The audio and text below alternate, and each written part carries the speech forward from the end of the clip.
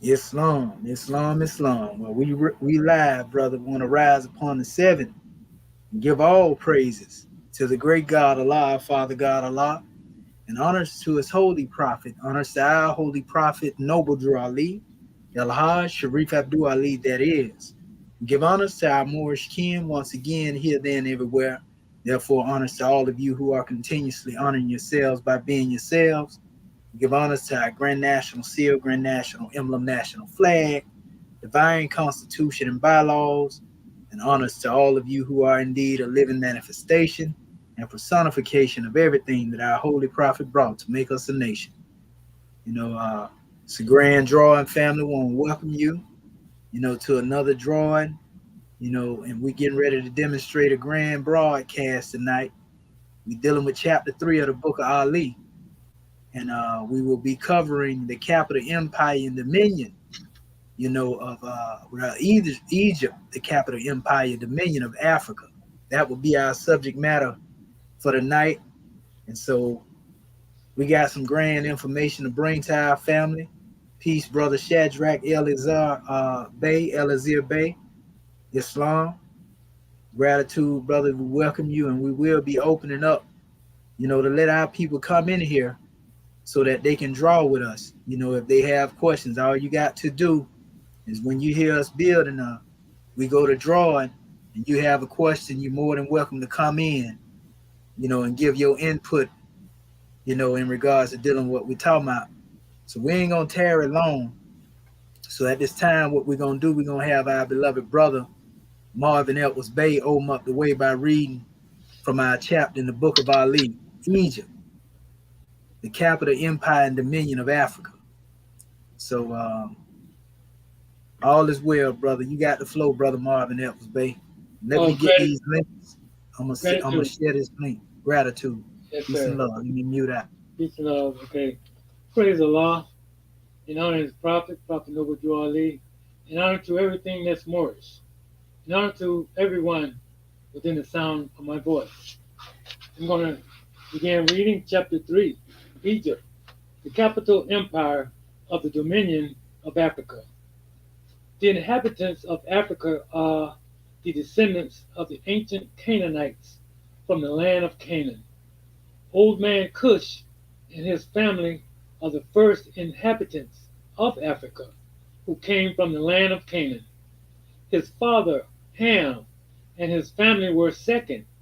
Then came the word Ethiopia, which means demarcation line of the dominion of Amexem, the first true and divine name of Africa, the dividing of the land between the Father and the Son. The dominion of Cush, northeast and southeast Africa, and northwest and southwest was his father's dominion of Africa. In later years, many of their brethren from Asia and the Holy Lands joined them.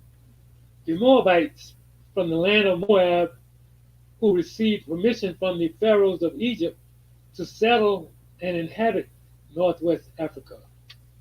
They were the founders and are the true possessors of the present Moroccan Empire, with their Canaanite, Hittite, Amorite brethren who sojourned from the land of Canaan seeking new homes. Their dominion and habitation extended from northeast and southwest Africa across the great Atlantis, even unto the present North, South, and Central America, and also Mexico and the Atlantis Islands, before the great earthquake, which caused the great Atlantic Ocean. See now, Mexamite, ancient Moabite, separation into the world. The river Nile was dredged and made by the ancient pharaohs of Egypt in order to trade with the surrounding kingdoms. Also, the Niger River was dredged by the Pharaoh of Egypt in those ancient days for trade, and it extends eastward from the river Nile westward across the great Atlantic. It was used for trade and transportation. According to all true and divine records of the human race, there is no Negro, black, or colored race attached to the human family, because all inhabitants of Africa were and are of the human race, descendants of the ancient Canaanite nation from the Holy Land of Canaan. For your ancestors, pardon self, what your ancient forefathers were, you are today without doubt or contradiction. There is no one who is able to change man from his descendant nature of his forefathers, unless his power extends beyond the great universal creator, Allah Himself. These holy and divine laws are from Prophet Noble Drew Ali, the founder of the Uniting of the Moorish Science Temple of America. These laws are to be strictly preserved by the members of all the temples of the Moorish Science Temple of America, that they will learn to open their meeting and guide it according to the principles of love, truth, peace, freedom, and justice. Every subordinate temple of the Grand Major Temple is to form under the covenant of love, truth, peace, freedom, and justice, and create their own laws and customs in conjunction with the laws of the Holy Prophet and the Grand Temple. I, the Prophet, Noble Drew Ali, was sent by the great God Allah to warn all Asiatics of America to repent from their sinful ways before that great and lawful day which is sure to come. The time has come when every nation must worship under its own vine and fig tree, and every tongue must confess his own. Through sin and disobedience, every nation has suffered slavery due to the fact that they honored not the creed and principles of their forefathers. This is why the nationality of the Moors was taken away from them in 1774, and the word Negro, black, and colored was given to the Asiatics of America, who were of Moorish descent, because they honored not the principles of their mother and father and strayed after the gods of Europe, of whom they knew nothing of. Islam, Moors, gratitude.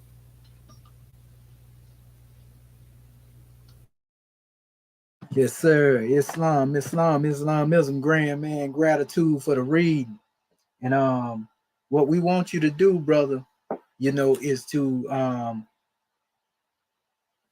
go back into the book of Ali as well, and we're gonna get you to cover the some of the commentaries, because that's gonna be relevant to what we drawing as well. Let me give it to you real quick. I want to make sure I'm giving you exactly. I just had it up in front of me a second ago. There it go, right there. So we're gonna have you cover the commentary dealing with one through one through uh 1 through 5 is good. Or better yet, 1 through 6 commentary. Islam. Oh, you didn't even hear me. I was muted. Okay, 1 through 6. Yes, sir. You want me to begin now? Yes, sir. You may begin. And we coming right behind you with support. Islam. Yes, sir. Gratitude. Okay, more I begin. Chapter 3 commentaries. We begin with 1, which is speaking about Egypt. Arabic, Kemet, Kemet, or Kimi. Mizraim, Put, descendants of Ham. Commentary 2, which is coming from the capital empire. The first city, headquarters, hub, center of all nations, kingdoms, countries, cities, tribes, villages, and families throughout the entire continent of Africa. During the millenniums of Comitian rule, there were several civilized empires, dynasties, and kingdoms serving under the African Akubalon, capital dominion of Kemet. Comment, commentary 3, coming from of the dominion, dominance, power, authority, command, protectorate, territories, providences under one rule. Next, commentary 4, coming from of Africa. Most histories are current stories being told of a conqueror's plight and subjugation. Hold on, hold on, my TV just went down by itself. Okay, wait for my. Okay, I'm back up. Okay, 4. Most histories are current stories being told of a conqueror's plight and past subjugation. And because history is not always an exact science, it rarely reveals the true chronicle of those who have been conquered. The history of Africa, a grand example, is largely told in the archives of European folklore and not by who they say are Africans. When referring to Africa or Africans, it is customary during the triumphant age of the European to first remove God away from the African subject by renaming said life according to the delights of their victorious vision. But Africa is not the original name for the world's first inhabited continent, nor did the indigenous inhabitants call themselves Africans. Do to this, do not be deceived by this name Africa. Modern Africa got its name from Emilianus Africanus Numantinus, 185 129 BC, descendant of Roman nobles after conquering Carthage 146 BC. The true name Tunis, North Amexem, as founded by the Moorish, as founded by the Moorish. Amexem is the first true and divine name of the continental land masses and waterways the world now calls Africa. The name Amexem means heaven, or land of the holy people, or home of the gods. Africa is what Amexem appears to be once the true and divine God by himself has been removed from its history. Without God, who would know the true history, reveals a history so ancient it predates the great earthquake when Amexem, including the entire continental island landmass of Eurasia, Lemuria, and land of Mu, often the fall of man into human knowledge, symbolized by the infamous Garden of Eden, Canaan, where Adam, Isa, called his wife Isha and Eve before they became the mothers and fathers of the human carnal family. When they fell from their Sahasrara crown chakra through their Muladhara bottom chakra, they were cast out from this part of Eurasia into the world which became known as Asia. The inhabitants of Asia were called Asiatics, meaning earthbound. Still, the first landmass, a global island known as Pangea. There's a picture of it more in this book. The ancient ones would give the Pangea the first divine name of Amexem, because this massive island was the total land men would call Earth to this day. It should also be noted Amexem is also the continental land areas and antediluvian area Noble Drew Ali referred to when he officially identified the Moorish Americans are descendants of the ancient Moabites, Mu, the whom later inhabited the northwestern and southwestern shores of Africa. Here, the word ancient refers to the earliest, beginning of oldest or oldest. Drew Ali used the word ancient to date back to the Atlanteans period when gods first began to take on the lower garbs of human flesh and became the mothers and fathers of the human family, Asiatics, earthbounders, and gods, Mazar. Five. Five is, okay, it's not on here. Okay, five, inhabitants of the indigenous first people, tribes, families, or nations to populate or live upon any special landmass, descendants of the true bloodline, children, inheritors of a particular family, nation, or kingdom. Descendants have the distinct advantage of being able to trace themselves through their ancestral lineage. Juali often spoke of the Garden of Eden or Canaanite era as the great separation of Mexam families from the center east into the outer bounds of the world. People come people come to oh, people come before the earthlands and will name the lands after themselves. When teaching the Moorish Americans about the power in their descendant nature, the Holy Prophet often used the word ancient, meaning oldest, first, aboriginal, or creator. For example, descendants of the ancient Moabites is not to be confined to the African land of Moab, but the original bloodline of the peoples themselves. The ancient Canaanites mean the first people to name the land after themselves. Yet, before these ancient kindreds separated into the world, they formed a covenant in order to remember the relation that bindeth them to love and unity.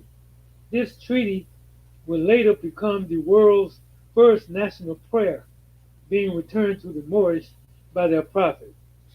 See chapter 25. 6. In their seeking new homes, the ancient Moabites called descendants of Ham or Hamatites, Hittites, Amorites, Canaanite brethren became the founders of all kingdoms, nations, and countries in the dominion of western Egypt. The Hamatites found civilizations in all lands, waters, and airways west of the Ethiopia demarcation line, which divided the center line of Mexam to the foremost outer bounds to the islands of the present-day Pacific Ocean. These lands completed the circle of earth of the dominion of East Cometian capital Egypt, from the east shores of Amexem to the Pacific continentals. These included the eastern Canaan lands of Kush, territories of Asia, Himalayas, China, Japan, Melanesia, and Australia. Now the damp, cold, mountainous lands of Europe, contrary to the infinite nature of the aboriginal human family of nations, was known as the Forbidden Northlands. These lands of the north were to be inhabited solely by the Cometian slaves whom had been cloned by the masterminds. These slaves had developed vulnerability to diseases like leprosy and mental hatreds, and was forced to be exiled from the continental Mexico. Okay, there's a picture in here, boys. Okay, and that's it. Gratitude. Islam. In Islam, in gratitude, grand man, we give honors to you for that draw and praise be to Allah. Islamism without the schism. Yes, sir, that's a grand drawing, family. I want to give honors to you, brother, for that reading. And honors to the audience that's out there looking at this special demonstration because we got a powerful measure. Um, let me do this right here real quick. I want to revisit certain measures because this is one of the most controversial chapters, ever revealed by our holy prophet Noble Drew Ali. Not when it concerns the Moors, you know, but it's controversial to those who don't understand, the history that the prophet gave. And that's what this demonstration going to be dedicated to tonight. We're going to demonstrate exactly what Prophet Noble Drew Ali was talking about. So I'm going to stop sharing this real quick right here, and I'm going to reshare so that our family can see everything it is that I bring to the manifest in support of what we already have brought forth, from our holy prophet and from the book of fire. Want to give honors to our Grand National Chairman, Dr. Akin Akin Pert M. Heru Tutankhamun Bey, also known as Dr. Elihu Pleasant Bey, Grand Droid for the Book of Fire and the Book of Ali. Because I will be bringing forth measures from the exhuming of a nation, which we call the Book of Fire, in support of everything I'm bringing forth. So without further ado or delay, let's revisit, some of the statements that were made here, because a lot of people, have criticized the Moorish paradigm based on, this history alone. Notice that this is Egypt, the capital empire of the dominion of Africa. You see, we have to understand what the capital empire entails. Empire, in most cases, is a structure that really deal with, various tribes, nations, and everything else, kingdoms and everything up under its particular dominion. In this case, we're talking about the dominion of Africa as it extended all the way across, pretty much the whole of what we call today Africa, and all the way into what we call the Americas. And a lot of this you're going to see has to do with before there was a separation. So Prophet Noble Drew Ali tried to surmise our history, summarize it, in one small nutshell in this particular chapter by mentioning specific points. And so we want to touch on these points, point by point, in relation to dealing with the questions. You see, the first aspect is, number one, he stated in Ayat 1, the inhabitants of Africa are the descendants of the ancient Canaanites from the land of Canaan. Now, this automatically throw one off if they don't know no better, because, you have to know the history of Moorish science the way that we give it. Canaan to us, is also the holy city of Mecca. You see, the holy city of Mecca sits in the region today now called the Arabian Peninsula. But the holy city of Mecca, being a part of that same peninsula, so to speak, before Muhammad and the Arabs of his time inhabited that place, there were people there before him. And these are things that we're going to bring up right here, and you'll see why Prophet Noble Drew Ali also referred to this as the Garden of Eden. Even Muhammad himself referred to the Garden of Eden being in that same area as well. You see, the world in dealing with Abrahamic faith actually referred to the Garden of Eden being in that same area, though they may not use that exact name. So we're going to show you some things here. And Brother Marvin Edwards Bay, let me know if you can see my screen chain, because I don't want to think I'm sharing something that I ain't shared. So you see my screen here, brother? Yes, sir. Egypt, the capital empire of the dominion of Africa. And you see the Sphinx with the pyramid behind it? Yes, sir. That's what I'm talking about, Islamism. Well, we done already started off on the right mission. It's going to be a grand drawing, family. So if you notice, this is basically symbolic to, the expression, imagine the thriving civilization, you see, and you will see how this all connects in a minute when we deal with the concept, of understanding what Ayat 1 entails. First and foremost, this is the remains of what once was when it come to, how great Kemet was.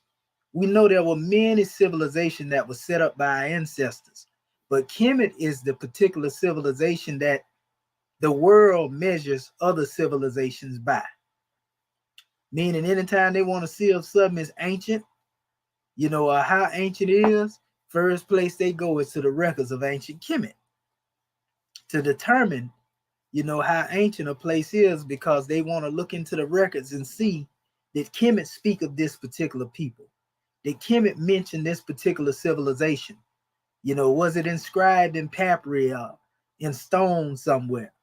This is the purpose, of the greatness of Kemet, even right now among us, from understanding the science of building, mathematics, all of that, you know, uh, even dealing with science and medicine, science in a whole lot of fields that a lot of people think are so advanced now. The ancient Kemites was demonstrating this. And this was all under their capital empire and dominion of Africa. So, want to get into the actual name of Kemet. Kemet is one of the names of the land, and Kemet is mostly been translated by scholars as black land. And a lot of people take this to mean, okay, well, that mean that the people was black and all this type of demonstration here. So they get caught up in placing a description on the people and limiting them to a description. But the black land in all actuality refers to the soil. You see? Now, if you want to know if man was made from, that type of soil, that's all good and well, because the Grand Quran tell you in Surah 15, Ayat 26, that man was made from black mud.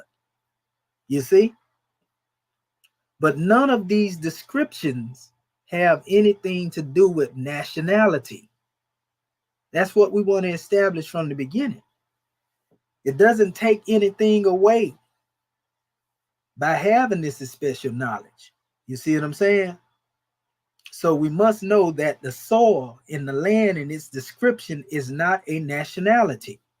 That's not teaching hatred against those who like to use the terminology black and all this other stuff. We just giving you a fact.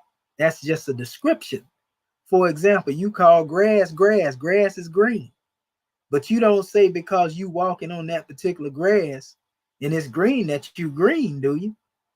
You see? If you walking on beach sand, and you refer to beach sand and it come in a few colors. Sometimes it's white as snow. But you don't call the whole world, that, because all of the soil in Kemet is not considered necessarily black. So we can go and argue right there if we want to, because the blackness that's referred to in that soil is really referring to the area along the Nile Valley portion of the civilization. When you go into the desert, there is no black soil in the sands, you see?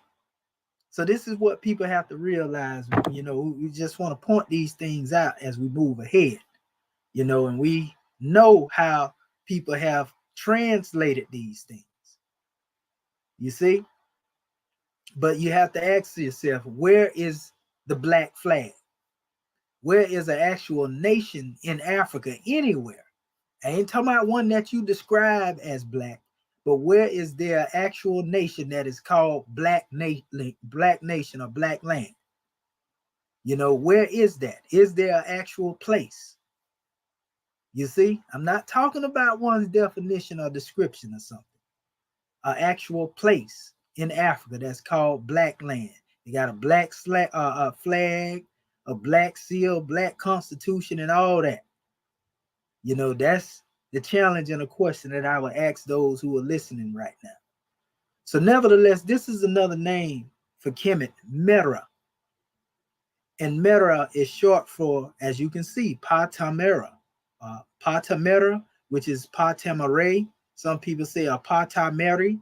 Some people use that expression, but nevertheless, Mera is the basic root of it. We don't care about the aspects of getting into the symbols and all that. That's back there, because That's null and void at this particular point. We're dealing with the transliteration of the word, an ancient name of Egypt.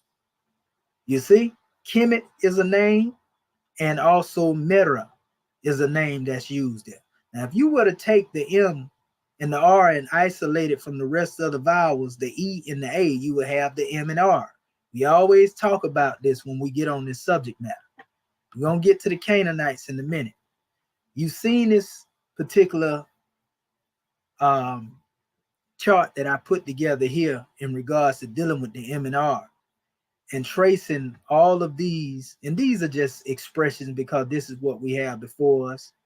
You know, you see it where it says, we the Moors are the ancient of days, indigenous to the planet. And our sacred garden is the world. So when I say the Moors are indigenous to the planet, you'll see this in a minute. I ain't gonna go over breaking all this stuff here down again because I've done it enough time in our videos for some of our people to know, but I'll touch on it a little bit. There's some things that we can point out here that are of relevance.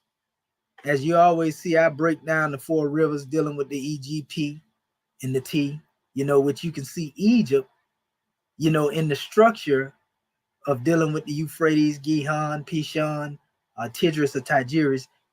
You have Egypt right there in an acronym broke down between the four rivers. You see, Menachem. Menachem is the proper name for Noah. And as you see, I have a picture of Norma here. Sometimes people use the term aha, you know, minis, you know, when they talking about certain establishment of dealing with Kemet and the first rulers or the first kings. And, you know, this was during that era in comparison, so to speak, is what we have on the manifest. A lot of people don't believe that there was a Noah.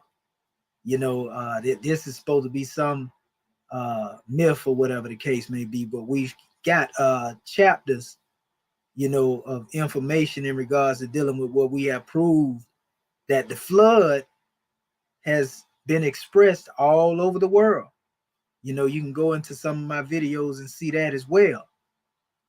You know, now the essence is, again, is dealing with the concept of understanding the name of the land and understanding who the people are, why we starting with Kemet. How is this connected? And we simply deal with etymology. And we have proved this etymology to be accurate, you know, many times. So I don't have to go into proving this etymology now because our people that have seen these videos know exactly what I'm talking about. And if you are questioning this etymology, you can go in my videos and I have videos that explain these things in depth. I just don't want to tear it long because I want to move through these slides because I got a whole lot of them up here. So we want to talk about who these ancient Canaanites are and how there's a connection between the Canaanites and going back to Kemet. So if we would go down here, and as you can see, I said also the land of Ad, you know, Eden. Ad is the prefix before the word Eden, which is Adin, which means original, you know, which you will find even in the name Atlantis. A lot of people say, oh, that's fake, daddy. You know, but let's do this here. Most of our people like to talk about what they call extraterrestrials, you know, aliens and light beings, and they'll accept all of that information when you talk about galactical beings. But then they want to reject the knowledge of Lemuria and Atlantis. Well, by the time I get done with this particular measure tonight, you know, I'm going to give you all the keys, but it's going to be up to you to use them to unlock your consciousness in these areas. You see, because this stuff is not made up what Prophet Noble Drew Ali talked about. You seen in the commentary of the Book of Fire when the brother was reading, he was reading about Lemuria. We'll touch back on that here and there to give insight and credence to this measure. So we go also with the land of Mu. And we go into Lemuria, Elmuria, hence the word Mari, Mir, Mera, Meru, Mor.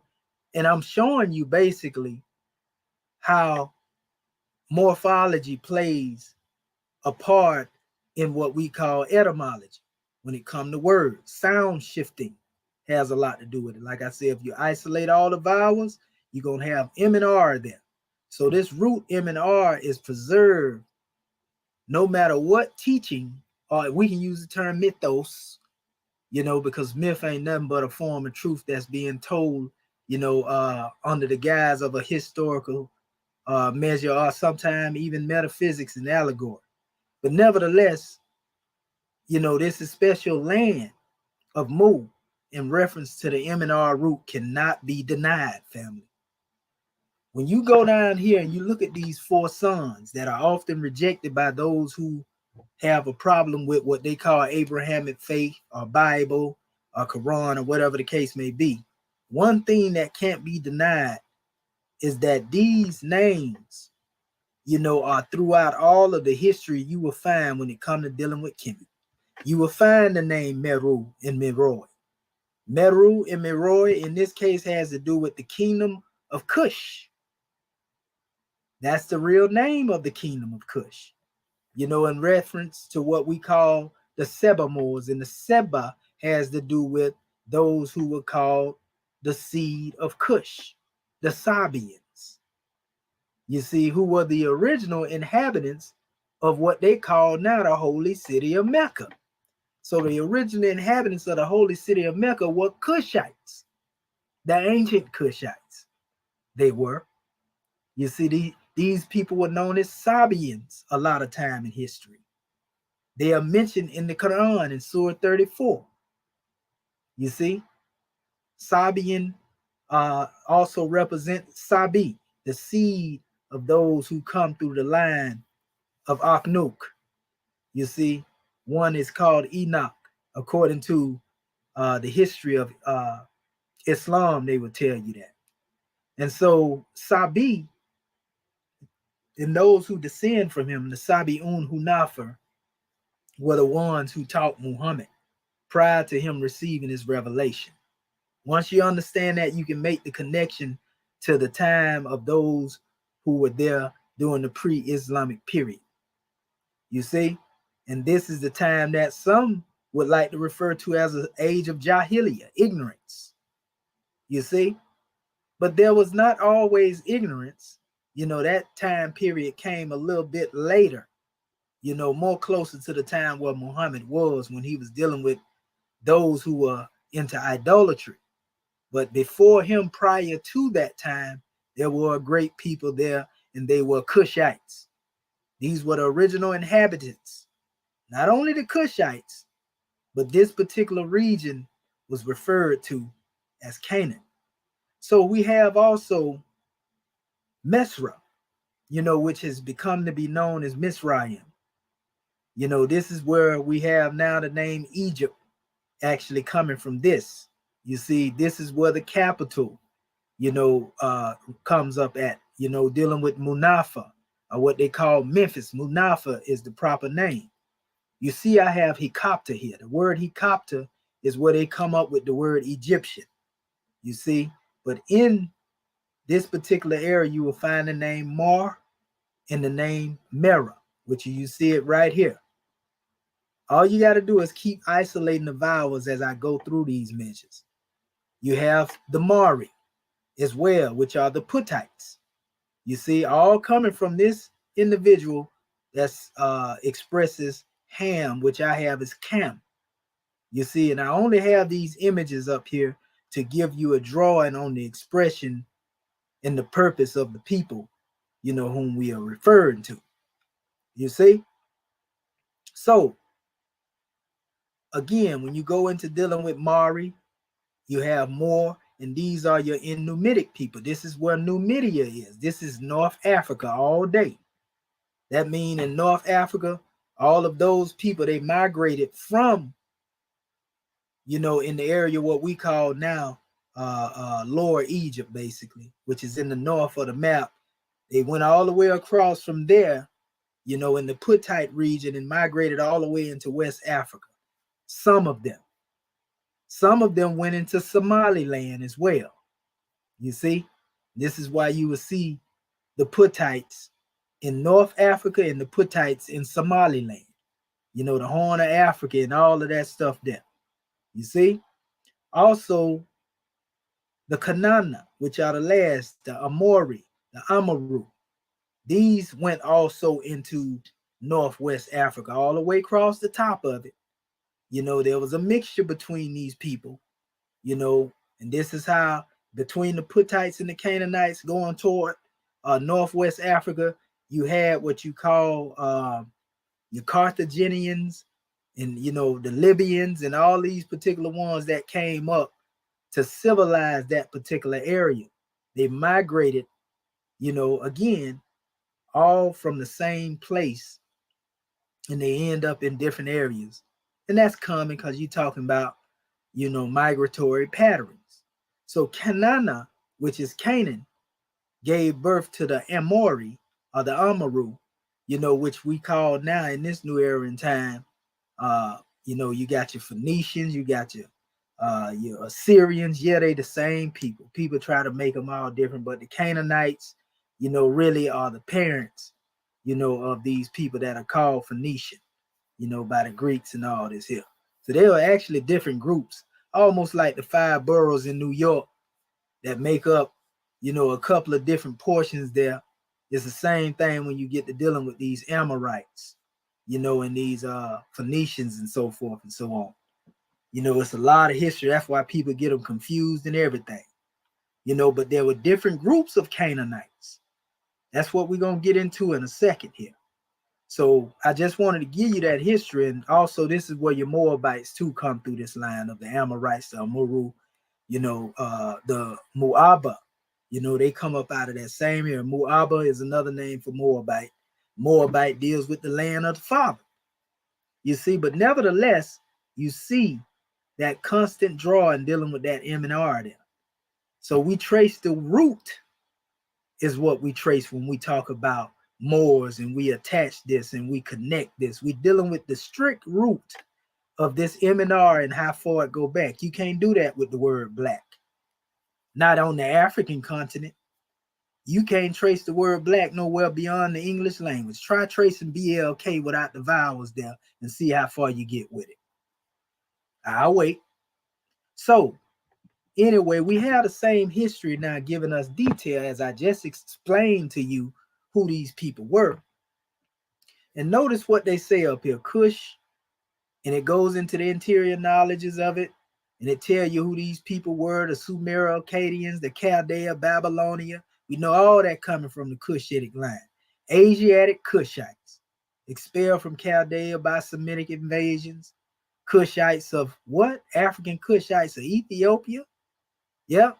Then you have Seba, Havilah, Sapta, Sapteka, Ra'ama. Very important. We just talked about the Sabians. Havilah is another name for the Garden of Eden in the Piscean records of the Bible. You have Mitzrayim, it tells you exactly who they were, who his sons were. It's talking about the nomes in the regions up and down the banks of the Nile, like 7 of them, right? And it gives you the name here of who these people, Ludim, Anamim, Lahabim, Napta, pardon self, Naptuhim, Pathrushim, Capturim, Kashluhim, all of these different names biblically they give them. You see?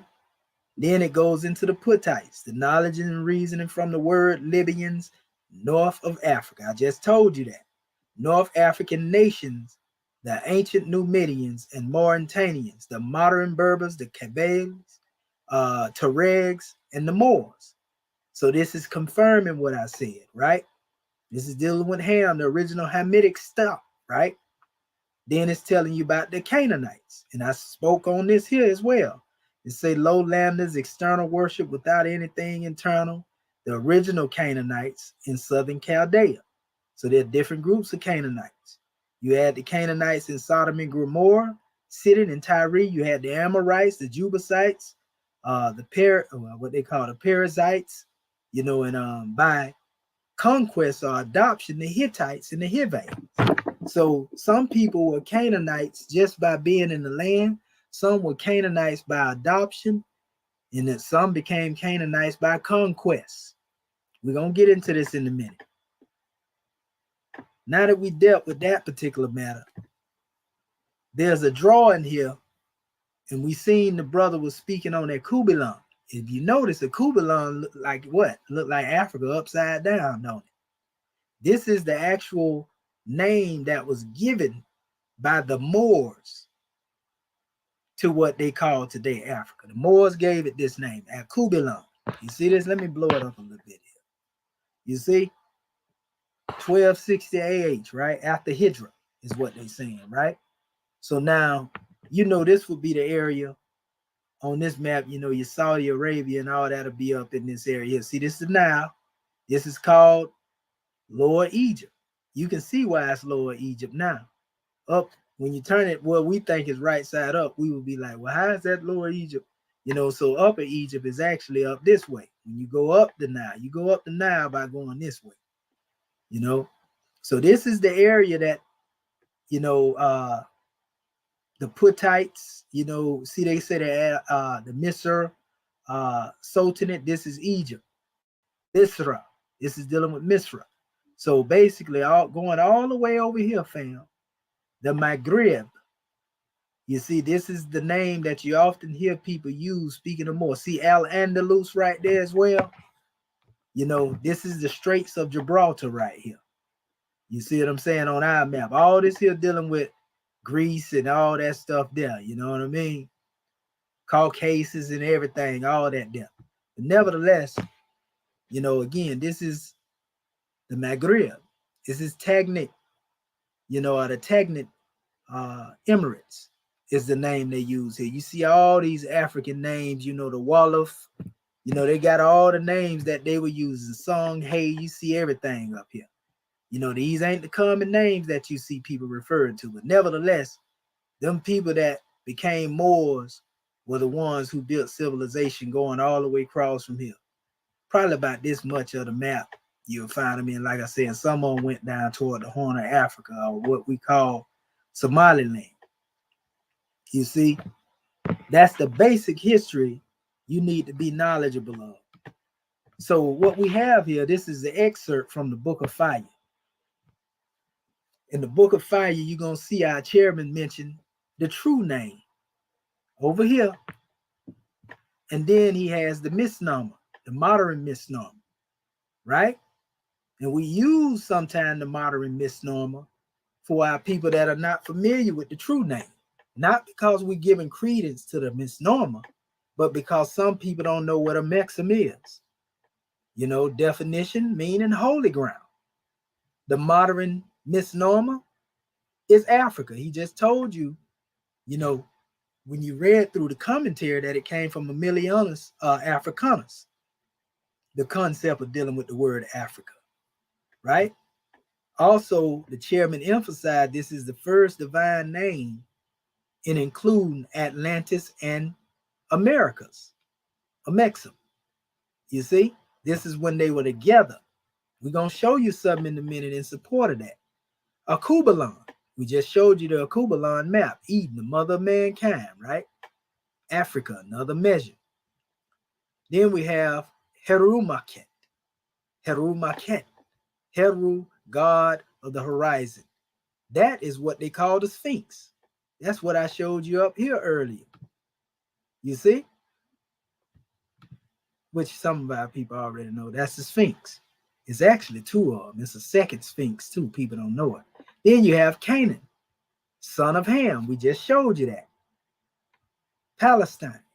That's the area of the region where Canaan is seen today.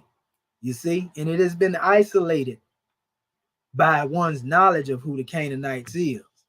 Then you have Tekhen, which is dealing with the obelisk. You see, Put, son of Ham, right? We seen that as a Libya. I just said that earlier. Persia, wisdom, rich, right? Iran, what is called Iran today, you know, was really Persia. Nyanza, Lake Victoria, right? Manapatapa, Manamatapa, pardon self. That's the kingdom of the sun, South Africa. Havilah, I just said that earlier, being a portion in the Garden of Eden, founded by the son of Cush. Arabia. You see? So Havilah again is another ancient name dealing with the Garden of Eden. Remember, we said, you see, that the area in Mecca, the holy city of Mecca, is the Garden of Eden. This is all connection to this, but this is also part of the same land in the area of Canaan. It's a portion of it there. But anyway, you have Nubia, Ta-Nehisi, Sudan, Kemet, receptor of God, Mizraim. That's the meaning, right? Okay. Egypt. That's what we're using right now, right? Tumbuktu, Timbuktu, right? Gibraltar, which is the Rock of Gibraltar. I just showed that to you when I was talking about the Straits of Gibraltar. That's right here. That's where it is. It's actually named after Tariq. You know, it's right here in the same area. The mountain of Tariq. That's what it means. Gibraltar, right? So, again, as we go on, we have Masai Ontunya, the smoke that thunders, Queen Victoria Falls, Kano, Nigeria, Nungu, Angolia, Hotep, peace, Islam in the modern time. These are modern misnomers. Just because it's a modern misnomer don't make it bad. It's just telling you where these things come from. Moorish nationals, descendants of North and Southwest Africa. We're going to get into that and show you how the Moorish nationals that's in America are descendants of this. So all of these names, we are very familiar with the right and proper name, family. This is coming from the Book of Fire, The Exhuming of a Nation by my chairman. This is his information. You know, and he draw from a lot of the master teachers and masterminds. So some of y'all may be familiar, you know, with his knowledge that he demonstrated here. He said it would do well for the Moors to research the origin and true names of people, waters, lands of the earth, land which Allah gave them, Moorish Holy Quran 48, Ayat 9. Otherwise, they may well be unable to recognize or claim their own stolen goods, much less know its value. A few examples of this are Adam. Adama means ground, human. Eve equals life, mother of living things. Man equals Ish, Issa, thinker, vicegerent. Woman equals Isha, Isha, right? Eden equals God's delight. It's talking about the Garden of Peace.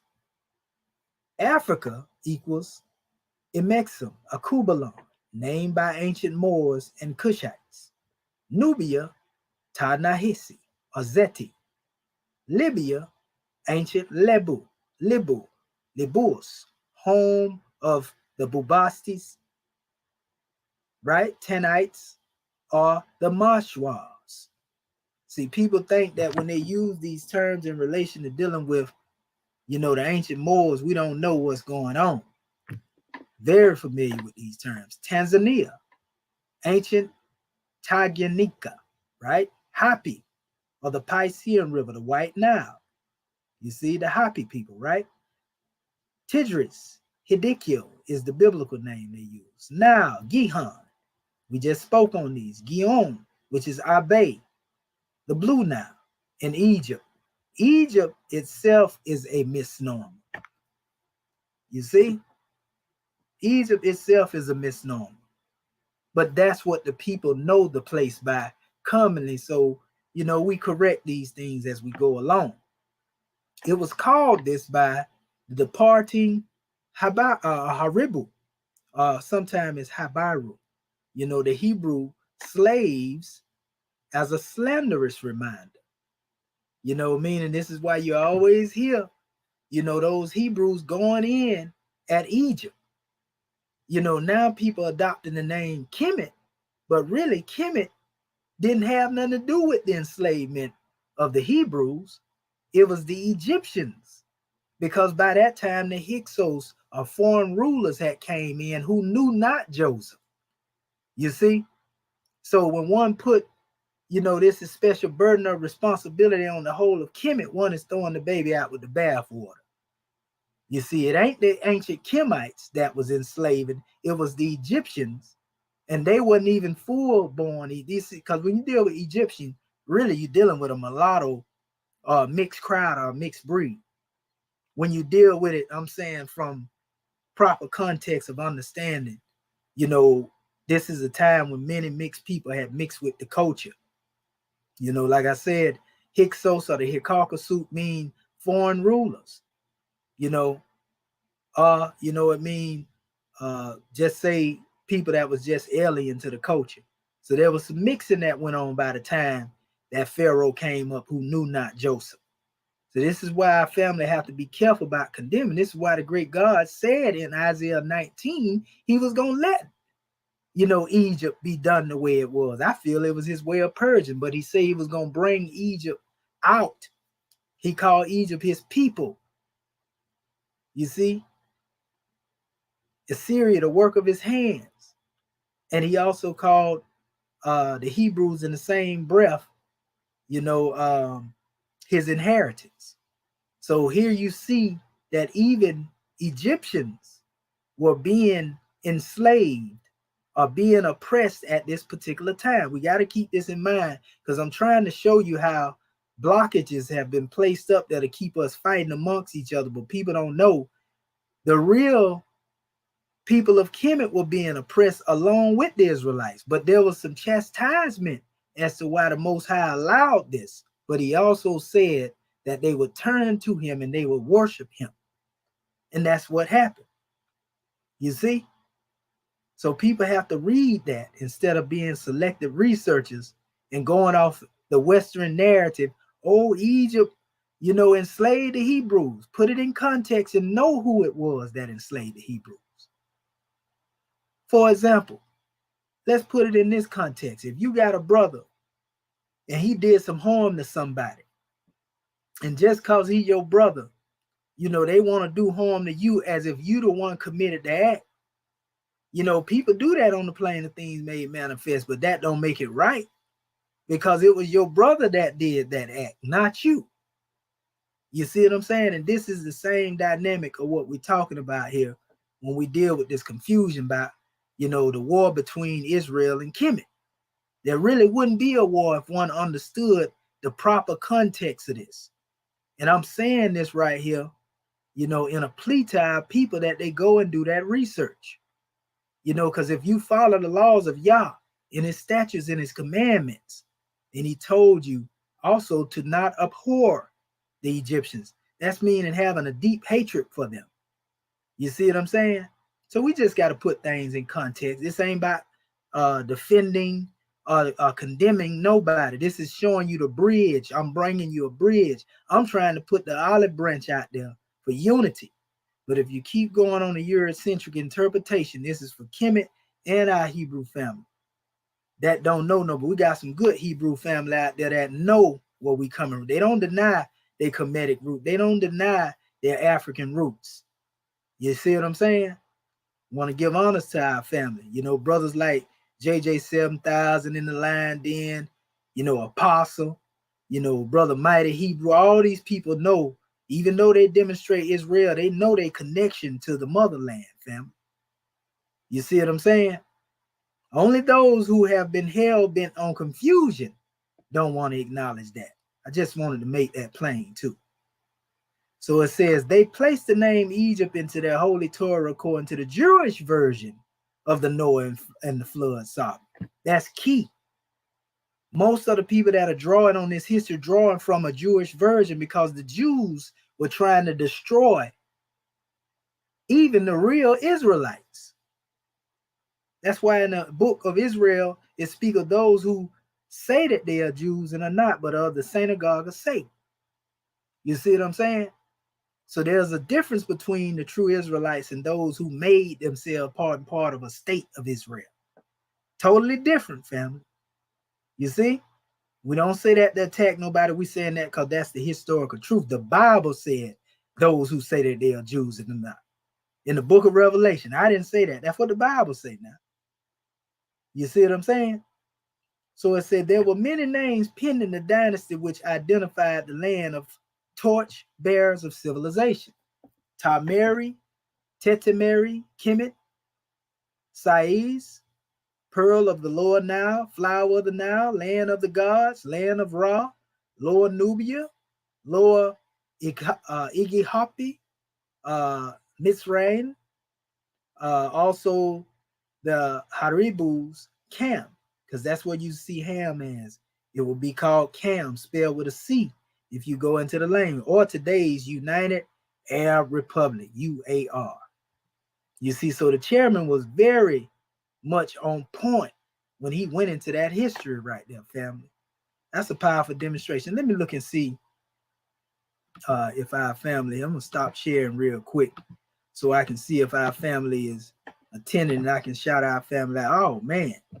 Yeah, we give honors to your brother Shadrach L. You know, powerful measure. You know, all the family that's tuning in. You know, and y'all already know y'all welcome to come in here too. Because we're going to open up the panel and all that. You know, we just want to cover some measures out here. Yes, sir. This is dealing with unity here, family. This need to be brought to our family. You see?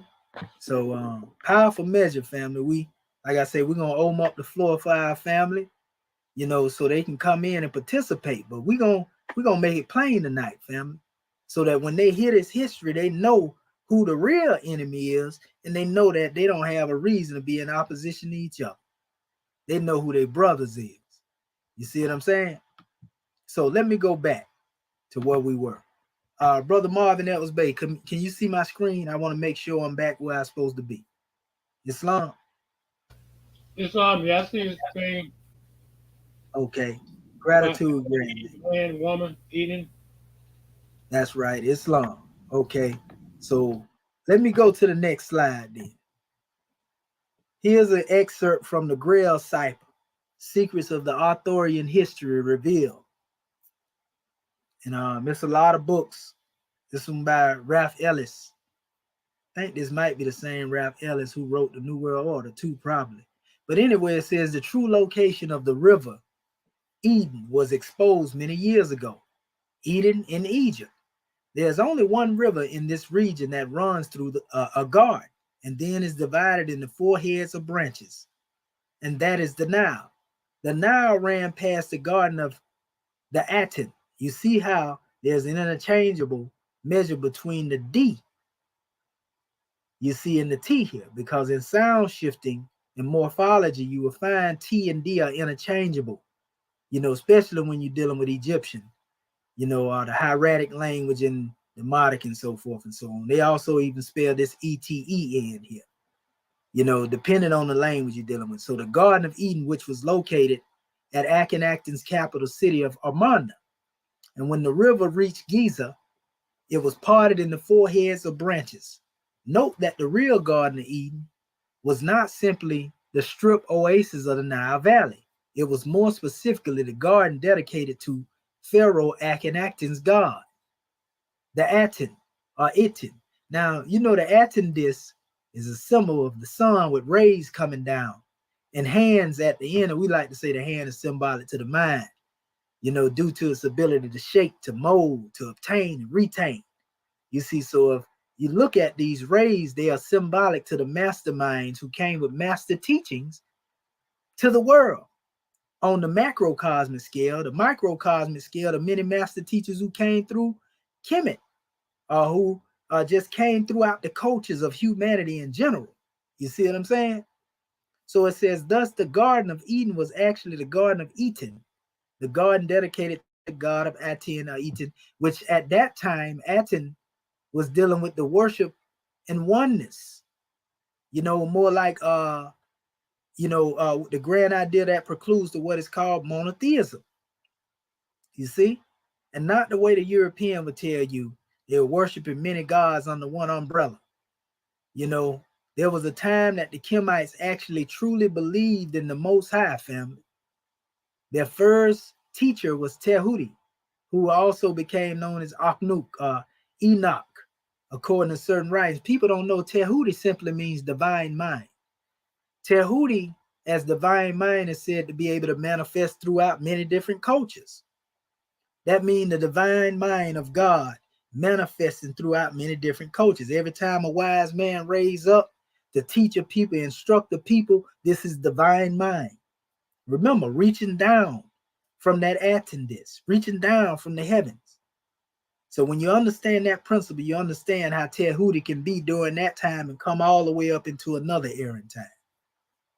But that's a whole nother measure. Compare the story of Tehuti to Enoch, the book of Enoch. And you will notice both of them found themselves, going through the heights and speaking on the heavens and speaking on the seven creative spirits and creative beings. If you compare their history, you see, the relevance to this measure and why they say this is the same one manifesting throughout all of these cultures. But anyway, it says from this novel explanation, it can now be seen that Eden was in Egypt. You remember I broke the 4 rivers down and I showed you the EGPT demonstration. Eden River was the Nile, and so it says Nassim snake was actually in reference to the river Nile. It's a lot of history dealing with the serpent that a lot of people have no knowledge of. I'm talking about going outside of the Genesis story, because the serpent was a symbol that the crown of the Pharaoh had there in it, the Uraeus. So there was a high meaning. And in fact, the serpent coat in Kemet was in Lower Egypt, or what they like to call North Africa, whatever the case may be. Started right down in there because it's actually a coat that each deity or god had that rose up. There's nothing wrong with the fact that this was just tribal ancestral expression. You know what I mean? Some honored Ma'at, you see? Some honored Amun, some honored Ra. All of this was dealing with just master teachings, not a bunch of hodgepodge or garbage religion, because these people weren't dealing with religion as we deal with it in this era and time. They had more like, let's look at what we call Buddhism. They had more of that type of approach during the ancient time, where they wasn't caught up on dogma, you see, to that extent. But that's a whole nother teaching in and of itself. So anyway, it says, and the Nile does indeed look like an Egyptian cobra with this long sinusoidal body winding through the eastern Sahara Desert, and the flared delta region in the north representing his head, the head of his terrestrial cobra, which is why the Nicene Creed then goes on to identify the 4 branches or heads of the Eden River with a head. And like I said, you can see this right here. This is a powerful demonstration here. That's a whole nother measure. Let me keep going. It says here, Hebrew equals Haribu, man from beyond the river Euphrates, Genesis 11:31. A lot of people don't know the word Hebrew in one definition mean to cross over. You see, the crossover from one area into another. This is what Abraham did. This is why they say, well, Abraham was Hebrew, even though he didn't bear that name. You see, in that way, it meant he crossed over. You see, Israel has to do with a people. The Hebrew concept has to do with an action that one takes. Metaphysically, Hebrew is one who has crossed over from darkness in the light, one who has crossed over from unrighteousness in the righteousness. You see, one who has crossed over from the lower state of vibration into the higher state of vibration. That's why Abraham transformed from Abram, being a mere man, into Ibrahim, Ibrah, and Kam, as we say. You see, this is when he became his higher self, just like Jacob came out of a state of being Jacob, into Israel. You see? So you can see the change in the names. Mostly every prophet that comes on the manifest has a change in the name, or a name that actually represents a higher state of vibration. We call them divine attributes. That's why we speak of having high names in the Moorish paradigm, right? It says, in addition to the above names and thousands of others, it is common knowledge. It says the oldest fossils of man known to date show man evolved from Tanzania, Central East Akubalan, Eden. The oldest being verified is over 500 million years old. The first bodies to be used by the God men were indigenous from these rich, dark grounds of the higher elevations in East Africa. Noble Drew Ali taught the Moors. They and Yeshua were of the true blood of the ancient Canaanite and Moabite and inhabitants of Africa. Ancient Canaanite, ancient Moabite, ancient inhabitants of Africa. That says a lot, family. See, if we don't have the knowledge and we hear these things and we listen to them and take them on face value, we don't know the difference between what's ancient and what's modern. You see what I'm saying? Because the ancient Canaanite is nothing like the modern Canaanite. Just like the modern Arab ain't like the original Arabs that was there before they was there. Just like the modern Moroccans are nothing like the ancient Moroccans. You see? Or Mauritanians. You see? So it says, the reader is reminded the first name for Noble Drew Ali's Moorish Science Temple of America was founded in 1913, the ancient Canaanite temple. Appendix question 9. Genesis referred to the sons of Ham as the first inhabitants of East Africa. The Kamites, right? Cush founded Ethiopia, Cush or Sheba. We're going to get into that name Sheba in a minute. Shouts out to the Nation of Islam. Gonna let y'all know where that tribe of Shabazz really come from. That's one of my attributes in my name, Brother Shabazz El. So I know what it means. It really means the number 7. You see, that's one aspect of it. But anyway, it says Mizraim founded Egypt. Mizraim, Kemet, Put, settled Libya, Canaan, which later became known as the land of milk and honey, was the only 1/3 of what would later be called the Holy Land. This is why the tribes of Israel called it the Promised Land upon their manumission from Pharaoh.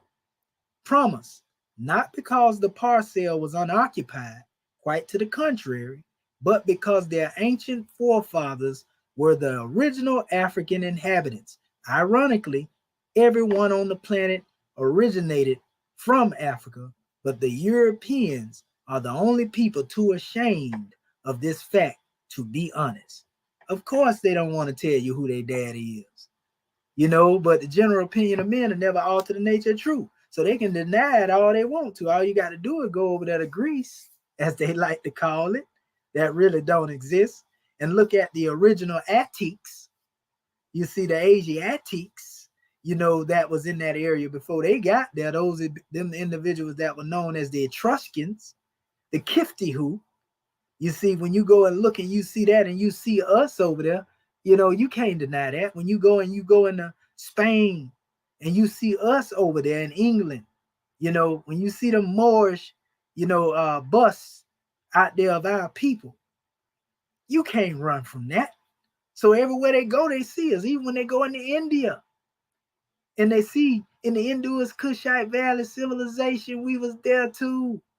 So how can you really deny who your dad is? We don't know because we don't travel abroad like that.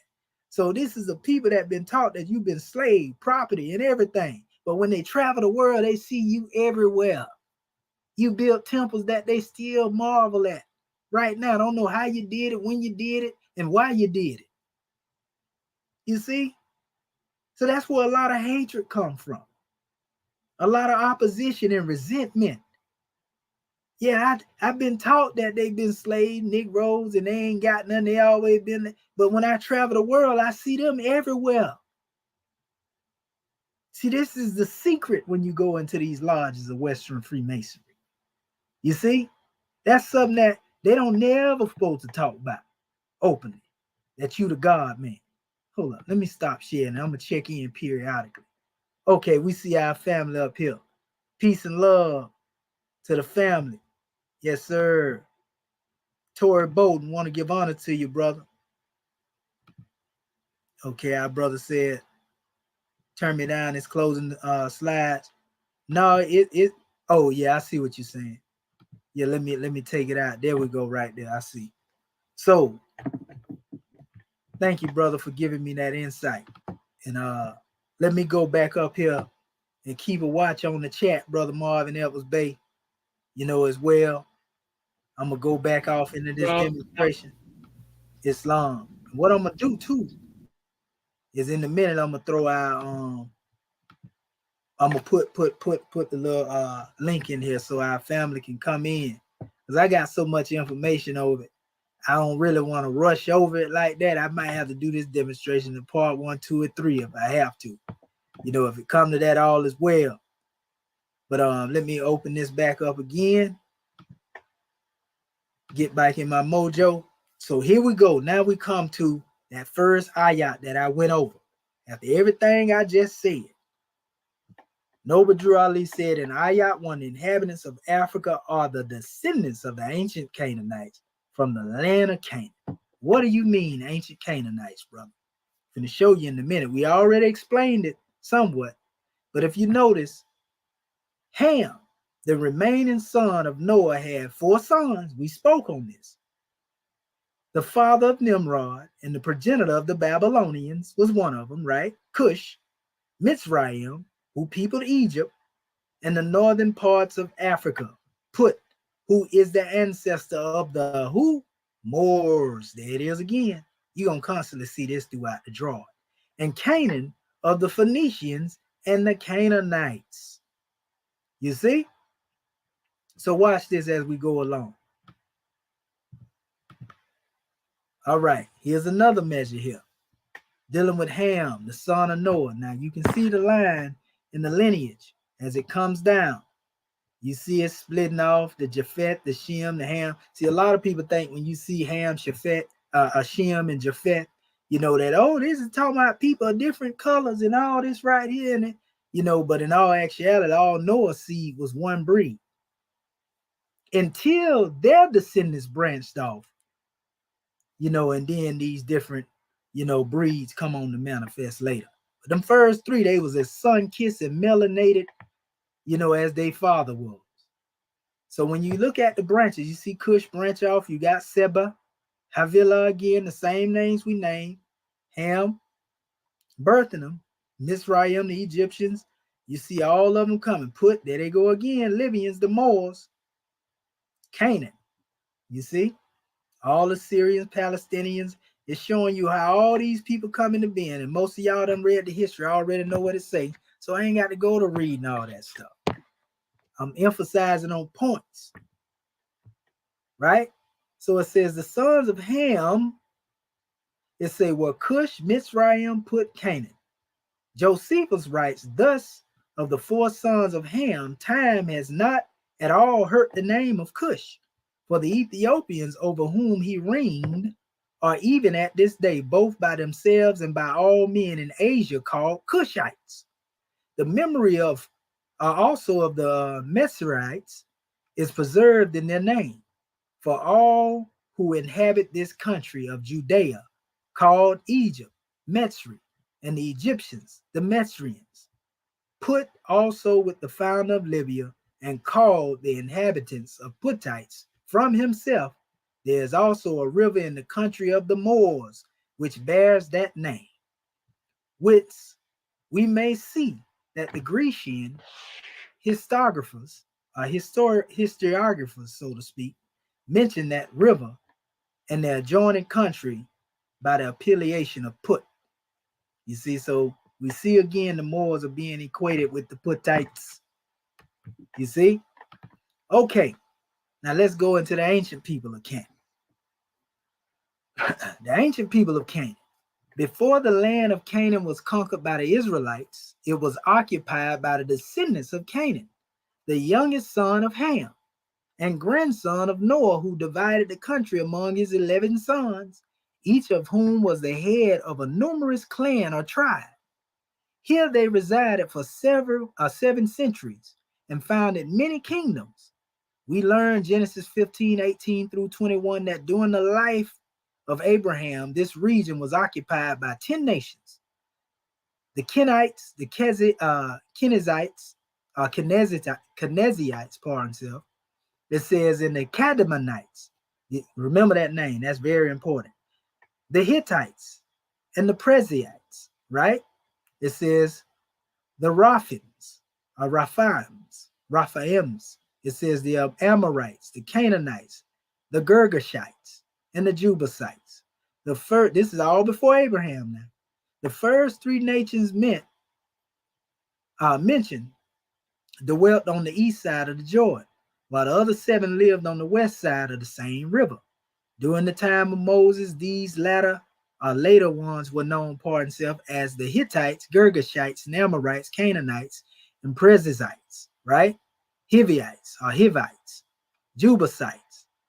Then it gives you the scripture, Deuteronomy 7:1, Joshua 3:10, 24, and 11. The Hivites been substituted for the Raphaims. It goes into the distribution of these seven nations was as follows: the Hittites, the Perizzites, it says the Jebusites, and the Amorites dwelt in the hill country of Judea southward. The Canaanites occupied a tract of land near the sea, westward with the coast of Jordan, not far to the eastward, while on the eastern side of the Sea of Galilee dwelt the Gergesenes.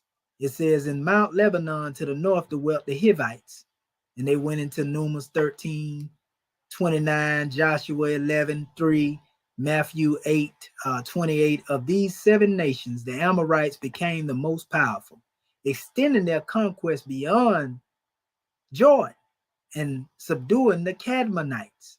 Remember that name. We learned Genesis 13-16. That's chapter 13, verse 16. Joshua 24:15, 2 Samuel 21:2.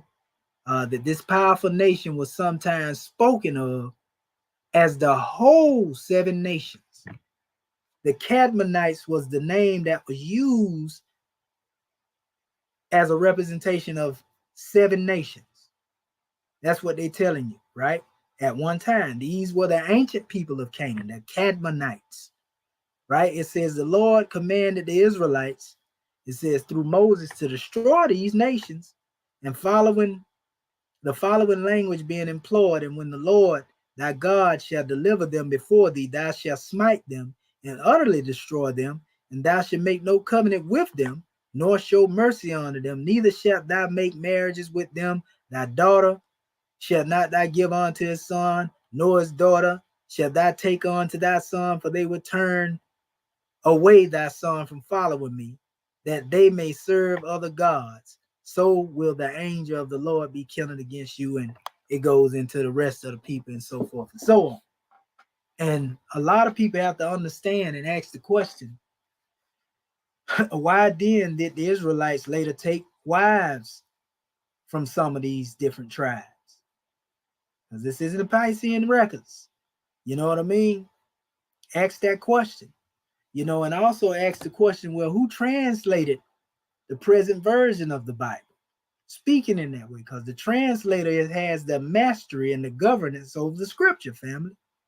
You see, in the way that they want to tell the story, they told it.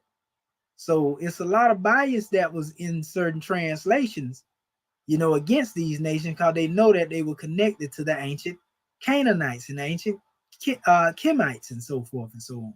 So there's ever been a narrative of showing conflict. But if you read books like the book of Jasher and Yashahar, you'll see a better relationship between the Canaanites and the Moabites and the Israelites. You'll see them fall out. They fell out with each other. But it ain't as biased as the present day translation we have. So it says the original Canaanites in the enumeration of the tribes inhabiting Palestine. We find the term Canaanite employed in three different senses, family. In its most generic sense, it includes all the Gentile nations and tribes within the widest borders of the land, not only the real Hamitic Canaanites, right? It says such as the Amorites, Jebusites, and Perizzites, and the Girgashites, and the Phoenicians, and the Philistines. It says etc., but also the pre-Hamitic Hittites and Hivites, and such Hebrew nations as had accepted the Canaanitish idolatries, such as the Ammonites and the Moabites. So they're telling you that there were some Israelites that was considered Canaanites here. Some Hamitic Canaanites that was here under different names. Two, in a more restricted sense, the term refers to a group of the tribes actually descended from Ham. Well, they said that up here, but that's just another way of saying the same thing the second time. But in the most specific sense, it means those Canaanites which dwelt by the sea and by the coast of Jordan. Numbers 13, verse 29. As these especially retain the name of Canaanites, it is probable that they were the more direct descendants of the original Canaanites, the original Hamitic Canaanites. It said these seem to have been the worst of all. It says, for we read that those whose cultivated doctrines of faith alone were called Canaanites and were separated from the rest of the inhabitants of Canaan. So we must know that not everybody there was considered Canaanites. Some people were considered Canaanite by blood. Some people will be brought into the Canaanite culture by inclusion. So you have to have this knowledge when you speak on these things right here. But all in all, out of everything we heard, we can see what Prophet Noble Drew Ali was referring to. Here's a source here. Here also the Tower of Babel was erected.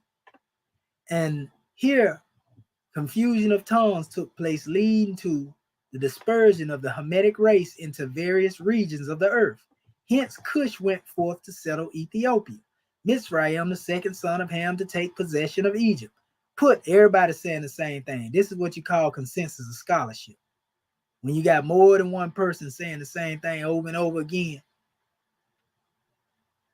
it says, Put, the third son, became the ancestor of the Libyan race. There you go again in northern Africa. And finally, Canaan, the fourth and last son, left his ancestral home to immigrate into the land of Canaan, which, however, was not named from him.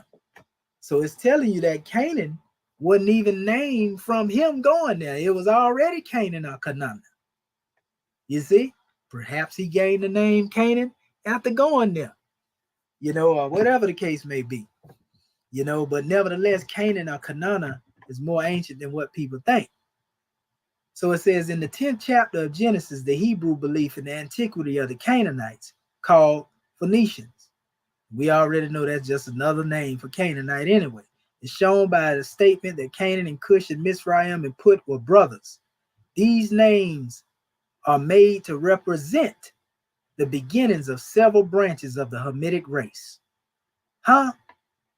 This is from Prehistoric Nations right here. Prophet Noble Drew Ali, most definitely had to have a copy of this because a lot of this stuff, is the same stuff he's saying. He didn't make this stuff up. You see? So it goes into speaking of, I know it's probably that was the Chaldeans that was cropped out there, and the Phoenicians who preserved the memorials of the most ancient and most lasting traditions of mankind. In the 10th chapter, well, this actually was that same. This is the same one, but more extensive. They say this important chapter, which preserves the earliest ethnological traditions of the Hebrews, is a geographical and ethnical point of view of great value.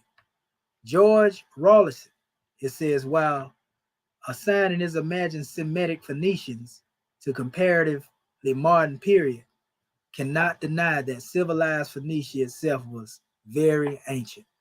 You see?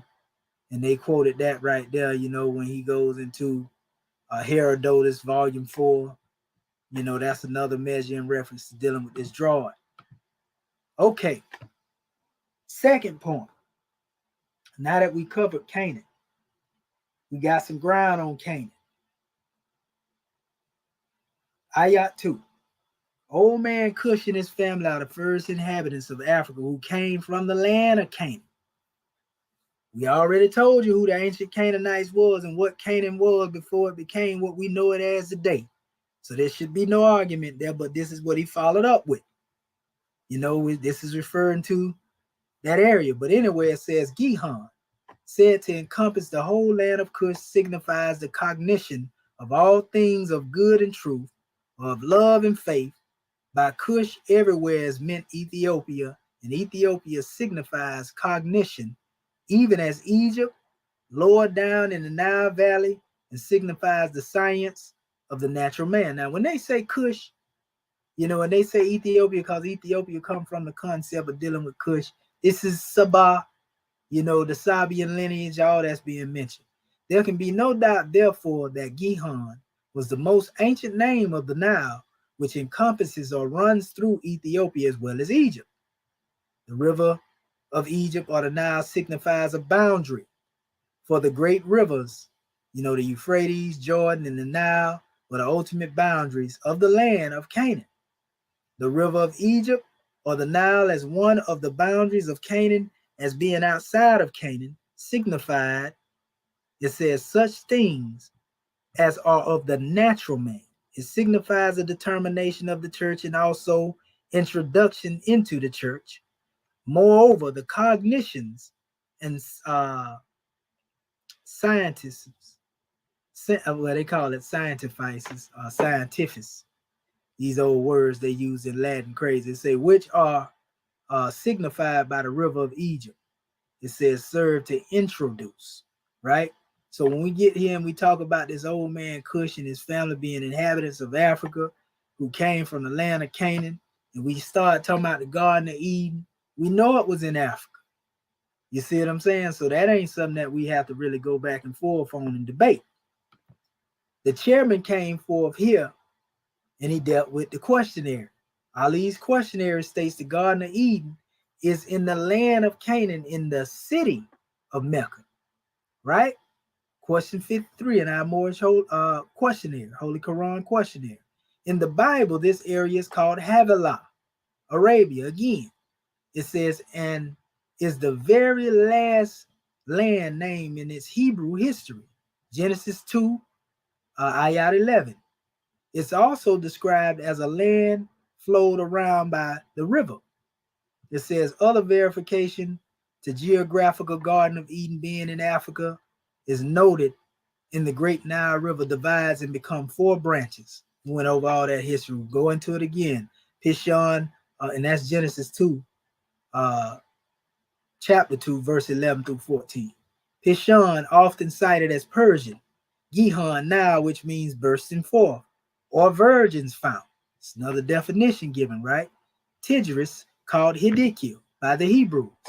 Euphrates, the Tigris, it says, and the Euphrates were so close straddling Mesopotamia, people could dredge ditches between the two.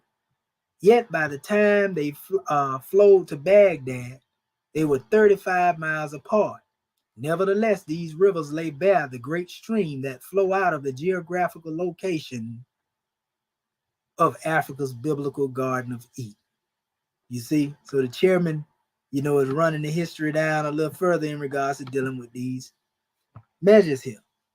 Now, it speaks again here in reference to dealing with the Cushites, the Kenites, the Ethiopian wife that Moses took, like I told you, of the families of Havilah, because it says up here now, Heber, the Kenite, it says, which was of the children of Hobab. It says the father of the law of Moses had severed himself from the Kenites and pitched his tent unto the plain of Zananim, which is by Kadesh, right? Judges 4:1.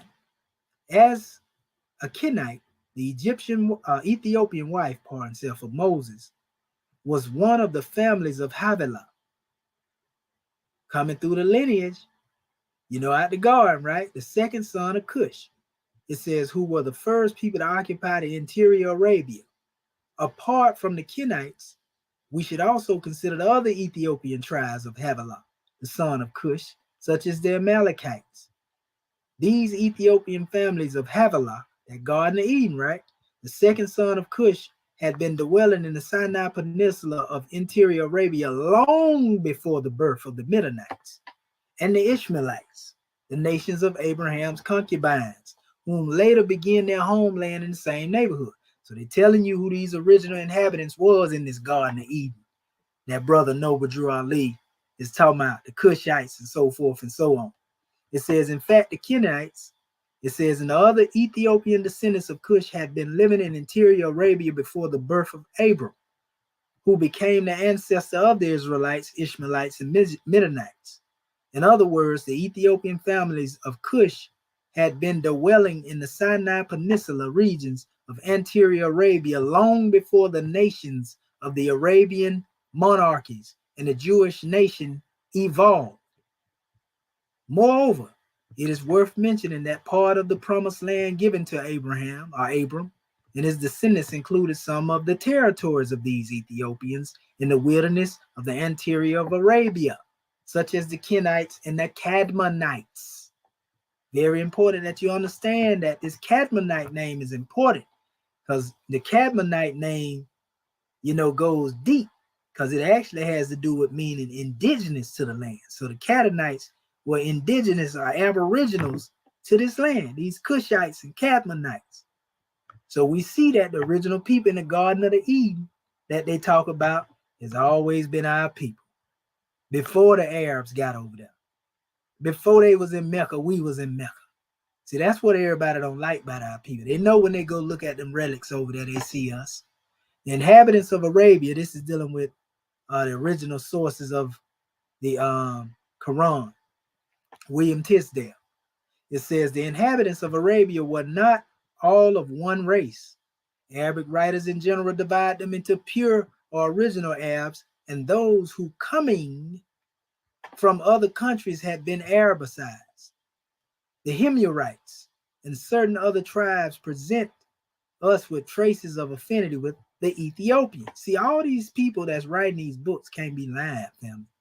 It says in the accounts which the cuneiform tablets give us of early conquests of parts of the country by the Sumerian kings of Babylonia, coupled with the fact that the early Egyptian kings for a time held sway over the Sinaitic Peninsula. This is where your Proto-Sinaitic, Proto-Canaanite, Moabite script and all that stuff you'll find it. It says, and possibly over other districts of north and west, leave no doubt that there were, even in early times, Hamitic and the other foreign elements in the population.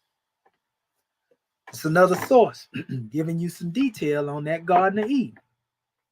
Now, here's a measure where I show maps. Let me check and see what's up with our Moorish kin as well. See what we got going on. I'm finna drop this link in here too on our family. Okay, yes, sir. Assalamu alaikum, brother. Yes, sir. Okay, these some of the older ones. Yes, sir. Put the Berber. That's the name they try to refer to our people. They use the term Berber, but Berber is even a misnomer. The Mari was the real name. They got a book called Invent the Berbers. You got to check that source out. And it goes into the history on where that name come from. Berber was given by, the Arabs and the Romans. They called the people barbarians. And the reason being is because the name that they called themselves by. The indigenous people call themselves Mari, but Mari is Demari. I'm going to get into that later. Demari mean Moorish gods. And so being that these Arabs was Muslim, they wasn't finna call us no Moorish gods, bro. And so that's why them dudes barbarians, Berbers. That's where that come from. That's a misnomer. That's just like calling Nazarites Christians. You know what I mean? So that's a whole nother measure. But yeah, they do say Berber in sources, but it's really talking about the Moors, ancient Moors, the Mari. So we know that there are plenty of sources that'll say that, but they ain't giving the whole truth. You see? So let me go back to my slides again. Share the screen. I'm gonna keep checking on you periodically. Before I go back, I'm gonna do this right here too. I'm gonna go ahead and drop this link in here, just in case our family want to come in here to listen. The audience, anybody that's seeing this, all is well. As long as you come up here peacefully, respectfully, all is well. Go ahead, brother Marvin Evers Bay. Yes, sir. Did you want to keep that Shadrach Eliezer B like banner up there? Oh, no, I'm gonna take it down. I know he had told me to pull it down before. Yes, sir. Okay. Yes, sir. Yeah. Even the name, the Amazik, those were new names, but yeah, we familiar with the Hittite, Berber, Amazik affiliations that they use. But again, all of these were names that wasn't used by the original inhabitants. with the sources that I have, but yeah, they use that term now in modern time. So we just have to vet the sources and look at the difference between the two. We give honors to your brother for that drawing, and that love thought. So let me go ahead and go further into this measure because I'm showing it all to you here and you'll be able to see everything. Okay, let me go over here, pull back up my, there we go. Okay, so here we go right here, family. Here we have it. Let me open this up because I want to make sure it's bold and you can see it. Okay, so this is a map in reference to the supercontinent, Asia. Notice I use the term supercontinent, Asia, because there was a time where there was a supercontinent called Asia. This is a map from the 1500s. See, this map say Asia, and it includes what they call the European pars, mean part, American portion, pars. Then it has Africa pars over here. This is, in this particular map. So all of this is together. This is almost like a Pangea style map, but they refer to it as Asia. This is why you hear the Moors talking about the Asiatics, because we know we the original inhabitants. This is why you hear the Nation of Islam use that terminology. This is another same expression of the map. They use the term Asia Minor on here, but it's still a map that's dealing with all of the same places. You see? And you have to look real good all around the land, but you can see that these are expressions showing the one. Look at the Nile Valley flowing down, and then this is, we're actually flowing up, but this is down here, up top. But they're showing that as well. But anyway, it goes on to say, in reference, this is a source that's unrelated to these measures, but explaining the maps in a greater degree. In Asia, in the processes of time, as Eusebius, the historian, informs us of a colony of Asiatic Cushites settled in that part of Africa, which has since been called Ethiopia proper. Josephus asserts that these Ethiopians were descendants of Cush, and that in his time they were still called Cushites by themselves and by all the inhabitants of Asia. According to Bruce, who traveled in Africa, the Abyssinians have among them a tradition handed down from time immemorial that Cush was their father. Homer divides the Ethiopians in two parts. That's why the prophet Noble Drew Ali spoke of Ethiopia being subdivided by Homer and them, basically. The geographer maintains the division line to which he alluded was the Red Sea. The Cushites of Asia immigrated in part to the west of the Red Sea. So Eusebius also thinks these remaining unmixed with other races have engrossed the general name of Cushite or Ethiopian, while Asiatic Cushites have become largely mingled with other nations. It says, and are nearly or quite absorbed as a distinct people well nigh extinct.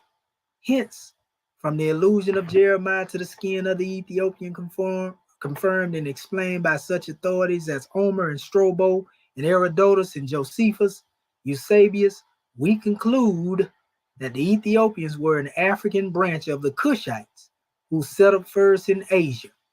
And we conclude that these Cushites were Negroes. Yeah, you can tell what the European be writing material, but they basically going on and saying the same thing. So I don't really have to beat, on that demonstration. But what I will point out is, in the language of the Kemites, and we ain't talking about them symbols, we talking about the actual transliteration, dealing with Remet, which is the people, has always been in relation to what they call, in one case, the Amu or the Asiatics, and then you had the Metru, the witnesses. But there's a connection there, to this special drawing as well. So we want to point that out. Okay. This is another measure dealing with Africa, and it's talking about Asia originally applied to the peninsula, of which Korea formed the western extremity. And it says the affiliation was gradually extended to the whole continent. That term Asia referred to the whole continent of Africa. You know what I mean? And it goes on, it says Herodotus, who remarks that Egypt did not belong to either Asia or Africa, the Nile being generally viewed in the time of Strabo as the boundary of the two continents. The term Libya was sometimes used in the same extensive acceptation. There's a map where you have Libya, or even Mauritania. I seen maps showing all of them being a whole of the extremity in certain maps if you go back in time. It says, and more commonly denoted exclusively the maritime district between the greater cities and Egypt.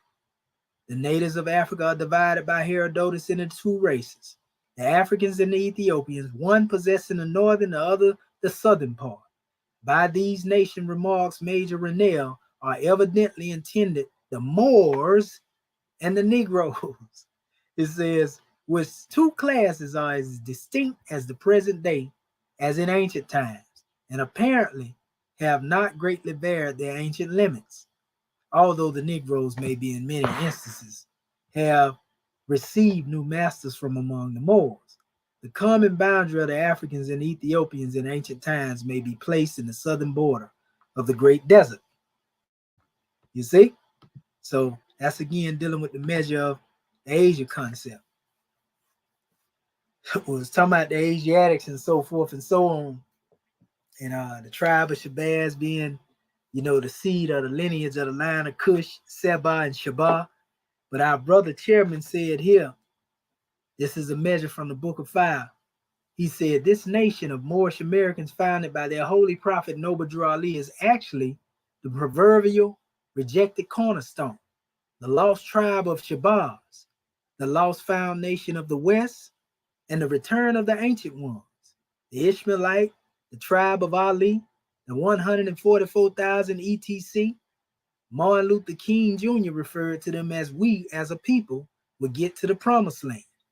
This nation is properly revealed as the lost found tribes of Ali.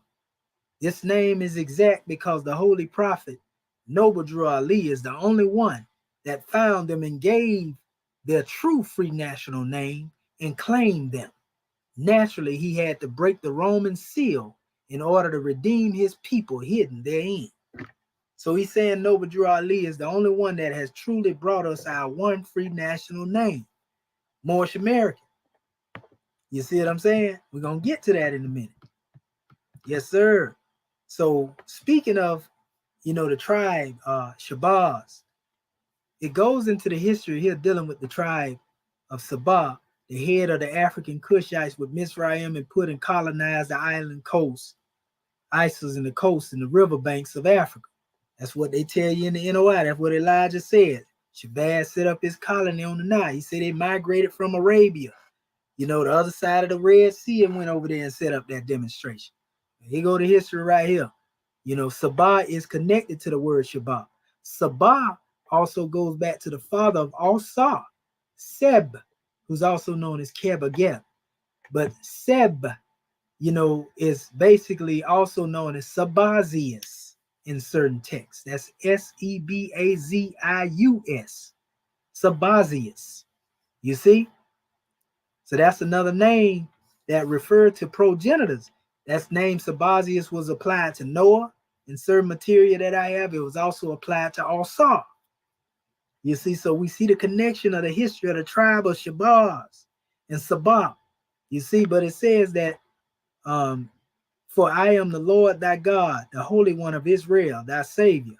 I gave Egypt, Mitzrayim for thy ransom, Ethiopia, Cush, and Sabah for thee. It says the words in brackets are Hebrew titles, and translating even it runs thus, Cush and even Sabah for thee. Mizraim was not a Cushite, it says, but brother of Cush. It says, but Sabah was the son of Cush. And the prophet's meaning seemed to be, I have gave Mizraim for thy ransom in Cush.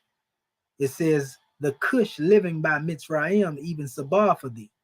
In other words, Sabah and the son of Cush was the head of the African Cushites, but not Shabah, it says, or the son of Ra'amah. It says this opinion will be further confirmed as we proceed. And it was basically just making a distinction between the two tribes that come through the line of Cush and telling you which one, that was given as a ransom, and that's Sabah, with the Seba, and then Shabah was more in the southern region, but still they were Cushites. You see, no denying that. It says, still from the fact that Sabah is thus manifestly traced to the African shores of southern and the end of the Red Sea, it says, we naturally infer that his original settlements were in that part of Arabian Peninsula immediately opposite. And that's what Elijah said one crossed over from Arabia, the holy city of Mecca, and went into, the jungles of Africa, as he said, to tame the wild beasts. And this is where he set up the civilization, the tribe of Shabazz, the god of the tribe of Shabazz, as he said. That's where he get it from. He said, and this inference is supported by the traces which remain of his name in the ages long after. In the south of Arabia, we find mentioned the cities of Sabit, Sabana, and the people of Sabit. And these names are not to be traced, but in immediate conjunction, it seems probable that Seba and his brother Ra'amah settled near each other, and from Seba and Ra'amah's son Sheba, the city and the people in those parts acquired names above mentioned. Ra'amah is mentioned by Moses in Genesis chapter 10, verse 7, having son Sheba and Dedan, and these remain with Ra'amah in the land of Arabia, while Sabah crosses the strait into that part of Africa now known as Abyssinia, which is the Sudan and so forth and so on, and becomes the head of the African branch of the Cushite family. So that's the history of the tribe of Shabazz right there, family. You know what I mean? The word Sabah means seven. You see, they would tell you it mean the God tribe. This is another measure dealing with this history. And it said it's first necessary to observe that three sources are intimated in scripture from whence the name Shabah or Sabah might be derived. From the son of the grandson of Cush, it says, from the son of Yoktan in Genesis 28, they're giving you the same verses the brother said. From the grandson of Abraham by Keturah, you see, which is Genesis 25, verse 3. It says, now it's reasonable to suppose that these denominations did not coalesce in any one people, but formed as many independent tribes, for they were families, different and remote in time. The first was of Ham, the second of Shem, the third also of Shem was alone posterior. Arabian traditions confirm the probability that the Sabians of South Arabia were from the second of these stocks, informing the people to whom the preceding statements refer. The third, we probably find the marauding nomad tribe mentioned in Job, and it goes into, I want to say 115, and that's 619. And the first being of Ham, probably originated of the denomination of Sabah in the African Ethiopia. It says, now we apprehend that much confusion if ideas has arisen from a hasty conclusion that in every text the name Sabah always denotes the same country and the Sabians and the same people. Omitting from the present consideration the Bedouin Sabians, it is easy to show that the two other Shabahs are distinguished in scripture most clearly, as this is much overlooked, and we may quote Psalms that look like I can't think of that number right there. Might be 52. It says the kings of Sheba and Sheba shall offer gifts. It says to Ezekiel. It says all precious stones and golds, Haran and Kaneth and Eden, and the merchants of Sheba, Ashur and Kilmat were it say Islam? to look to either of them. Go ahead, brother. Is there any way you can make that a little bigger? Yes, sir. It's Oh, if it don't stretch it, great. there we go. It say Gratitude. it was dupless to be the first because the products, it say are the same, which the Queen Sheba brought to Solomon. The excellence of the spices in particular being in both instances specified, it is not too much to suppose that one of them was the Sheba of Arabia and the other of African Ethiopia. And if so, then this very same Shabbat on which we have fixed most certainly be the African one. For the names of Ra'ama and Shabbat, which are here counted, are connected also in Genesis chapter 10, verse 7, in the names of the son and the grandson of Cush, who gave to Ethiopia his Hebrew name. It is indeed true that South Arabia is also called Ethiopia, and that was the original Cushite settlement was there. It says, but as we have here two Shabas, of which that in Arabia claims to have taken its name from Sheba, the son of Yoktan and the grandson of Shem, we are bound to find another place for that Sheba to which the grandson of Cush gave his name. It says, and where shall this be but in African Ethiopia? So basically, it's going on. It says, to this, we should be further led by the consideration that the African Sheba or Sabah towards the south of the Red Sea was famous for producing incense, spices, gold, which Arabia did not and does not produce. So upon the whole, if scripture does anywhere acknowledge the African Sheba, it say we must conclude it to be here intended that it does acknowledge it appears from the manner in which it is associated with Egypt in such passages as these. I give Egypt for thy ransom, Ethiopia, Sabah. They quoting the same measure the last source was saying. The labor of Egypt and the merchandise of Ethiopia and the Sabians. Isaiah, I want to say that maybe chapter 11. Wait a minute. No, that's like, might be 40, maybe 45:14.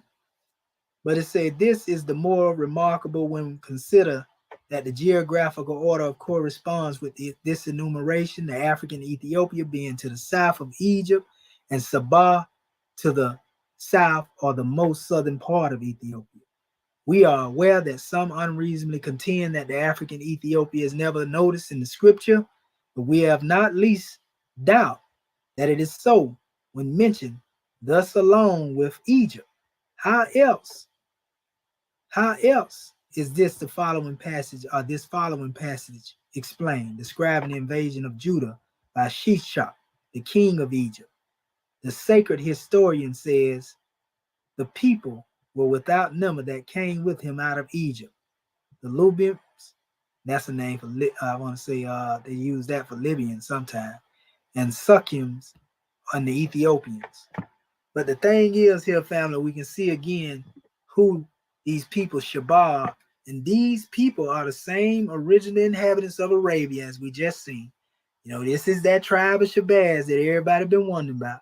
Not only that, but this is also, you know, linked up with the ancient Cushites. You see what I'm saying?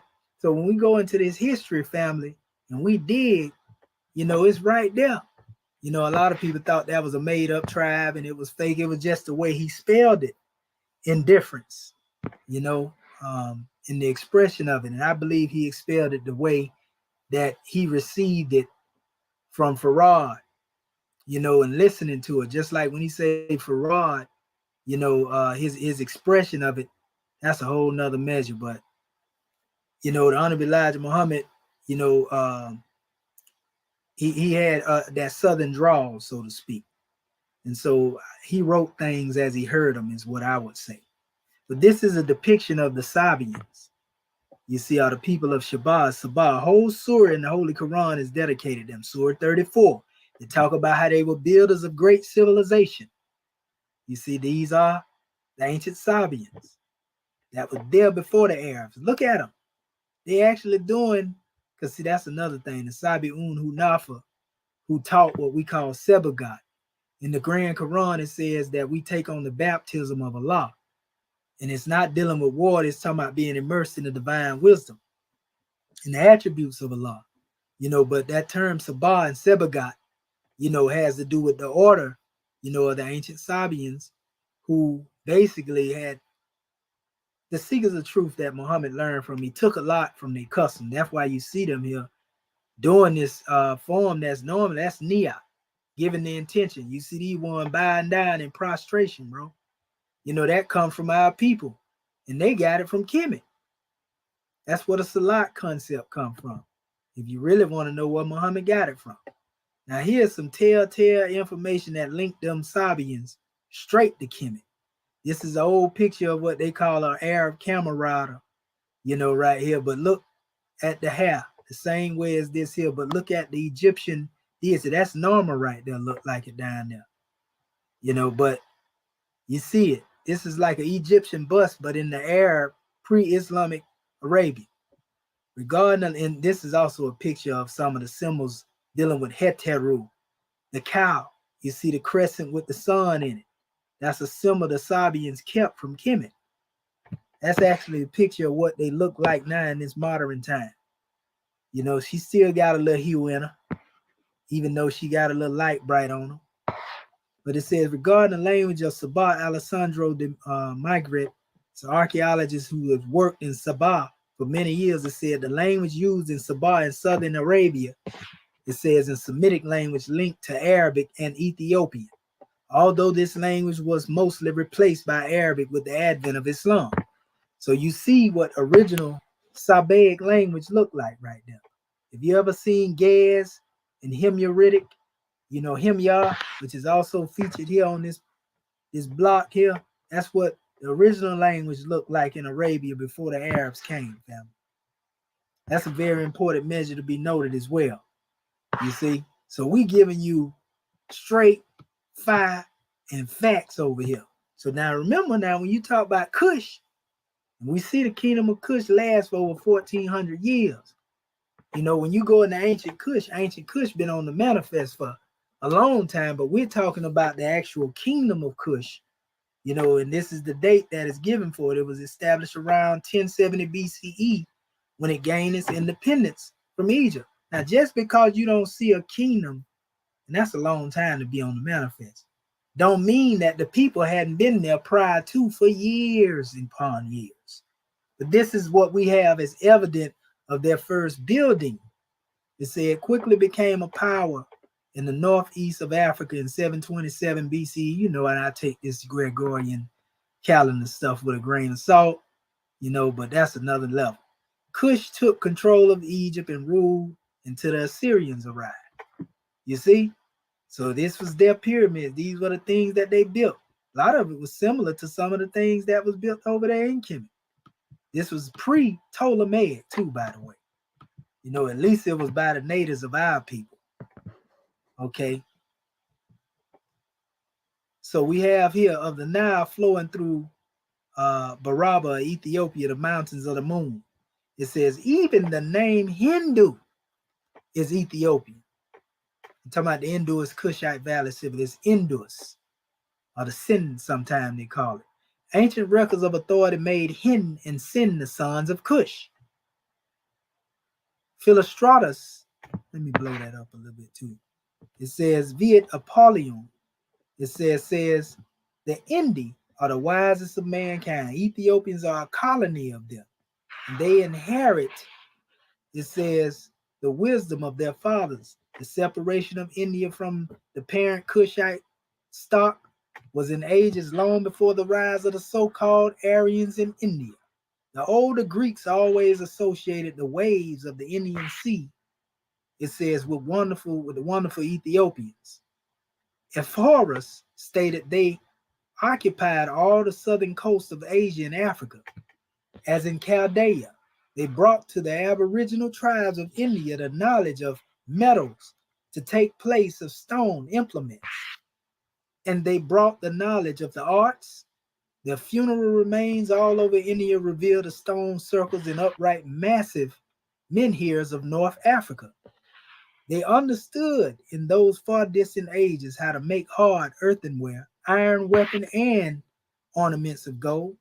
And today, in the state degenerated art scene is the only province where the plotters of craft is artistic.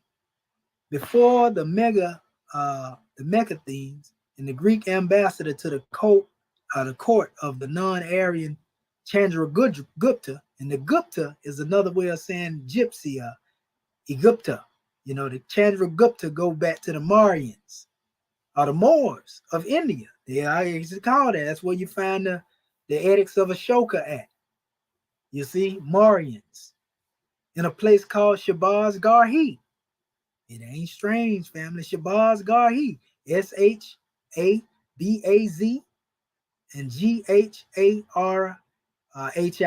Garhi. Shabazz Garhi. That's what the 21 rock edicts of Ashoka are. It says the Greeks, and it refers to that in the Moorish Holy Quran as the land of five streams. That land of five streams is also referred to as the land of five valleys. Shabazz, family. So anyway, it says mentioning India's only Kushites of areas between Indus, Kush, and Persia. The name India means black. That's the interpretation. Kunda thinks that it was employed only to designate the home of the Asiatic Ethiopians. Let us look for brief space in the land, and India has often been described. So now you have those who deny that the Indus Kushite Valley civilization come from the Kushites. You see what I'm saying? But how can you deny it when we got evidence like this right here? So it says here, for example, right? Ham, from the Mohammedan annals, was the common founder of the southern nations, the Moors, Africans, and Indians. Right? Here we go again. Watch this. Now, here's another message. This came from a Hebrew dictionary too. Cam. Remember I showed you that's how they say it, Cam. Eliminate the C, and you got Ham.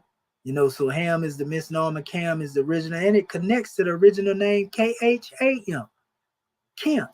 It says hot, warm, applicable to North Africa, where the Numidians and the dark, swarthy Mauritanians or Moors worship Amun Ra.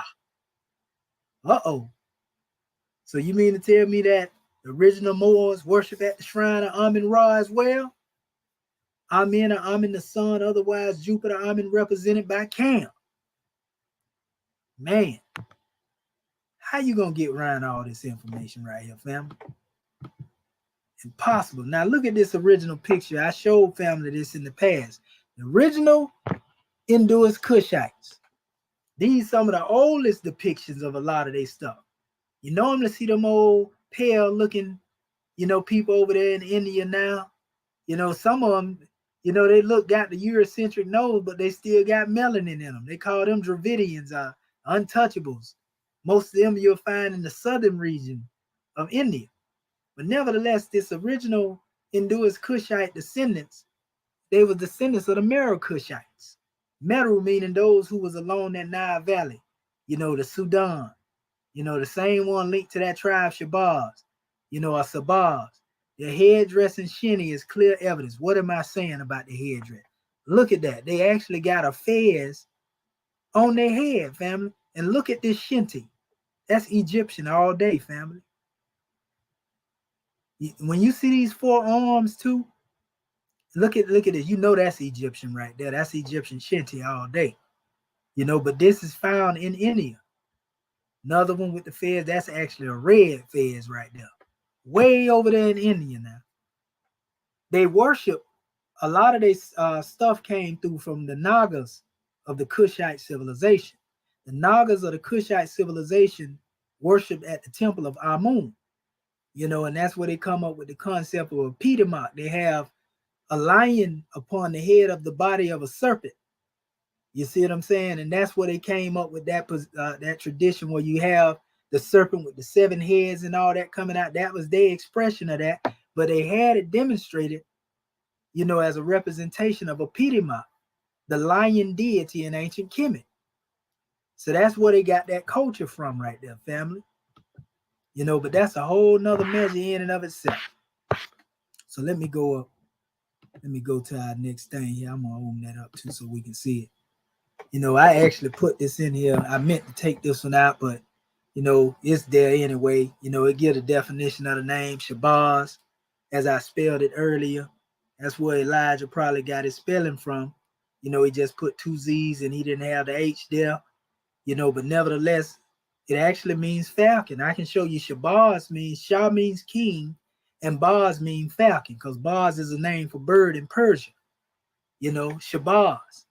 In the Persian teachings, I'm going to show you what I'm talking about. I'm going to open it up so you can see what I'm saying.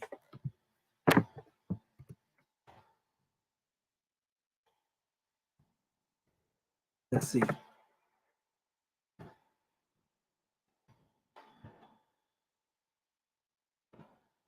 you'll see what I'm saying. And see, this is nothing more. This is why they talking about falcon.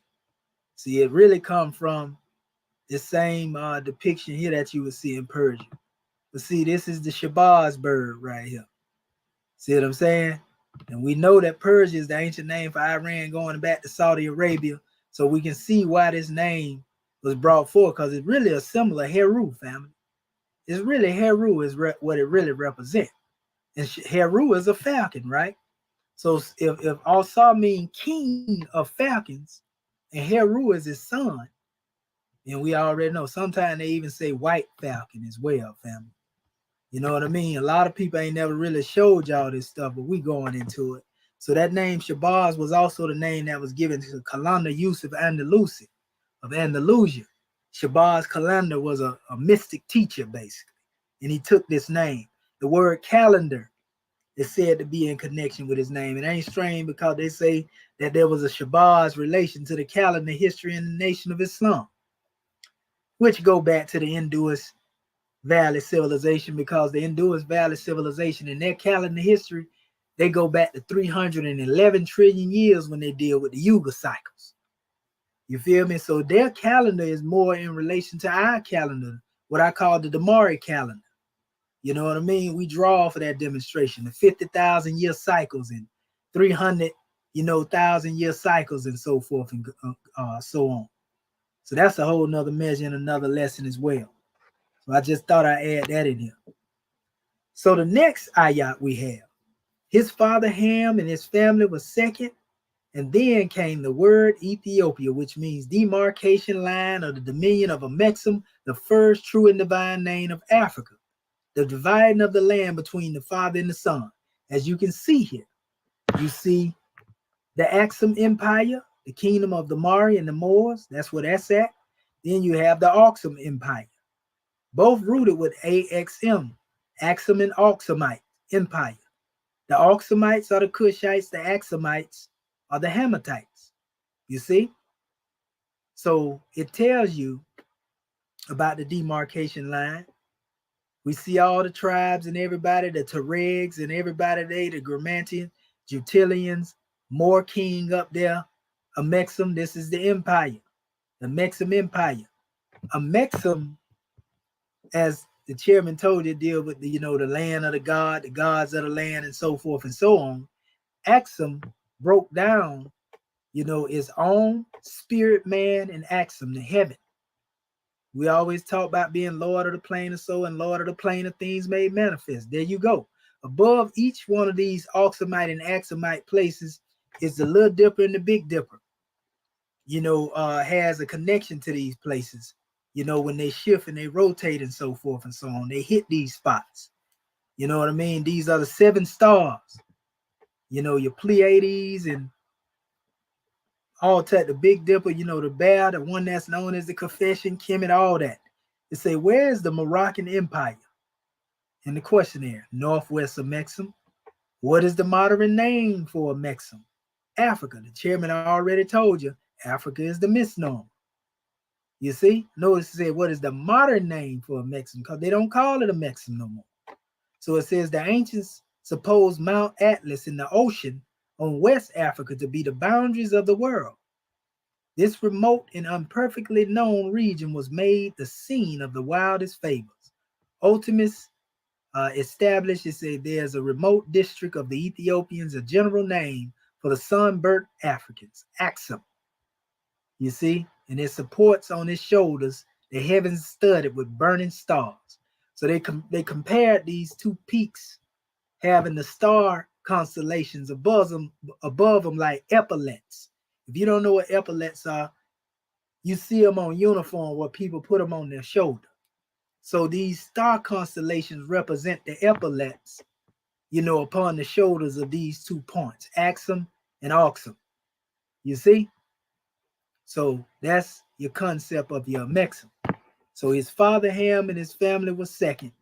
Then came the word Ethiopia, which means demarcation line. You see it. It says the first true and divine name of Africa, dividing the land between the son and the father. Okay, so it goes on here, and I show some more measures dealing with this Axum. You know how it has to do with the landline outside the stars, outside the yearly course of the sun, which passes through the 12 signs of the zodiac. This circle is called the ecliptic and is limited by the two tropics. Thus, land in question, which seems to be, it says, that of the Ethiopians, lies south of the tropic Capricorn. It says the language, however, is too vague for any precise interpretation. Mount Atlas is the northwest corner of Africa. Axum, the vault. So when you see people talking about the northwest corner, you know, the African God man being taken on a westerly course and, you know, talking about masonry and all that, they're the real northwest corner. Mount Atlas is the land of the gods, family. See, that's what they ain't telling you straight out. I'm telling you straight out what it is. Here's another measure here. New trends in Ethiopian studies saying the same thing. In Latin, axum or axis is the axle tree for a wheel, a chariot, or earth, and all the heavens is Maximus Atlas axum, to press or squeeze together. An adjective is something round or vaulted, like the vault of the heavens. You know, so they're constantly comparing this axum measure, you know, to the heavens, right? Now, this is basically, hold on, let me go to the next one. It says Oceani Finum Juxta. Boy, that Latin was something else, wasn't it? It says near the very extremity of the Western Ocean, Virgil here follows the geographical ideals of age much earlier than his own, according to which Mount Atlas and the adjacent regions of Africa form the limits of the world to the west. This is almost idea the ocean alluded to in the text is Homeric. It says, and this is ocean right there too, I can see it, or the vast river that encircles the earth. You know they call that the Lemuria too, right? The Mare Ocean, the Mare Atlanticum. The ultimate locus, the furthest region. We must not be surprised to find Ethiopians in this quarter. Homer divides this great race into eastern and western. The former are the people of India, and the latter of Africa. The term Ethiopian, in fact, according to its etymology, means a nation of dark brown complexion. Axum, Humero or Turket, turns on his shoulder, the axis of the sky, fitted with blazing stars, just like I was explaining about the epaulets. It says Haini.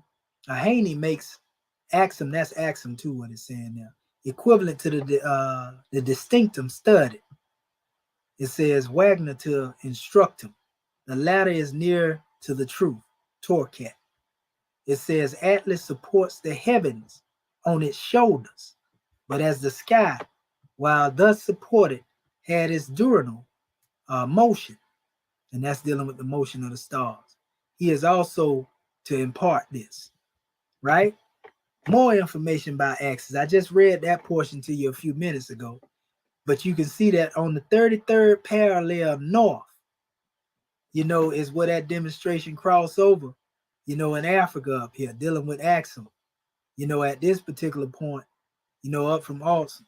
And this is what we taught the north west corner over here. Notice it's on 33 degrees. So when they took our people over here, they talked about the Northwest Cemetery, you know, in Kemet. And the Northwest Cemetery looked just like the United States of America if you go and look at the plot, you know, on how the Northwest Cemetery look. It's crazy that you can see it talk about the Northwest Cemetery. And then when you come over here, it look just like the plot of America. I want to give honor to our brother Muhammad Bey, you know, because he always talked about that Northwest Cemetery. They say he was taken on a westerly course, buried in a shallow grave. That's what the Masons say, right? About the African God man. You see? Oh, yeah, we giving you all the secrets today. And we keeping it sacred. So again, and let me go over here and check my audience and see what we got going on here. See if our family, you know, rocking with us. Oh, we got somebody in here that's in our chat, and I'm gonna have to get you up out of here. You know, I'm gonna put you in timeout. You know, we're gonna get you out of here. Now you go date who you want to date on an adult dating site. You don't come up in here while we demonstrating nothing like this here, this truth, and put that garbage up in here. Peace, brother Ray Sean Irvin. Yes, sir. Honors to you, brother. Brother say you think reparation is cheap. They owe us the world. That's right. That's right. They owe us the world, brother. You said it right. Yes, sir. Powerful measure. Oh, yeah. Let me drop this link in here again. So if our family want to come in here, y'all more than welcome. You know, y'all let me know, Marvin Elbay, you see that person coming. I just put them in timeout. But if they come in here again, we're going to ban them. We're going to kick them all the way up out of here with that noise. Is all. Yes, sir. Yes, sir. We ain't got time for no distractions. We building up here. Islamism. So, as we come up here, the next ayah, number 4, the dominion of Cush, northeast and southeast Africa, northwest and southwest, was his father's dominion. You know, and we just gave a little chapter dealing with the human migration out of Africa. Now, this one don't give all the age points on it because we already know, you know, the one that is known as the Ibero-Mauritanian was found over here in Africa over 350 years ago. So this is probably just a chart that's showing general migration, but I just wanted to show how they migrated all the way around. The further east you go, you end up west. That's why you see North America over here. And the further west you go, you end up in the east. You see what I'm saying? But nevertheless, the oldest and most long time they have here is 60,000 years, you know, in the migration pattern. You know, in the human homeland, they showed the people migrating over here into the area that we call the Richat structure, what we call Mauritania, Morocco. This is where they found the most recent oldest Homo sapien at, 350,000 years old. You know, actually humans. So this right here automatically reset the calendar history. That supersede the Gregorian calendar history. Gregorian calendar history ain't never seen 350,000 years.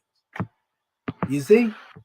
So again, this is a powerful demonstration. So when they speak on, you know, the dominion of Cush, and they say it was northeast, southeast Africa, northwest, and southwest was his father's dominion, they're saying that the Cushites was in the Nile Valley civilization, and the Hamites or the Kemites, you know, also branching off his father, you know, is the one who laid the foundation in the Mauryan, the area of the Moors, so to speak, or the Mari. You see? And actually in the years, it says later years, many of their brethren from Asia, the Holy Lands joined them. You know, that's talking about the migratory pattern that I had that I was actually going to put there, but I ended up putting it there. So when you see this, you understand why Noble Drew Ali makes this statement, you know, in, why he make this statement in the Divine Constitution and Bylaw. Let me take that down a bit and blow it up. If you notice here, you know, when he made the statement of what he made, he said, with us, all citizens must proclaim their nationality. We are teaching our people their nationality in the divine creed that they may know that they are part and parcel of this said government and know that they are not Negroes, colored folks, black people, or Ethiopians. It said because these names were given to slaves by slaveholders in 1779 and lasted until 1865 during the time of slavery.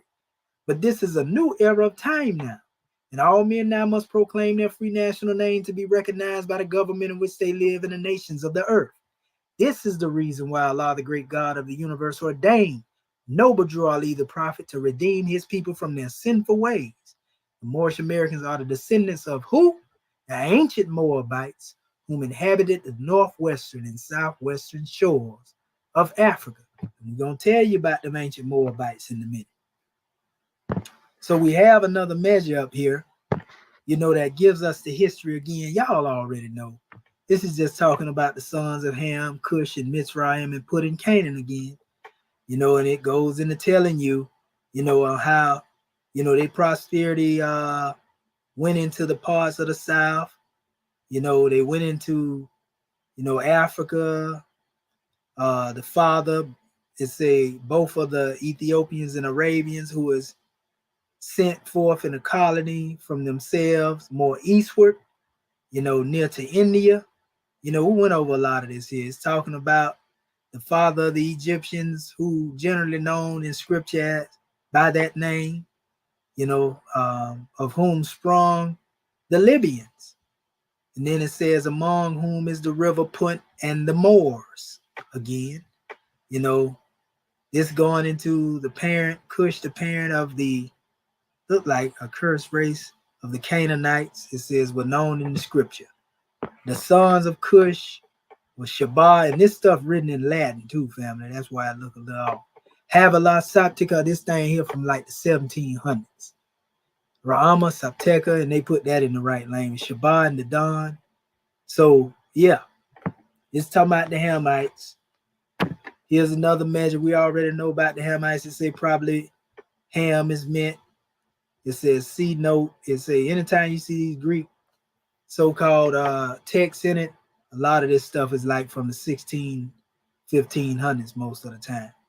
These Phoenicians, according to their own account, dwelt, it says, old upon the Red Sea. Thence they crossed and now inhabit the sea coast of Syria.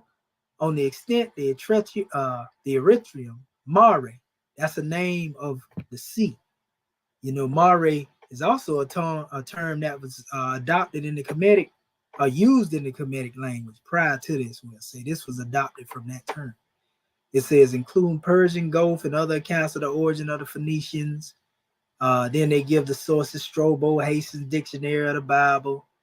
The origin of the Phoenician people is wrapped in mystery, a corruption of Cam. The Hebrew word is identical with the Egyptian Kim, being properly written KHM or KAM or KEM, which is what we come up with chemistry, alchemy, all that type of demonstration. Ham is the father, not the son of Canaan. On this relationship, see Hastings, it give you that. Then it speaks of Cum, as a given to the son of Moses in Zipporah, from his Ethiopian wife. So the Hebrew word Ham is identical with the Egyptian Kim, written in KHM. KHM is saying the same thing. It's talking about the Egyptians themselves gave to their country sculptures of the earliest, latest periods. Egypt was dominated, Kimi and Kim, the land of Ham. It says, we find in the hieroglyphic legends, the city of Kim, or Panopolis, was called in Egyptian Chemo. It says, of which evident traces are preserved in that of modern town of Ekamim. Besides the hieroglyphic group composed, two above alluded, indicating Egypt was one consisting of an eye and a sign, land, which bore the same signification. And since the pupil or black of the eye was called Kimi, we may conclude that this phonetic mode of writing the name Egypt, which Plutarch pretends, it says, was called Chemia, from the blackness of its soil. I talked about that earlier. Cam is black in Coptic, Egypt, and Kimi. A remarkable Cam or Kom is used in Hebrew for black and brown. Again, this is referring to the soil and a description, not a nationality. You see, that's a powerful measure. What I'm going to do right now, before I go to this other measure, because I'm finna get into some heavy stuff real quick here, in these next slides. So I'm going to stop sharing, and I want to open up the floor for my brother Marvin Epplesby. Yes, sir. Islam. It's Grand Man. And Yes, also our brother, Ray Sean Irvin. Here, let me put the brother up here too. All right, brother Marvin Epplesby. What have you to say, Grand Man? So far. Islam. Islam. Gratitude. Well, I say you brought some significant uh, history. I mean, ancient history, and it ties into our history. You know what I mean? And well, it's one and the same. And it just sheds light on to what has happened to our history, how it has been buried. You know, it turned upside down and backwards. Um, but you brought it to the forefront. You know, just as the prophet that did. You know, in his uh, chapter 3. Egypt, the capital empire of the dominion of Africa. I mean, all these things bearing witness to the truth. I mean, of who we are, the ancient ones. Yes, Islam. Islam. Gratitude, grand man. Peace and love to you for that drawing. So, Yeah, what about our beloved brother Ray Sean Irving? Because our brother just got on. He been in the chat a couple of times. Welcome to the chat, grand man. What's going on with you? What's up, brother? Can you hear me? Yeah, I can hear you loud and clear with divine ears, brother. Yes, Man, how sir. you doing, bro? I've been trying to get on, man. Every time I try to get on, my damn data be acting up. Well, it's good right now. We see you clear and we hear you clear. So it's Hold your on. night. Okay. Okay. Yeah, bro. I just want to let you know, man. I appreciate what you do, man, and you know, keep it up, man. What's your name, bro? Cause I started following you when I see you on the brother Sanetta's channel. Yes, sir. On the platform, you can see me on the same thing right there, Comedian Adept Hereford. You'll find me on everywhere in the internet. You know, my Mm-hmm. high name is Shahid Shabazz L. You know, Shadow with Shaheed. Mental El Mohamed Shepsuel. You know what I Okay. mean? So that's the, but you'll find me everywhere on the Commission Adept Hereford. Okay, cool. Say, I ain't gonna be on too long, bro. But I wanted to ask you this question, man. Mm-hmm. What you think about these Africans, man? They come over here, they had the stain for us, man. They talking about killing us. They ain't talking about fighting the open enemy, man. But what you think about delineating ourselves from all these other so-called black uh ethnicities and nationalities. Well, that's the whole thing we trying to educate our people on, brother. We trying to get them to see. They got to get out of the dead pool, of all these different misnomers. Because some of our brothers and sisters over there in the East don't know who they is. When you go read the books such as the African Fact Book that was written by brothers from Africa, they tell you that some of our brothers over there suffering from the same type of oppression we suffered from over in the East. I mean, over in the West, they suffering from it in the East. And so a lot of that come from our behavior, being displayed worldwide, the things that we go through, the way we move. We influence our people, even in our lowest state. I seen certain measure where they cried out to us, some of our people that's conscious, and they say they look at us like we gods over here. You see what I'm saying? But when you come to those who come over here and they've been debriefed when they come into the country, they tell them to stay away from us. They tell them we ain't no good. They look at our condition and see the way that we are right now, and we get judged by that. Y'all been over here this long and you ain't got nothing. I had one brother tell me that, a Muslim brother. I want to give honors to that brother too, Jabbar. I mean, brother, not Jabbar, that's Jabbar's nephew, but brother Jabril. You know what I mean? I know this elder since before I became conscious. He used to, our brothers be having their little stuff, they be selling it at the Yeah. stores, and I used to buy a lot of CDs and different things from him. And then I end up coming into the way of life, and that brother right now doing exactly what he was doing back when I was in my youth. And he'd be reading the Arabic Quran. He said, man, them Arabs, he said, they ain't gonna give you nothing. He didn't use that terminology. He used the SHIT demonstration. He Hmm. said, but they'll bury your blight. Yes, yes. You know what I mean? And nevertheless, dealing with this particular brother, he said one told him one time. He said he asked him a question. He said, how long you been living here? This is brother from Africa.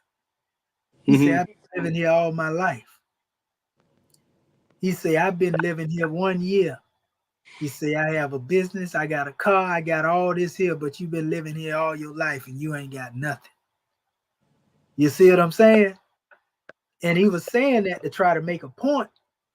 It was a harsh reality, but that's what we are being judged by. But they haven't been denationalized as we have been denationalized. They haven't had their name stripped from them as we had our name stripped from us. They haven't been considered chattel property and put under what is called, black code laws and so forth and so on, like we have. So it's easy to say that when you haven't come up in this culture. So anytime they come over here, yeah, they get grants and everything to start businesses. They hit the ground running. But when it come down to dealing with us over here, we consider property, bro. Until we proclaim our one free national name and come together, the worst is yet to come. And people think when we use the term Moorish American, we trying to turn people over into religion. Moorish American ain't got nothing to do with religion. The term Moorish American is what attach us to this land.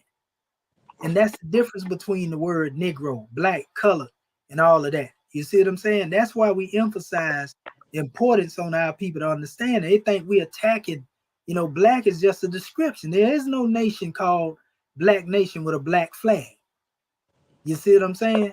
And so they think we trying to be mean and we hate black. No, that ain't what we saying. We saying we got a real name and that this name attach us to this land.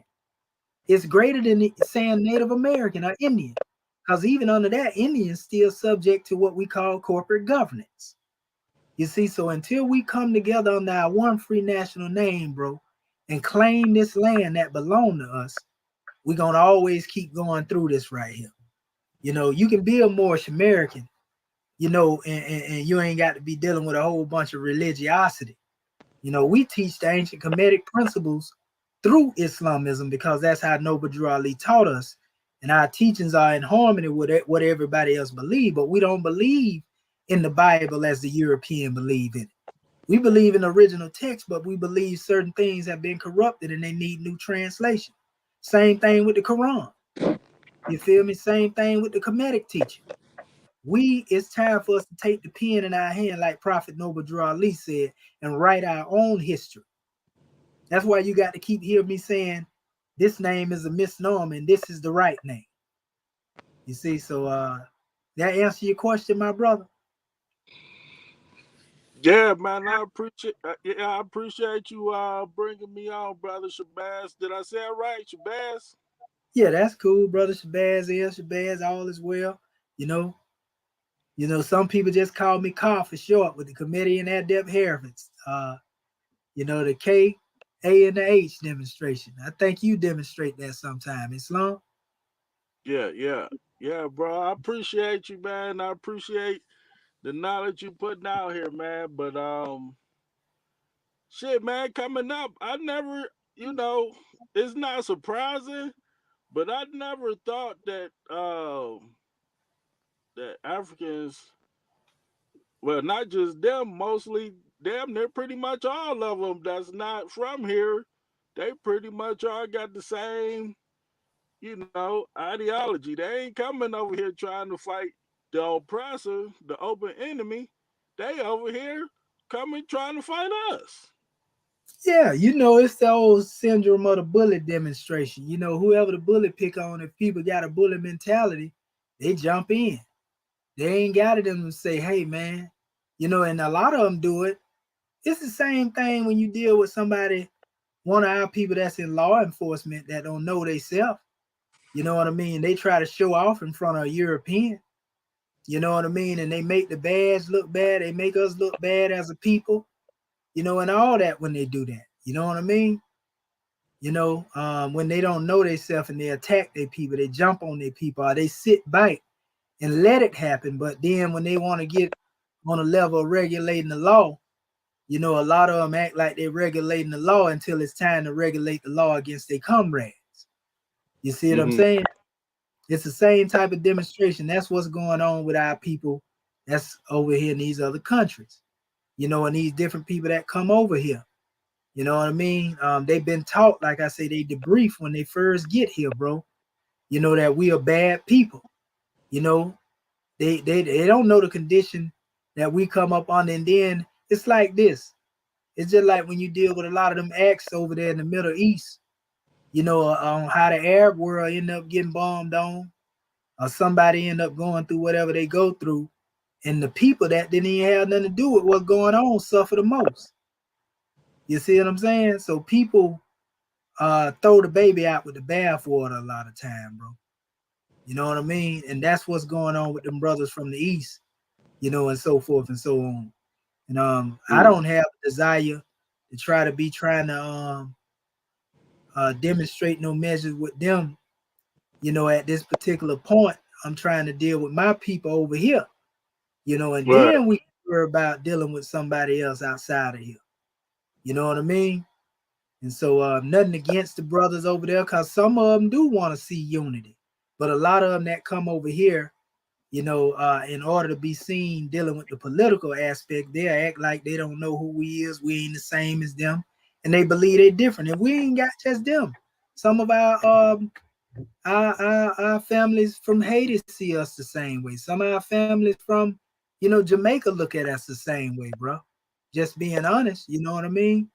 It's just that way, bro. We got a bad end of the stick being over here in this West under this oppression, and some of our people, it caused them to go up into a ball of hatred.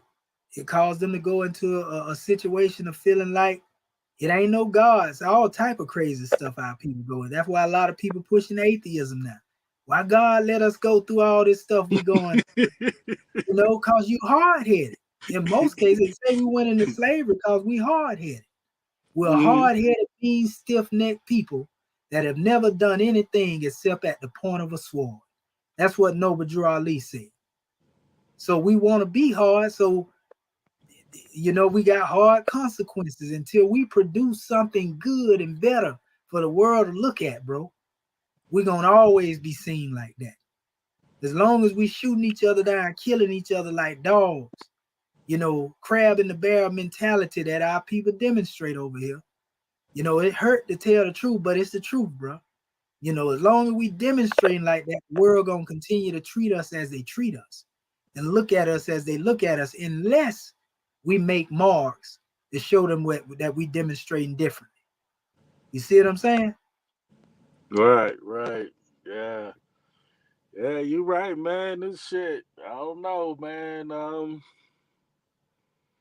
You right, man. This shit we could do collectively, man.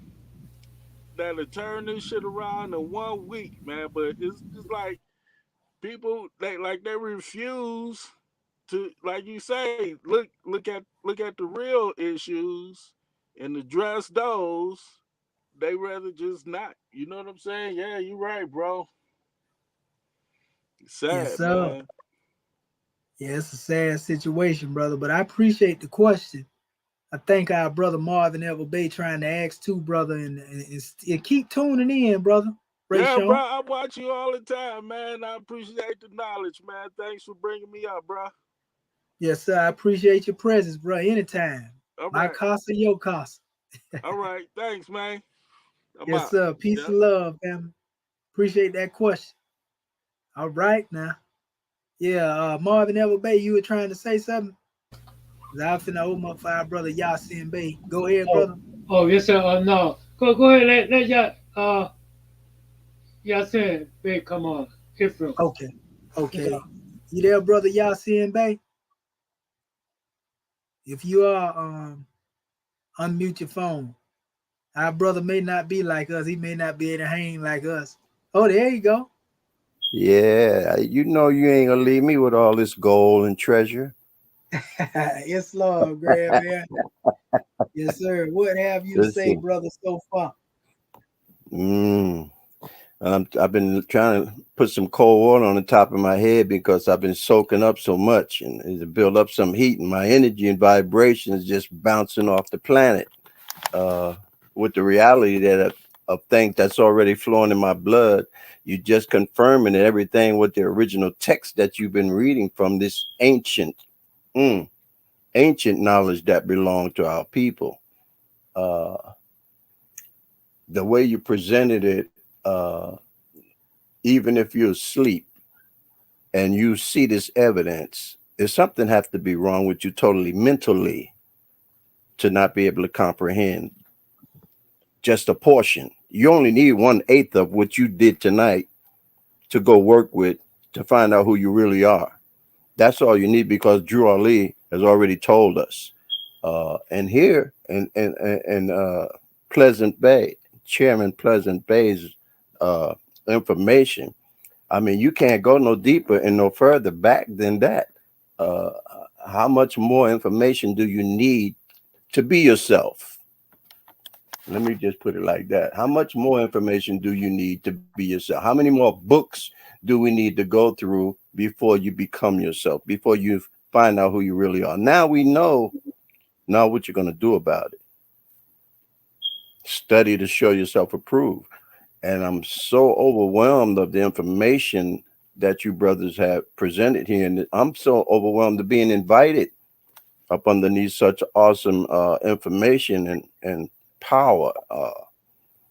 I'm just, I'm in awe right now. I'm just in awe of all that we have had that I've always been pondering about. How come we going through all of this? Because those who had the most to lose. Oh, as far as holding on to our ancestral history and who we are and what they tried to make us become. It's almost like they did with the Hebrew Israelites and beating them, making them build, make bricks out of straw. That's the kind of people that we are. We have that kind of strength that we can endure all these punishments and stuff. Maybe we were disobedient and we're going through some punishment, but I think redemption has showed up when the prophet came to redeem us who have fallen. Now, if you want to stay down there because you've gotten neutralized, nothing I can do with you with that. But now that you have the truth and you have your prophet, you have your flag, you have your emblems, you have what else do you need to come and become a nation? I mean, you can't be you just can't be a Negro. You already seen what the picture of a Negro look like or a nigga. That impression that we saw, that's an ugly thing, man. That's not who I want to be called or associated with. Uh, the wisdom that you unfold here in these ADAP. This is awesome. I mean, this is what we should be learning from being very young. So you couldn't spin us around, and that's why we're here today, because they were training their children under these things here, under this kind of information. They were passing it on. Wasn't no books being written like that. They were passing on the word from generation to generation, and here we are now with it. And I'm following you, brothers. I mean, I'm just, whew, I'm lit, man. I'm lit, bro. I'm lit. I'm lit to study. I'm lit. I don't want to sleep because I tried to categorize some things. I took some photos of some of the stuff that you wrote down so I could blow it up and read it and begin to go dig and look it up, because I coming out of theology, studying Christianity for 30 years, uh, trying to find myself in scriptures, and I'm looking in everybody in the Old Testament is us. I mean, you know the tribes around, so why are we sitting up under here? Why are we sitting in here like this? That's Because we've right. been indoctrinated, you know, we've been indoctrinated. That's But I'm right. so happy that my bishop asked me to go check out this the Moors restaurant, and then go check them out. They say that they were the first people on the planet. And after 30 years, here I am checking it out. And I found myself home. Thank you, Bishop. Peace and love, Uh, brother, for that joy. I'm so happy because this is important to me, because I have children to give this information to. I have grown sons that need to know who they are, and they're embracing what I'm sending them, because they said, "Daddy, I know you. I know you study. I know you go places because you're looking for God or you're looking for yourself. I know you study. You stay up late. So if there's anything in there that we need to know, you're gonna tell us, and you don't care how how we act. You're gonna give us the truth." And that's what I did to my sons, and they embraced me today. Said, "Daddy, I just want to give you my appreciation because of the man you was to me. I'm the man I am today. And I know you was hard on me, and I see why, because now I have a family and I understand, you know, and that's all worth it. That's all worth it. Be yourself." So I appreciate you brothers inviting me on, and anytime, I'm available to learn about myself. Everything else is put to the side. I need to know who I am. And now that I know, what am I going to do about it? Now I have to fill this temple up with things that should have been here already. So I appreciate it to you, and that's enough I have to say. We burning the midnight candle, and That's what right. a All perfect the way. reason to be burning it too. It need to be lit. That's right. Yeah, I be up, man, till 4, 5 in the morning, brother. You know, I stay keep it lit. We give honors to you for that measure. I want to see what our brother Tawheed Abubakar Abu Kariel has to bring forth. Let this brother give his measure. Islam. Islam, Islam. brother. Islam, Gratitude, Islam. Yasin. Islam, brother. How you be? Oh yeah, I'm here. I be listening to your pod. I know you be dropping gems, but sometimes I can't catch your stuff. 'Cause I be like, my law book and everything. I be out helping people, help for all Yes, humanity. You all is know, well. but I'm into like, all type of stuff. I'm into like the Orishas, you know, esotericism, Gnosticism, everything. So like I'm into all like universal symbols, laws of the universe, laws of karma, universal laws of karma, everything. That's why I be watching your videos, like so I can like gain some knowledge. And like I be watching all type of other videos. I study like, just a lot of stuff. Like numerology, a lot of stuff, man. Like the Olmecs, they were the first to come up with that zero. And the zero is an 8. It's infinite. Yes, sir. Yeah, we into all them sciences. We call Yeah. it Islam by the numbers. You Yeah. know what I mean? Yeah, And because the seven is it's a upside down triangle, and it's the woman's womb.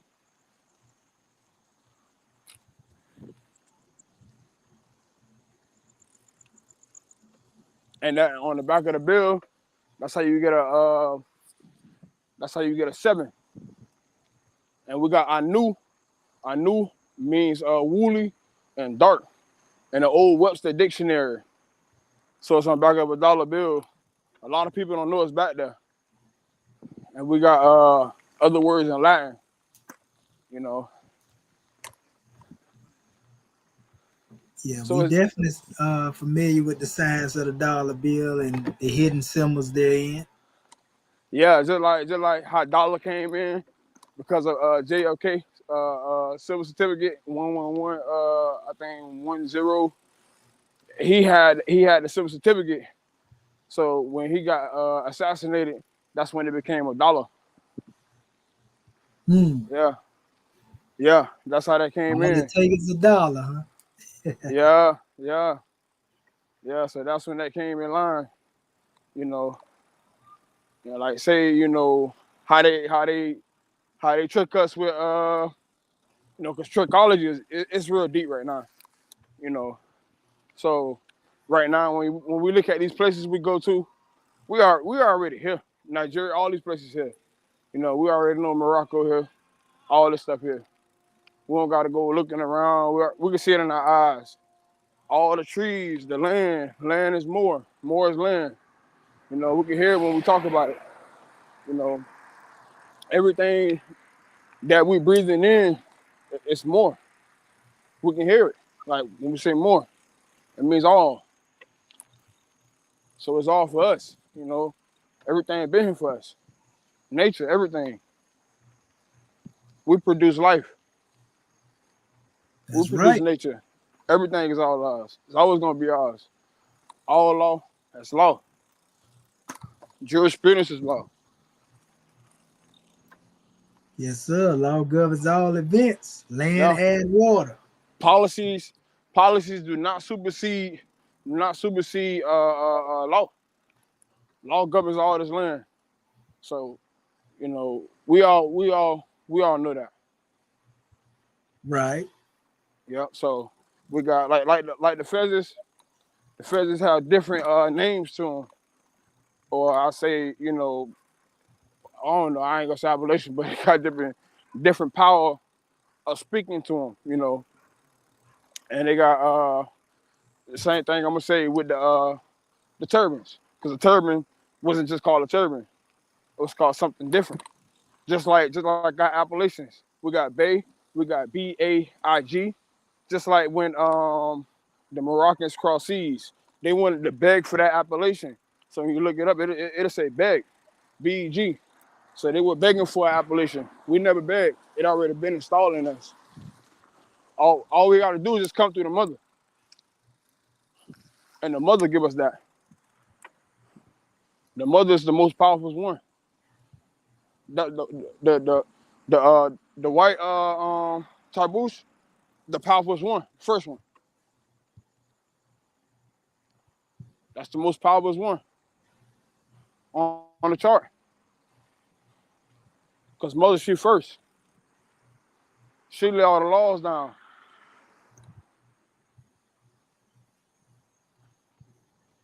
So, you know, just like we got different meanings to our tassel colors and our turbans. Just like our garments. Everybody in Morocco right now, we supposed to always be wearing different garments, you know, as our heritage. You know, but we all know the colonists, Draconians, or the Graffitians, you know, Paleolithic people, you know, they all interrupted everything. They all made everybody, as I say, Negro, black, colored people, think like, okay, yeah, we're supposed to wear like pants and shirts and all type of other stuff. They putting dye all in these clothes. And when women wearing like all this stuff, because you know, they're supposed to be wearing dresses. They're supposed to be wearing all that type of stuff. But they got the women wearing pants. And in the Bible, it tells a woman not to wear pants. So women has been indoctrinated, men has been indoctrinated, because men, they want to be thugs out here. Women want to be the same thing. They want to play a role as a man. But back in ancient times, women played both roles, feminine and masculine. Feminine and masculine. They both played both roles. Men never did that. But right now, they're doing that right now because of the LGBTQ thing. And they took the colors from the Cusca Empire. The Cusca Empire had those universal colors. They never used those as gay colors. The Cusca Empire, they had those colors first. They used those for the chakras. And we had 144,000 chakras and 144,000 chakras in our body. That's how much chakras we got in our body when we moved different levels of the spiritual world. We don't just got 7 chakras. We got more chakras in our body. Or as I say, the spirit of the soul, you know, because your tree of life is your brain. It has to sprout knowledge. That's why when they say Adam and Eve, or Eve, why did she eat the apple? Because the serpent told her, if you eat that apple, you'll gain enlightenment. Now, you see too many women out here, they don't know what's going on. They don't. But that's why you got other women, or if I say Mobitises, they gain so much knowledge. But the women over here, or Mobitises, they don't have that knowledge. So they like themselves. They're in the Negro black color mind state.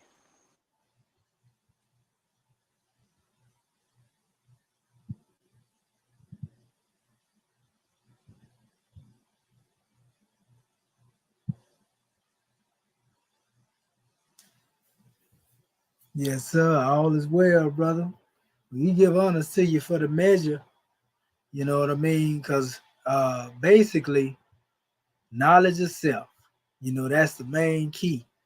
You know, and as long as we put that knowledge They out there still for our think people, you know, all is well. They'll unfold as God unfold. Islam?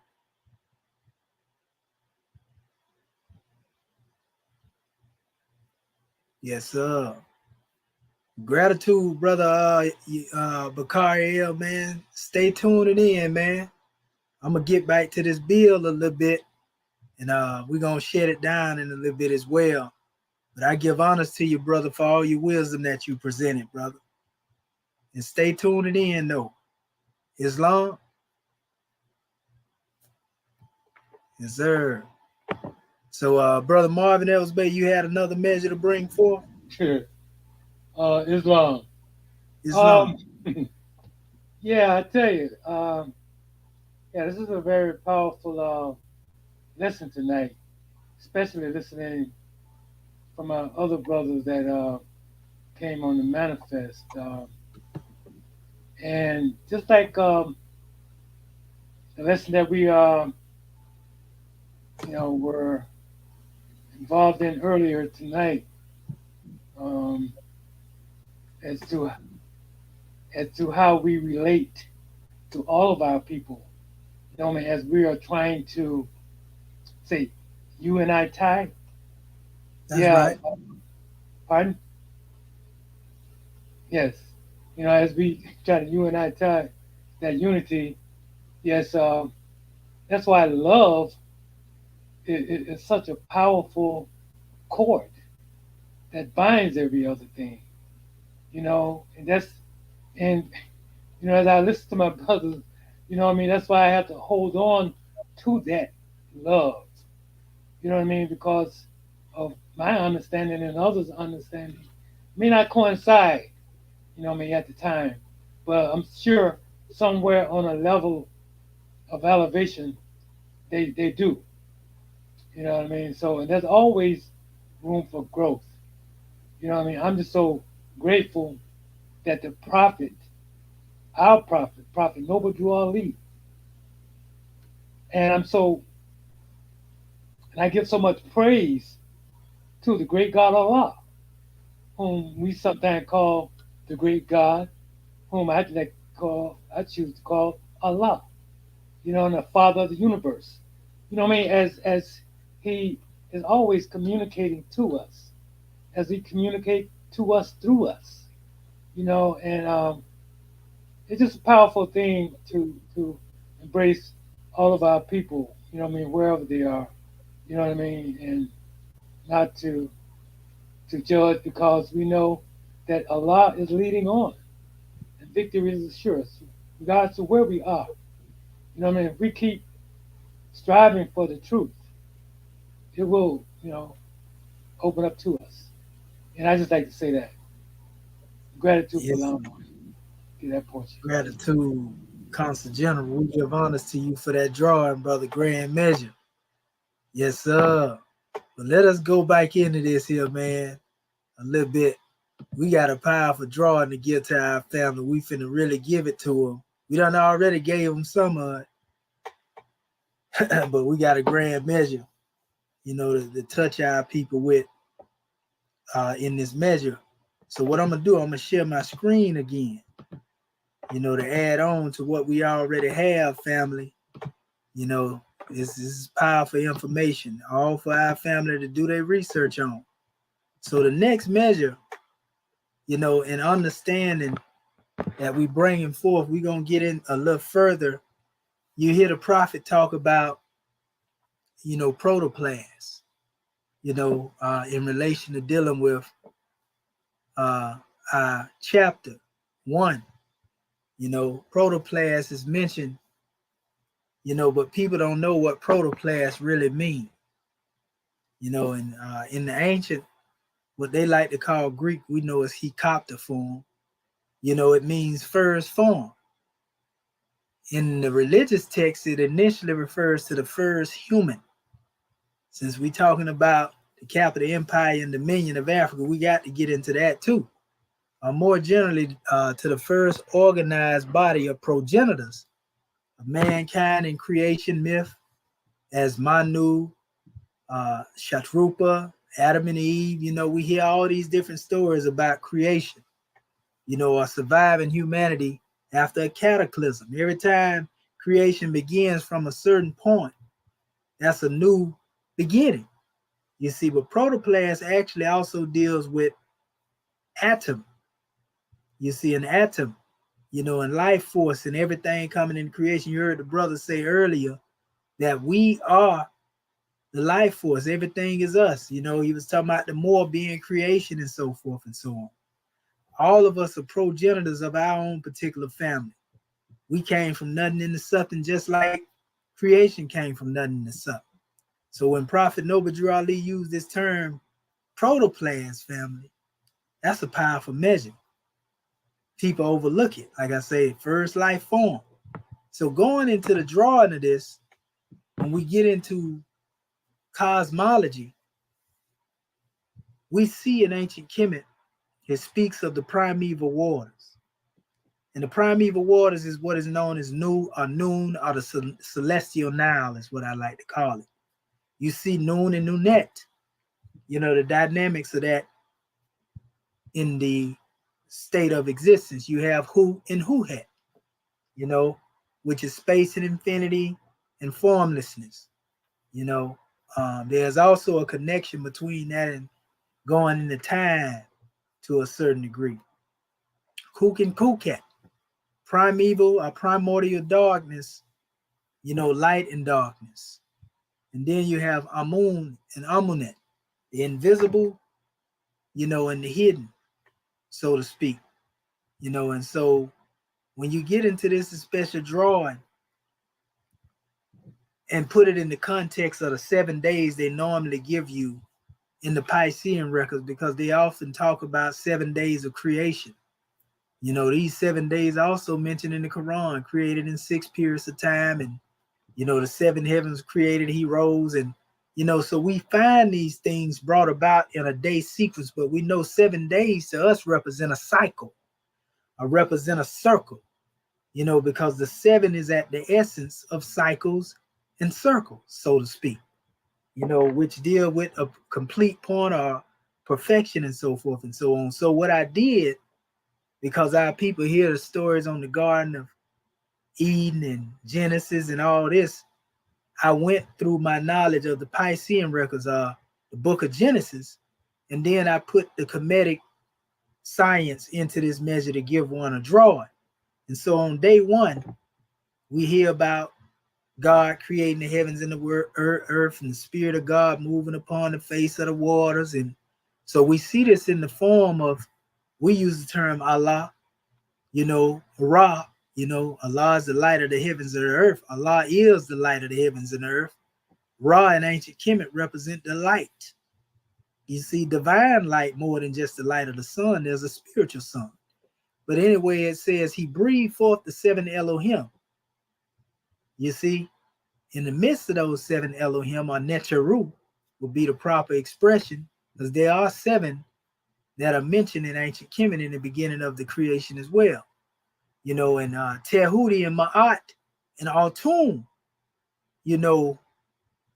were manifest. Tehudi, divine mind; Ma'at, truth and right; Altum, the manifest that has come forth, out of the hit. And this goes into the concept of, Shu, holy breath, Shu, Ish and Isha. Ish and Isha represent spirit man, spirit woman in connection with Shu. You see, Ish and Isha Hebrew term, Shu, is the Kemetic term in relation to that. And so in our chapter 1, we hear of the husbandman and the mother of virtues. The husband casts his seed into the soil of soul that it may unfold. You see, and this is dealing with creation unfolding. Virtues, Ma'atic virtues. Ma'at is the mother of virtue. So all of these things existed in the beginning: love, truth, peace, freedom, and justice. Everything that you can think of as an attribute existed in creation before creation fully manifested. Love was a part of creation in the beginning before love manifested physically. Truth was in the creation in the beginning before it manifested physically. The same thing about peace, freedom, and justice. Peace was in the universe in creation before it manifested. You see, and we can go on and on. We also showed the likeness of the air, the water, the fire, the ether, and the earth, all the attributes, in relation to dealing with the elements that made up creation, because that deal with nitrogen, hydrogen, carbon, all those 4 main elements. But ether, brings things together. Ether is spirit. Ether represents vibrations in the ethers. So nevertheless, when it say the Spirit of God moved upon the face of the waters, it was darkness there. It was void without form, and he moved upon the face of the waters. This was rotation. This is a helaxial motion, so to speak. Just as you look at a DNA strand and it twirls and twines, this is the nature of the grid of spirituality. It moves in an upward motion and it twines and churns in the circle. You see? And this is what it means when it say the spirit moved upon the face of the waters. So day 2, in the manifestation of that protoplasm, or that first autumn expression, now coming all the way into the manifest, Shu and Tefnu in the form of air manifests. You see, day 3, the earth, Seb, Ageb. You see, when they say the earth was void without form, but then it goes into showing you how the earth, begins to formulate. But Geb and Nut, and the relation to this is the element water. Then you have the day 4, which deals with the plants. You can't have the plants without, a sunlight. That's why they say, well, the sun manifests on day 4. Well, that's Ra, that's the fire, you see, of life. And so it was after the sun struck, the earth, after seeds had been planted, there's a manifestation of the plants. Day 5, the beast, all different types of creation and form and everything, namely dealing with the beast. And all of these things that Noble Drew Ali mentioned in the creation in the Moorish Holy Quran, because he talked about these things: protoplasm, earth, plant, beast, and man. He mentioned this. We see that the Apep, came into existence at this area right here. Apep is known as serpent in most cases. You see? But there's a likeness. This serpent came into existence in representation of darkness, was the enemy of Ra in ancient Kemet. Most cases dealing with the earth, which is the body, and the fire within the body that deal with passions and desires. This is the nature that goes against our divinity. So that's why day 5 of the beast is compared to this special drawing. Apep, the serpent, that crocodile thought pattern. For some reason, that's the plane of things made manifest that the Hyksos or the Hykakasut adopted as their way of life. And most of us have got caught up in it as well. You see? So we can see 2 sides of this fire or this flame. The divine flame of life has the ability to give life to the soil, the sun, nutrients. But fire can also destroy. But so is the same with water and air. The wind can be passive or it can be aggressive. Aggressive, we see tornadoes, all types of cyclones and everything else. Water, if you get hit by a tsunami or flood, it can kill you just as well as it's good for you. You know what I mean? So this is duality dealing with the thing that we see manifested. But nevertheless, day 6, we see man coming into being. I compared this to Set and Nephthys, because we know Set became a foe of Al-Sar, Set, you see, so to speak, because he went to war with Al-Sar. Day 6, this is that carnal nature, carnal man and woman, and, manifested earthbound. You see? Nothing wrong with being earthbound, but it's something wrong to be bound to the earth in our thinking. So day 7 is what we find in the book of Genesis. Actually should have been in day 1, because it refers to a time where man came forth before the plants, before the trees, before any water or rain had touched the earth. Genesis chapter 2, verses 4 through 7 is what I'm referring to. Should actually be what took place in chapter 1, because it tells you that before all this took place, that God breathed forth and man became a living soul. You see? He became a living soul. You see?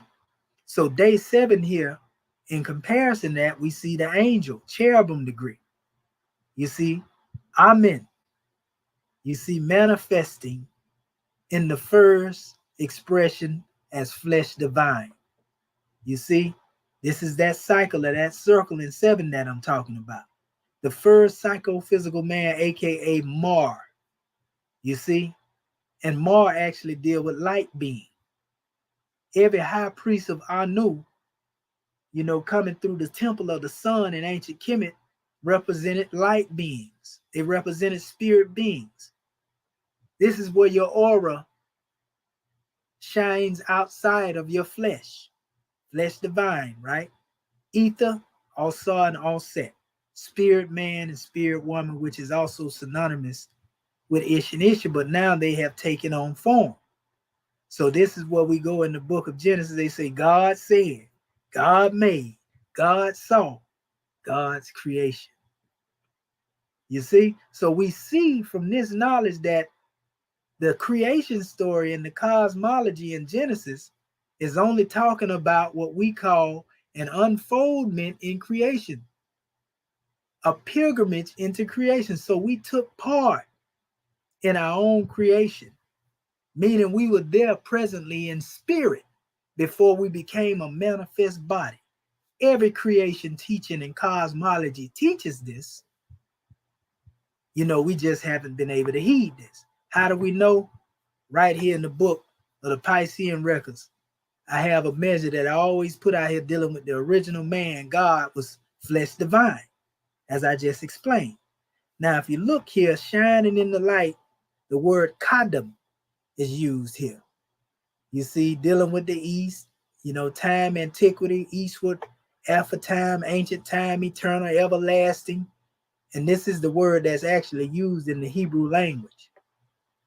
If you go look this up in Proverbs chapter 8, and all of this here is symbolic to Adam Cobb. Now, I got whole breakdowns on this. But notice what it says. The Lord possessed me in the beginning of his way before his works of old. I was set up from everlasting from the beginning, or the earth was.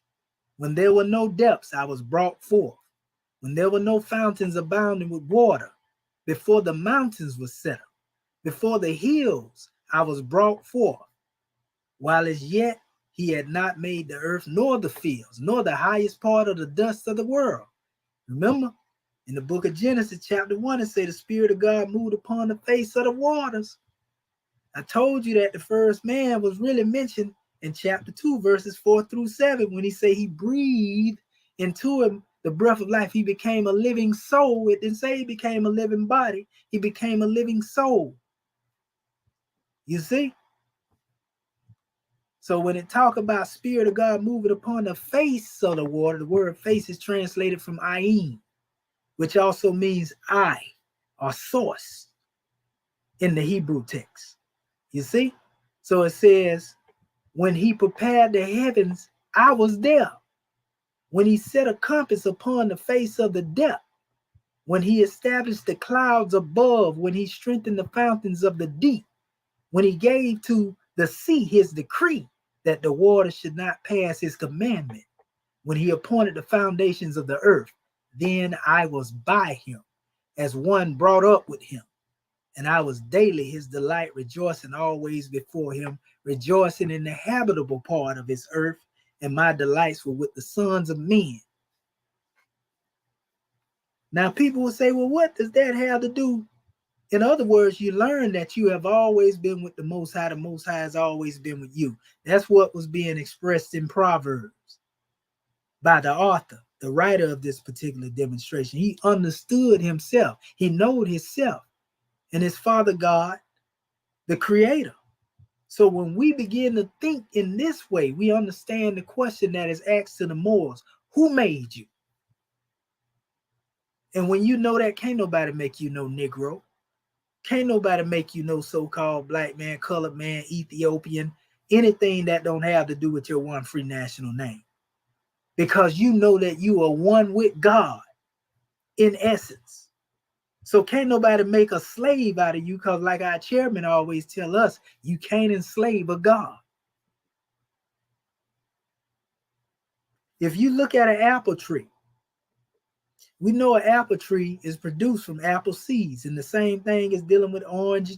Any type of fruit or vegetable you can think of come from a seed, and it only produces that which is of itself. So if the husbandman cast a seed into the soil of soul that it may unfold and grow apace, then what do you think came from that husbandman? If the seed came from him himself, then you had to be that in which he is in essence. If you go beyond this earthbound body. And this is why I say the original man is God, man, flesh divine. So we have it. The Spirit of God moved upon the face of the waters and said, let there be light, and light manifested. So the Spirit being light in the form of light being on the first day, because we're not talking about the physical sun at this time, we're talking about spiritual sun. You know, this is what you are in your original state. You light being. So this is where your capital empire and dominion really come from. It don't come from the physical, your physical strength. It comes from the spiritual strength. And you can't get strength from weak sources. Your source, you know, is basically the origin, the creator, God himself. Let's go into this a little bit. We see that the word that was used in the book of Genesis, you see, when they were talking about this, they used the term maor or male, mortar, right? Maore. You see, and it means a luminary. You see? And this is all throughout the book. It talks about this luminary, light bearer, luminary, lamp, lampstand. You see, in the Psalm of 7 sacred lamps. You know, but nevertheless, this is talking about a luminary in the eyes of a lamp, and the light of joy to the heart. You see, the luminary of the face. The face is the lamp, the light which secrets are exposed. Luminary, family, right there in the Hebrew language. M-A-O-R. But there's something powerful, because when you get into sound shifting and you get into the language, we know in Kemet of a M-A-U-R, and U is interchangeable with O, you know, in the vowels, right? Let us go there. Let us go there. So you find in ancient Kemet, going back to the same thing I was showing you in the 7-day creation concept, we say in reference, you know, to dealing with holy breath, it says, what other name do we give truth? And the answer is holy breath. What have you to say about holy breath? All we can say is, it is great. It is good. It was, it is, and evermore to be. Amen. You see, this is very powerful. At what part on the earth was the physical man formed? In the Garden of Eden. Where is the Garden of Eden? In the land of Canaan, in the city of Mecca. Now, we don't went over all this stuff right here, so now it makes sense by listening to the questions and the answers. What is the modern name for the Garden of Eden? Mecca. What is the name of the first physical man? His name cannot be used only by executive rulers of the AC of the MST of A. Now, we know this name is not Adam, because Adam is used in the questionnaire. You see? But we already told you what the name of the first physical man was. It says, what are the words AC of the MST of A? Adept chamber, the Moorish sign symbol of America, third heaven. Many think that this is just a building. But the true aspect of Moorish science has to do with a power that exerts itself for the individual, the will of the user. That's what Moorish science is to us. The temple is the temple of perfected man. And we just so happen to be an earthbound body in America. So third heaven is above the neck. This is how you tap into your spiritual reservoir. So now we understand Amen is great, Amen is God, Amen is evermore to be. Amen. Because Amen represented the hidden light until it became manifest. You see, so you see more and Amen, and you see the connection between this word and Mayor, luminary, light being. It all makes sense, don't it? Etymology is powerful. I just posted this the other day, answering the same question. What other name do we give a truth? Holy breath. What have you to say about holy breath? All we can say is great, is good, it was, and evermore to be. Amen. Now pay attention here. We see Mir, M-E-R. We talked about taking the vowels out and you have M and R. This is higher science of knowing what it means when we talk about being a temple of perfected man. Notice all the symbols of the pyramids here. Pyramid in cases also represent tombs.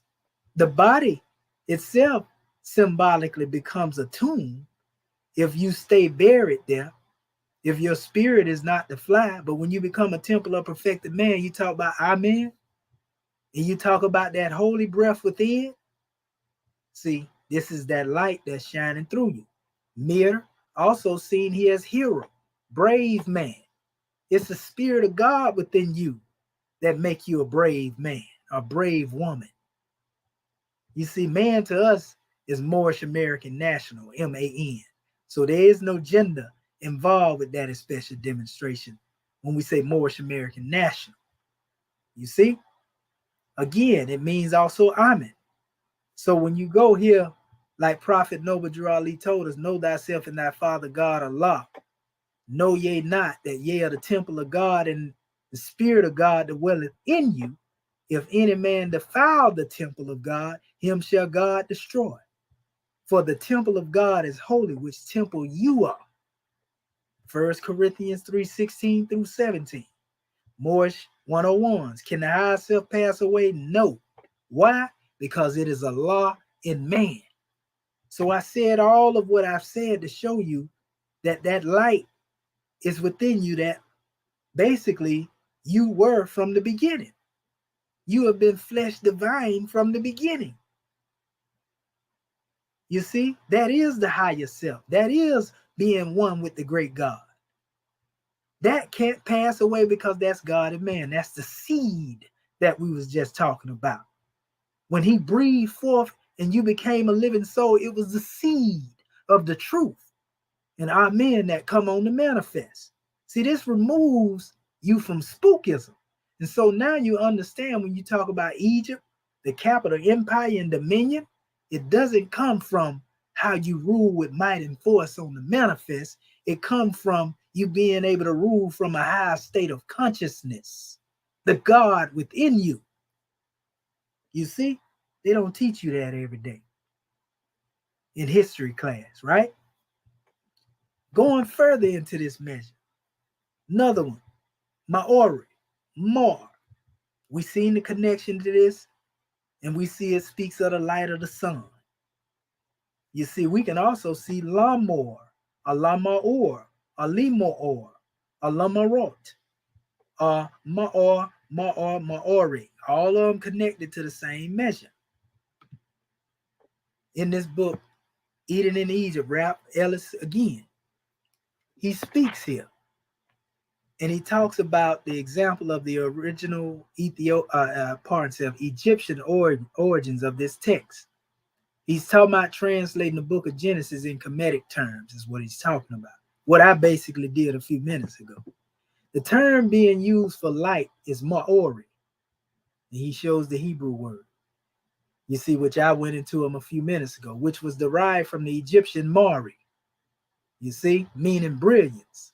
Since the Egyptian version of the word clearly means, refers to the sun, it would seem likely, it says the Hebrew word Ma'ud for seasons was derived from the movements of the same sun. The final word in this verse is Shane, meaning year. You see, so we see the movement, the sun, the year, and all that right there dealing with what we see constantly when we look into the heavens. Days, nights, minutes, hours, you know, all that stuff there.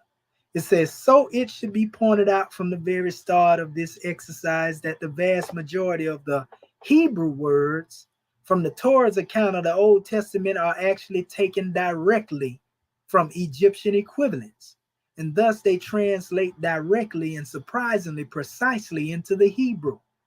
This does mean, however, that if the text of the book of Genesis can be analyzed and understood from this original Egyptian perspective, we may still see and read the underlying Egyptian message. See, we have more in common than we think, family. And this shouldn't be a surprise because we already know who Ham birthed it. We already know the Kemites, in the relation, to the Israelites and so forth and so on. It says, while I have continually stressed the Egyptian content of the Bible in previous works, I was still rather surprised to find out that the Old Testament was itself originally written in ancient Egyptian language. However, while this was a surprise, there was an even greater shock to come, as the context in which the original Egyptian words reside can substantially alter the meanings that have been placed upon various Hebrew and English translations, meaning you'll get a different meaning. It says, so if we are to revive the original and true meaning of the book of Genesis, we need to investigate the biblical verses in the original language and thus fully understand the context in which they were originally written. You see? And we doing that right now, right? The brother was speaking on the Moors being everything in creation. Now, we just showed you some of the definition of Mari dealing with light being, the sun and all of that. Mari, according to the culture of the Waka Papa, in their spire, they speak of life force, vitality, and authority, right? And they got a whole cycle going on here in the same thing: life force, vitality, and authority. You see? And they talk about the Monteranga Mari knowledge and this application of that knowledge and what they call the Takanga, customary laws and practices, all designed to maintain and enhance mana, which is Mari, Ihi of people ecosystems. So Mari, the life force, has to do with connection in what they call Wenua, lands, Awa, rivers, and Way, waters, what we call land, air, and water. So this is dealing with law. That's what I was talking about earlier, law governing events. These laws exist within us in our highest state of consciousness. It's the law of love, the law of light, the law of spirit. So anyway, it went on in another portion. It was dealing with their cosmology here. It talked about the sky father, the earth mother. You know what I mean? We all recognize that principle. Husbandman, plant seeds in the soil of the soul. Mother Earth, right? Tiano Marama, which is the world of light, Amari, connected to this, right? Tipo, the night, supreme being, Lo, Atua, domain of the pantheon of the deities, like the Neteru or the Elohim, right? Tapu, sacred spirit, right? Ruah. And it ain't strange because we hear about Ruah in Arabic and Ruach in Hebrew. Then you have the Mari life force again, in the Waka Papa genealogy. I just wanted to go into, the wisdom in this. It says all things material and metaphysical actors, human, floral, dealing with the plants of fauna, mountains, rivers, so forth, bound together by Waka Papa and possess Mari, life force. So anytime we see this word Mari, for some reason, it's talking about spirit, light, force, and everything else, family. Everybody can't be lying all around the world, dealing with this. This is what the brother was saying. We are all things. The Mari or the Moor is all things. Here's another measure dealing with what is called Atamari. Atamari is the spirit of a living man that has gone out of him during sleep and been seen by someone. This is dealing with spiritual measure again, that Cardinal bar degree in Kemet. This word occurs in one dialect and is composed of Atta, the soul, and Mari, to live, the life force or the spirit, right? Atamari. Make me think about Autumn of ancient Kemet. You see? The first life form. So, hold up right here. Here's another measure as we go on. A lot of people have been talked to about what we call ancient Lemuria. And you see the chairman mention this in his commentaries. A lot of people were taught that Lemur deals with, what they call them, little ape monkeys or whatever. But they never have been given this definition. Lemur actually has to do with a relation to dealing with what they call ghosts In the Roman translation, Lemuria refers to ancestral spirit. So there's a connection between Lemuria and the ancestral spirit, the life force, right? It said it was thought that on the set date each year, ancestral spirits rose from their resting places to attend the festival of Lemuria, or the festival of the ghost world. Now, Lemuria literally means ghost world, right? It says, according to legend, a beautiful continent, in other words, spirit world, is known as Lemuria Mu, once thrived in a similar frame to the Atlantis, and the two historically overlapped briefly between 30,000 to 25,000 years.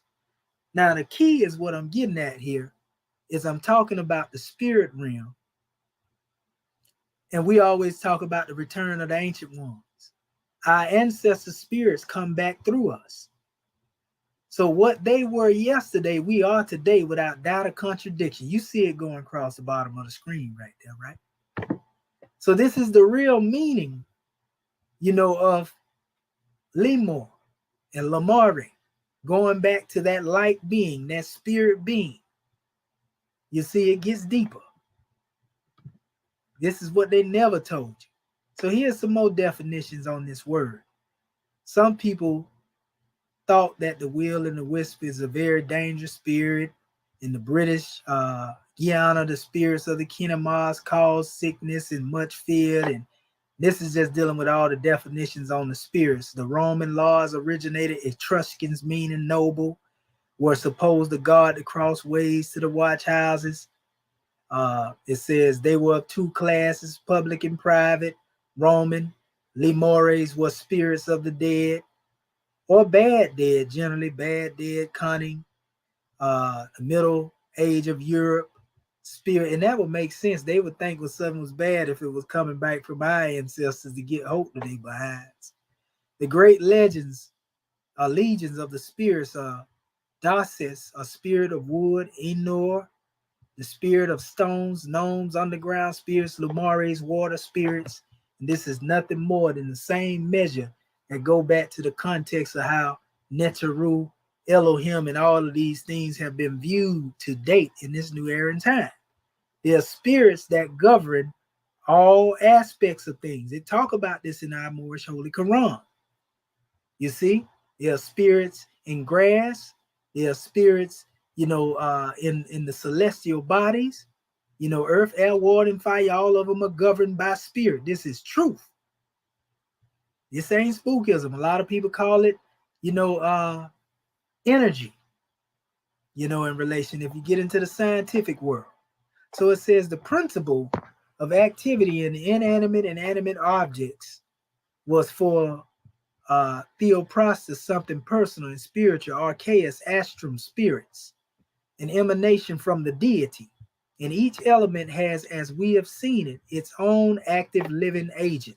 That's what I was saying. Everything has a spirit. Thus in the air be found the Lemures, the spirits of air, or the Sylvans. In the earth, the gnomes are pygmies.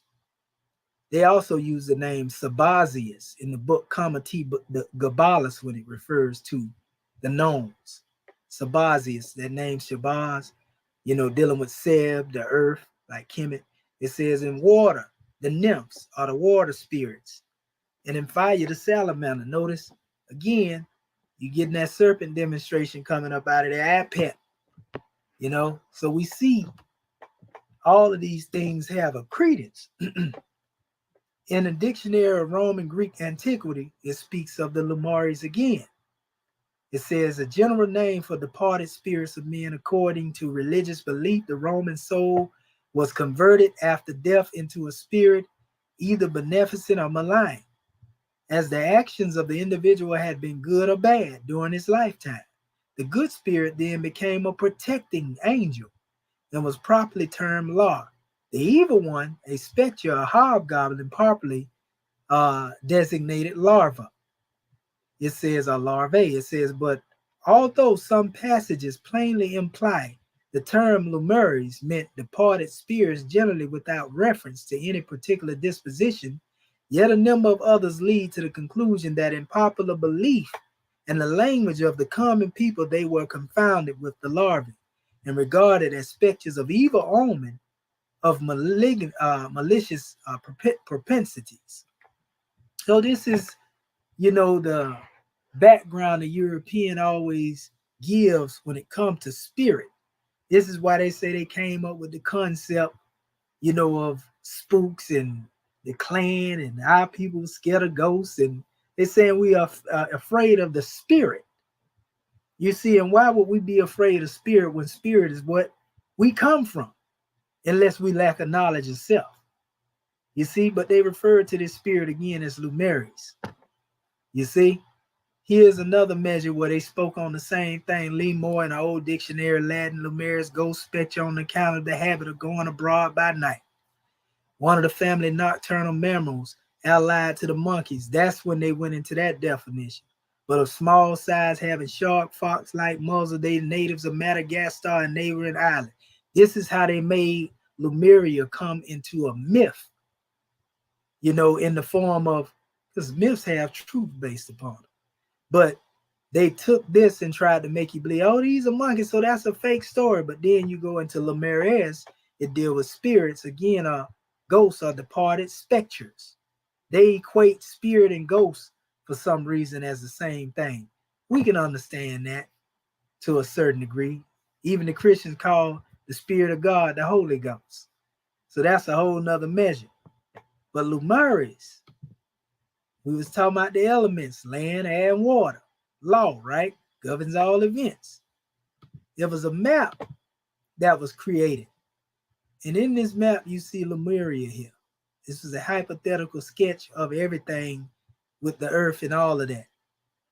You see the Hyperborean demonstration up here. But if you notice, it's showing paradise, and then it's showing how everything branches off up into Africa over here. You see Moors right here. All the way in this area, you see going down into Somaliland and Congo and all that. All this stuff here. Then you see it where it branches off over into Australia, New Guinea, and all the way over here into this area. This is what they're showing in relation to dealing with the expression of Lemuria. This is some deep stuff here, because they mentioned Lemuria over 1 million years ago, in this particular source that I have here. And a lot of people say, well, how can you exist in that form? Flesh divine and spirit is always present.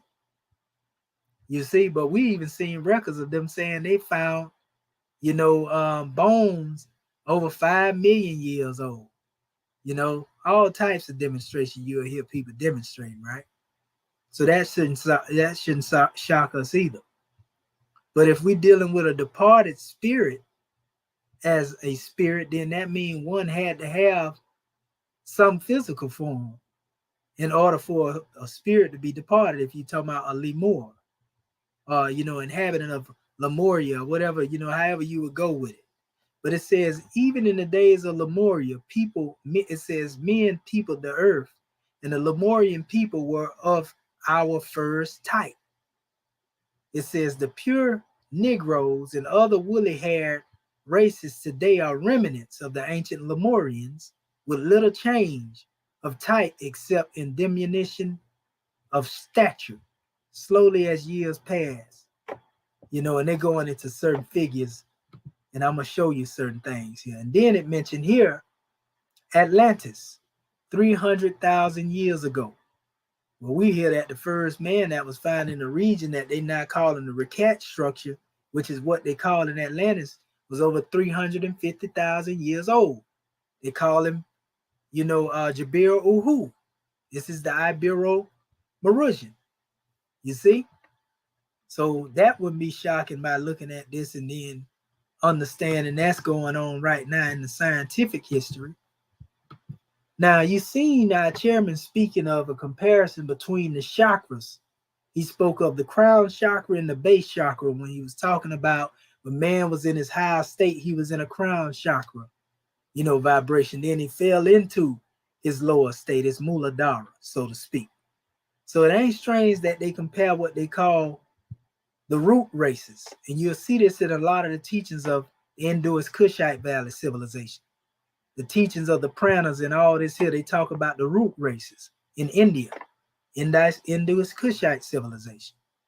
They talked about, the Polarian, which is imperishable sacred land, physical first chakra hatha yoga, the Hyperborean, which deal with the continent of Hyperborea, physical, the hatha yoga, Lemurian, the continent of Lemuria, physical chakra hatha yoga. So the continents are connected to chakra points. The circle 7, let's just put it that way. That's what we're getting at. And we had 7 continents at one time to manifest recently, right? Atlantean, continent of Atlantis, emotional, 3rd chakra bhakti yoga.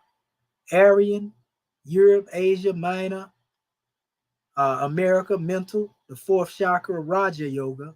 Meruvian, North America, personality, 5th chakra Ajna yoga.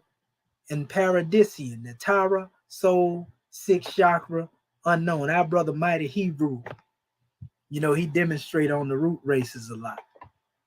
This is powerful demonstration and information. We telling you about being light beings and manifesting in this body and how to not be governed by the body. That's how you truly become one who is able to demonstrate that capital empire and dominion of the self. See, we told you the history and everything. Now we're going into how you actually made. You see? It goes into the root races and sub races, and it speaks of the Lemurian here, Negro, Negrito, Negrillo.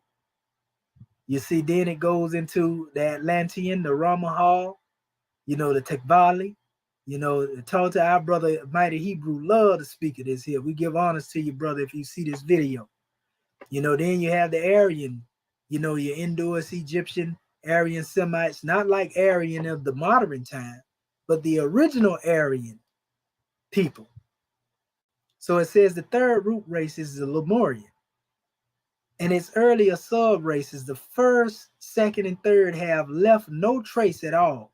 And that's why it starts up here from, the 4th all the way to the 5th, 6th, and 7th. It says the Negroes, Negritos, Negrillos. It says, and other woolly-haired people represent later sub-races of Lemurian root race. It's telling you were the first people. And the 3 before that right there, they don't have a trace of the record in this particular source that we're reading about. Our people was the first people, though. Even though they're using the term Negro, we know that ain't what we know what they're referring to. Hardly anywhere is a root race to be found now quite pure. But though it may have intermingled with other races, usually it still shows its particular characteristics. So if you are the most ancient of the people family, and it's talking about that Lemuria, coming from dealing with the aspect of a light being or spirit,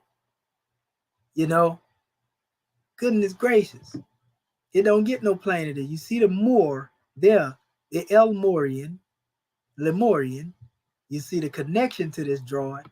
And there's much more history in here, but that's long and I don't really want to go through it right now and do a lot of the reading on it, but we will get this PDF to the family if they want to get a drawing on it.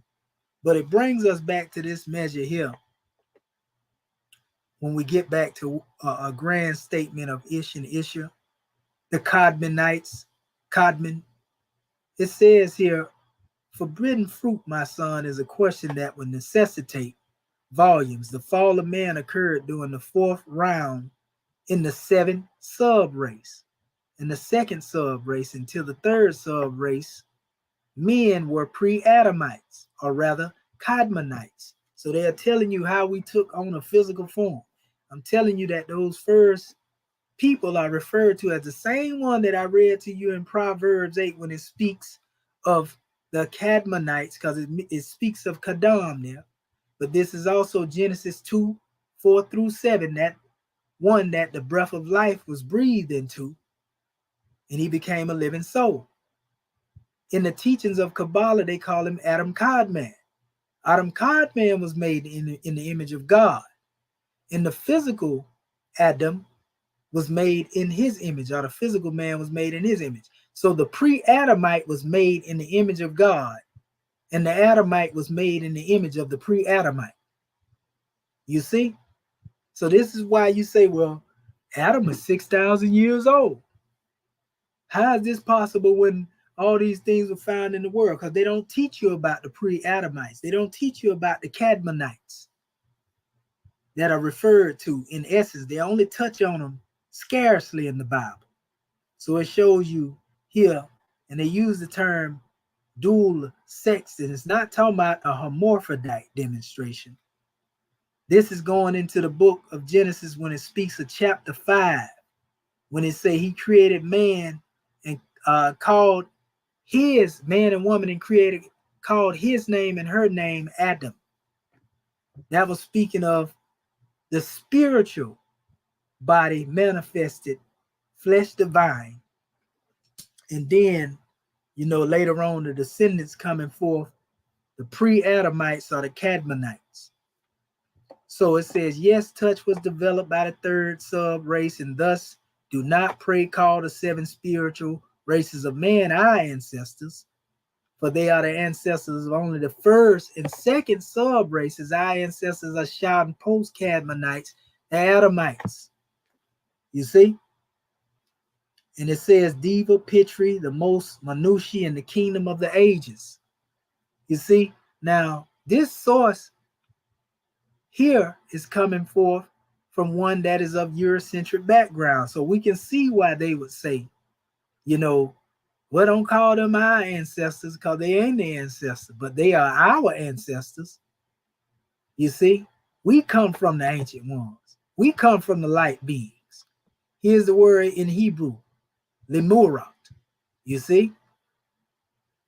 It means, and let them be lights, or for lights in the expanse, and lights for the firmament, lights for the expanse of the heavens. So when you deal with the lights, suns come birthed through universes and, galaxies and so forth and so on. What do you think the Milky Way consisted of? What do you think light beings represent within that universe? See, Lemuria. That's a powerful demonstration. Umare. This is a demonstration that refers to gods and lords of the king, or lord of the kings. You see, Umare, Mari, Umare, right? Why is this word often connected, family, to the same drawing? Now watch this.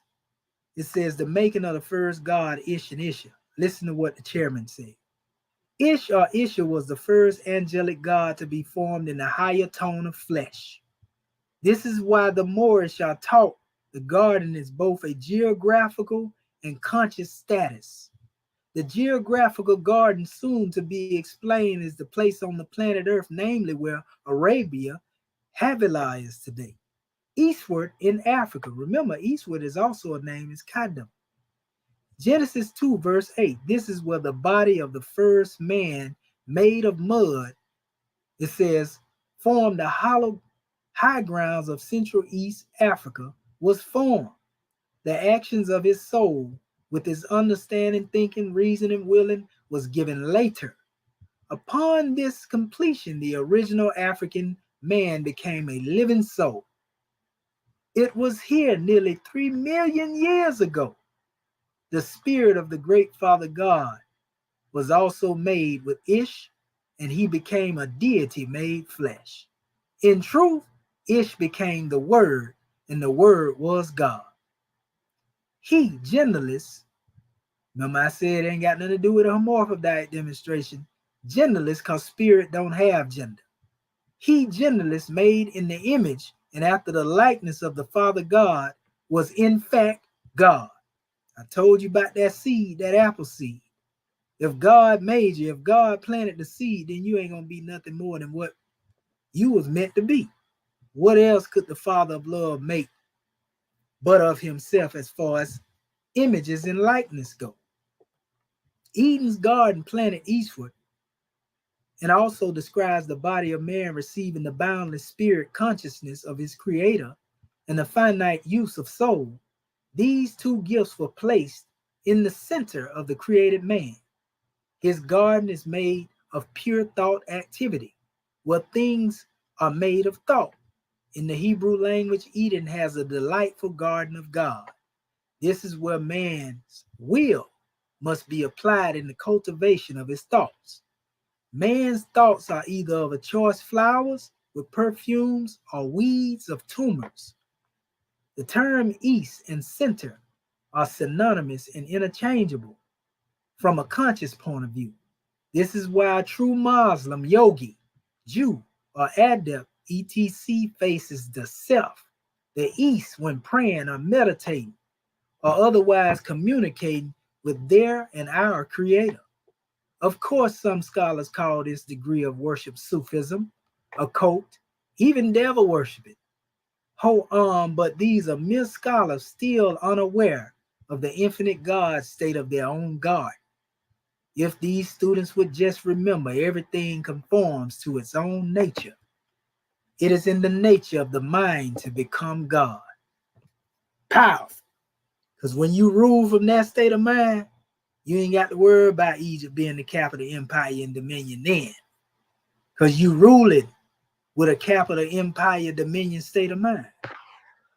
That's a powerful demonstration right there. That's heavy, family. Now let us get into the concepts of Ish and Isha. We talked about this when we showed you the story of Genesis spoke in the Kemetic words. Isha, the words rendered man and woman in Genesis chapter 2, verse 23, are in the original Ish and Isha. It has been supposed by some that the famous Egyptian goddess Isis took her name from Isha, and that in fact that Osiris and Isis were Adam and Eve. It says the prefix Osir signifies mighty. Osiris therefore would be equivalent to the mighty Ish, man. This connection again is strengthened by the fact that Isis was represented and crowned with a serpent. And they're talking about Ish and Isha, the original spirit man and spirit woman. You see? And these were the true Adam and Eve before the physical Adam and Eve. You see? So then it goes into the aspect, it says creation in the same capacity as the sun and the earth function in the solar system and were named Ish and Isha. They're talking about the powers of the solar system, names identical with the Egyptian titles Osiris and Isis, also an offset basically, Ish and Isha. This is another source. Here's another one, body in the normal states and free from corruption. It is the marriage of Ish and Isha, Osiris and Isis, of the planetary solar parts of the human microcosm, divorced through the fall. So the divorce, meaning the separation between our spirit, our being one with our twin flame, happened with the fall. You see, we were separated from our divinity. That's why for two men, to come together, that ain't possible. Because man and woman came together. You see? And this is from the beginning. It's just speaking in general with the spirit realm. And coming into the fall of man, they do all type of crazy stuff. That ain't no disrespect to nobody. We just giving you the truth. Because two men can't make life. It take man and woman to produce life. It is joining together again those whom man has put asunder. You see? So there was a brother by the name of P. Nathaniel Johnson, a student of Prophet Noble Drew Ali. He established the Fahami Temple. He spoke on this measure. Notice he say revelation revealed the Ra. You see the Kemetic measures here. I like the fact that the brother talk about that Katam, that word Katam, which means great seal, the Fahami Katam. The seal of Fahami is what he's saying. And that's universal understanding. That's the teaching he come up with. But listen to what he says about the man in the sun. His wife is the woman in the moon. The sun, and we know Osar is represented by the sun and Isis is represented by the moon, all set. The sun is the son of Allah. Osiris, Atum, Ish are names of the sun. The new or crescent moon is the real from whence was made Isis, Eve, Aisha. And these are illustrations by Earl K. Wheeler, L.Y. Hale, which was a student of P. Nathaniel Johnson. P. Nathaniel Johnson was a part of the Canaanite temple of Prophet Noble Drew Ali. And you can tell by the teachings that he demonstrates, because he's teaching that adept science. You see what I'm saying? Oh man, this is a powerful demonstration. We got to breeze through this demonstration so we can shut it down, because the family got to draw it. But in this particular measure, there's a speaking of the pre-Adamite view as well, and it speaks on, different people that were speaking on the concept, considering what a world was 6,000 years old. Before this world, there was another invisible world from whence this visible world proceeded. We seen that talking about Lemuria, the spirit world, and the manifest, and how everything manifested at a certain time when the root races fell to the realm of what we call the fourth root race, out of the third root race demonstration, out of the seventh. So it say this earlier world could have lasted 60,000 years or any number of years, since God has the power to make it such. God could have created a world of creatures before 6,000 years, before 60,000 or 600,000 years. The world is both infinite duration and created. In its infinite duration, its first person is the ultimate Adam, Adam Codman, followed in time by the historical Adam. Lady Annie Conway's Kabbalistic account probably parallels that of the various Jewish and Christian Kabbalists of the period who saw no real change in the pre-Adamite theory when placed in the Kabbalistic understanding of God and his infinite creator creating necessarily in infinite time. So that's a measure. It also spoke here, dealing with Codman and the views on the historical Adam and the symbolic reading of the scriptures, the Hebraic exegesis, and dualistic Hellenistic reasons. They begin to speak about that protoplast that I was talking about, meaning to form, shape and mold, and they went into a whole bunch of demonstrations here. They talked about here the traditional understanding of the doctrine of the early church that Adam was first formed individual ancestor of the holy humanity presents a challenge to those who argue that Adam was one individual living amongst a wider human population. One example, Dennis Alexander asserting that Adam was merely a federal head of the human race and the Homo divinus called out from amongst the Homo sapiens. Alexander's use arises from John Stott's thinking. Others, such as Gleason Archer, have argued for the existence of pre-Adamite races to account for the presence of humanoid fossils, although Archer believed that all humanity descended from Adam and Eve. Walton's position is closer to Alexander's. He has recently argued that Adam and Eve were archetypes of mankind, and that Adam was not necessarily the first formed man as the human prototype or protoplast. Archetype is used by Walton to infer that Adam was just a representative of other human beings around the time that Adam is not, therefore, the ancestor of all humans. Archetype comes from the Greek noun implying that an original type of pattern. Genesis, he thinks, follows another Middle Eastern literature in being interested in a couple of archetypes, that is representatives of humanity, and that the passages of Genesis 1 through 3 use functional as well as archetypal language about the human position. But if so, then Adam would have had a human mother and father, and Eve could not be a literal mother of all who came from Adam. Such a position raises other theological difficulties and has been widely discussed in creationist literature. So they have a lot of things that were translated based upon some of these same things as to why they're so confused right now. We find that the Cadmonites are the ancient inhabitants of the land of Canaan, just to run through this. The Cadmonites refer to the Easterns in one aspect. The people on the east of Judea joining Dead Sea, in the land of Moab. Cadmonites were descended from Canaan, the son of Ham. These are the physical measures of it, dealing with the Cadmonites. Here's a measure dealing with also from a book dealing with spirit history. They mention the different groups, how they worship certain deities based on the name. The Hittites with the Tadana, Dad, the Hadad, uh, Mercury, Talk. Kenites worship Can and Kun and Cain. Then you had the Cadmonites, Adam Cadman, the god Cadmus, a Cadmiel. You see, so they mention it there as well. They go into a whole bunch of other stuff that ain't really relevant, outside of me going into this aspect. It says the Phoenicians were neighbors of the Egyptians. The Hebrew Jacob wrestled with God, Elohim, and was hurt in the thigh. And the consequence of this, he was called Israel, which means wrestler with God, but long previous to Jacob. The Phoenician Hercules wrestled with Typhoon, the sun god at the meridian. He was wounded in the thigh, and he was thence named Palemian, Yisrael, the wrestler with God. It says, but Jacob wrestled with his twin brother Esau in his mother's womb, and so had Acrisius with his twin brother Protus in the womb of their mother. They just showing the different mythos compared to these things.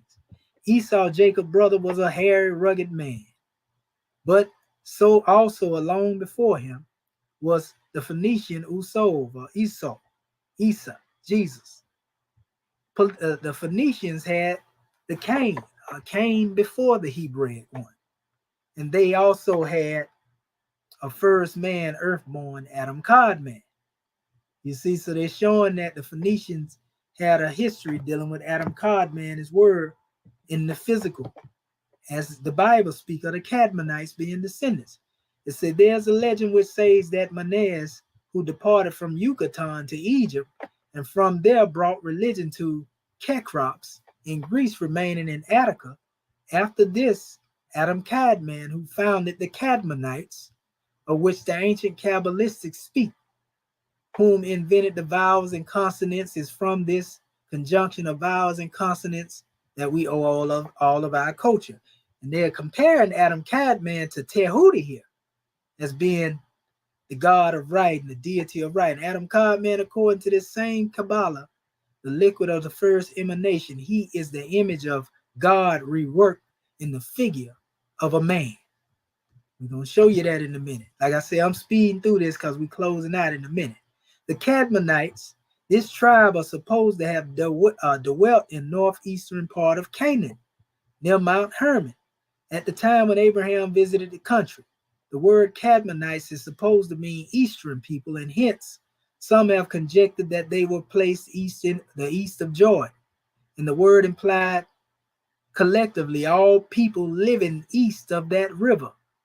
The learned Mr. Bryan supposes them to have been Cadmeans, the Cushite serpent, a shepherd colony from Egypt, who had settled in Canaan, afterwards spread themselves westward into Phoenicia. Hence, they immigrated by colonies into Greece, Africa, carrying with them their languages and the letters in the name of the Cadmeans. Cadmus was of one of the names of Osiris, so they're connecting Cadman to Osiris, the chief deity of Egypt.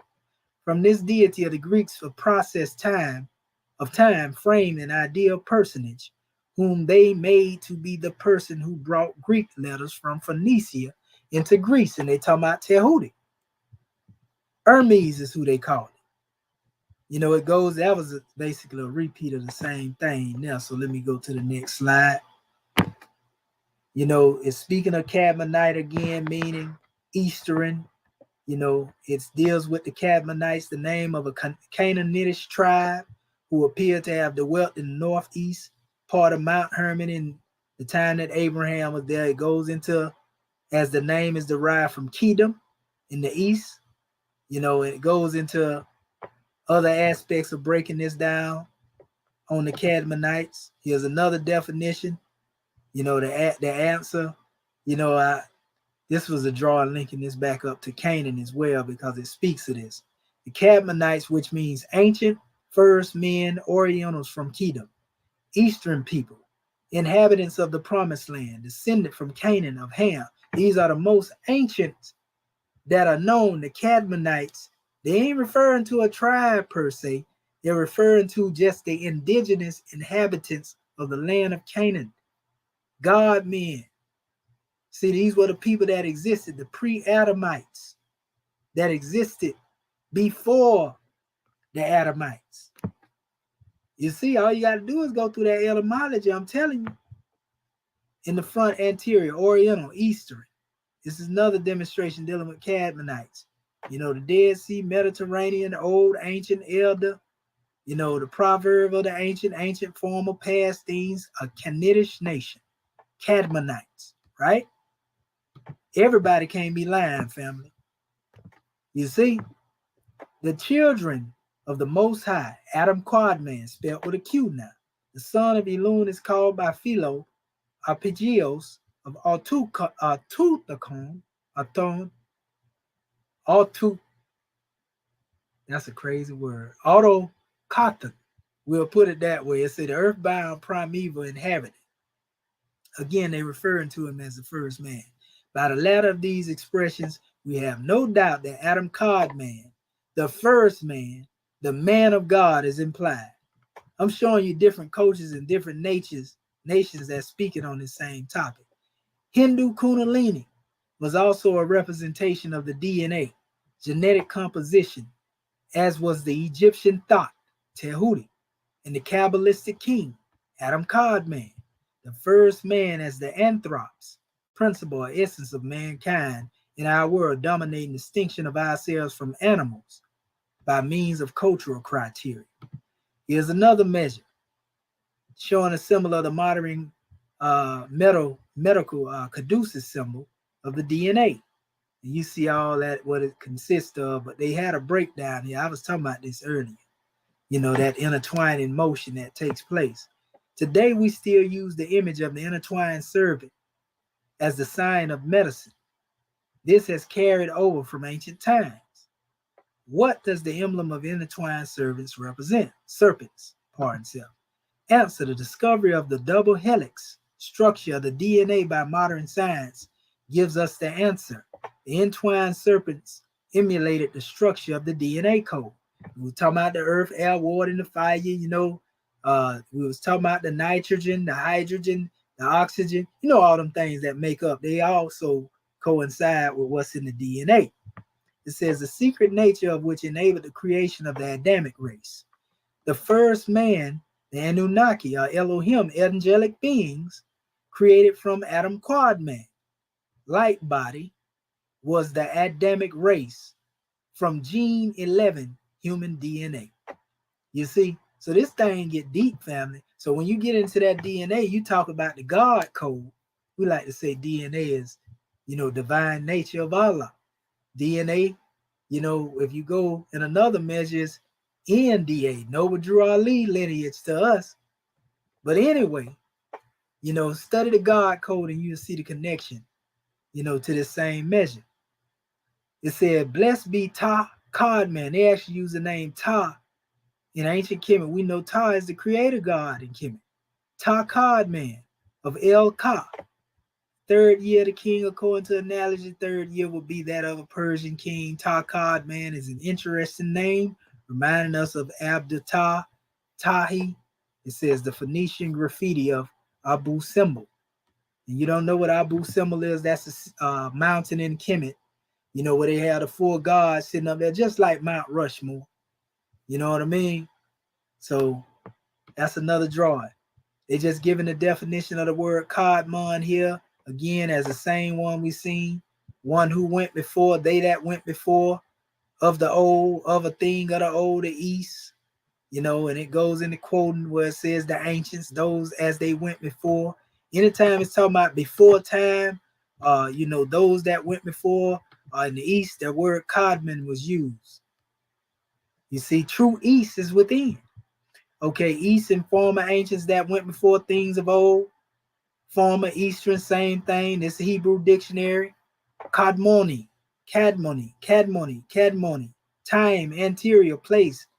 See, many of you that probably never knew this thought Adam Codman was something that was just made up, but it's right there in the Bible, in the Hebrew, dealing with Kadmoni. That's Hebrew 9:35. Ancient, i.e., Aboriginal, Cadmonite, collectively the name of a tribe in Palestine. Cadmonites, So the aboriginal inhabitants, Cadmonites, are the aboriginals of Canaan. You see, you can't get no more ancient than that. Going back to, the concept of the light beings, the Lemurs or Lemurians, as they say, right? More definitions on this is Ha Kadmoni. I ain't gonna go through all of them. I'm just letting you know because I basically went through them definitions already. But this is Hebrew as well. They're all over the book, family. I ain't making this stuff up. You see? There it go again. Strong concordance. Kedem. Again, east frontwards. The east, Eden. The east in Eden. So remember the garden of east, the true garden of east, there's one within you. It's the east within. So you have Eden on the plane of things made manifest, the physical, but there's an Eden within you. So when it say face the east, it means look to the God within you. Look to that light within you, family. Here's another measure. Hebrew was advanced, antedated, it preceded, came before, came first, was before, he was before, went before, anticipated. Kadama, Kadama, he preceded. Kadama, Takdama, bold and daring in attack. Kudmu, front, former, time. It's showing in the Ugaritic and all these different languages what it means before. So this is going even into the Arabic language we're going to see. See? Before, again, Kadima, Kadam, place, absurdly, relative to they're dealing with the East, right? Time, antiquity, adverbally, before, ancient, eastward, all of it dealing with everlasting, ancient, eastward. It's going within. You see? Powerful measures, family. This is Arabic. See, this is how you know that words have relation to each other. Time, long since the past, in the old times, Kidman, olden times, in former times, once of old yore, Kiddom, time in long since the past, old times, remote antiquity, time immemorial, oldness, ancientness, infinite, pre-existence, sempiternity, timelessness of God, seniority, from times of old, tradition. This is still Kadmu Ahadi, it say Adihi part itself, long standing, familiarity with. This, look at these definitions, family. Kadam again, Kudama. It's Arabic now. We done left the Hebrew, old, ancient, antique, pre-existent, eternal. I got to show y'all these different slides. I know y'all get it by now, but if I don't, you know what I mean? You're going to have some naysayers out there, still trying to doubt. So I got to show this measure to you to show you it's the same thing in different language. Eternal attribute of God, Kadimit, ancient time, former times of old. You see? Arabic again, old, ancient. I ain't gonna go over that no more because I done already beat that definition into the hearts and minds of our people. Kadam. This is one of the attributes of the great God Allah as well. In the Quran, the 99 attributes, old, ancient. Akdamuna, the forefathers. It's Arabic now. And your forefathers. You see? It say they said by God, you are back to your old misguidance. Yeah, that's the time of ignorance. It could be, right? Antum wa aba unkumu al aktimuna. You and your fathers of old. That's another measure that's used there. You know what I mean? Here's another drawing. The metaphysical meaning of Cadmonite. Metaphysical meaning of Cadmonite. Cadmonite of the East, Oriental, primeval, prototype, ancient, eternal, unchangeable.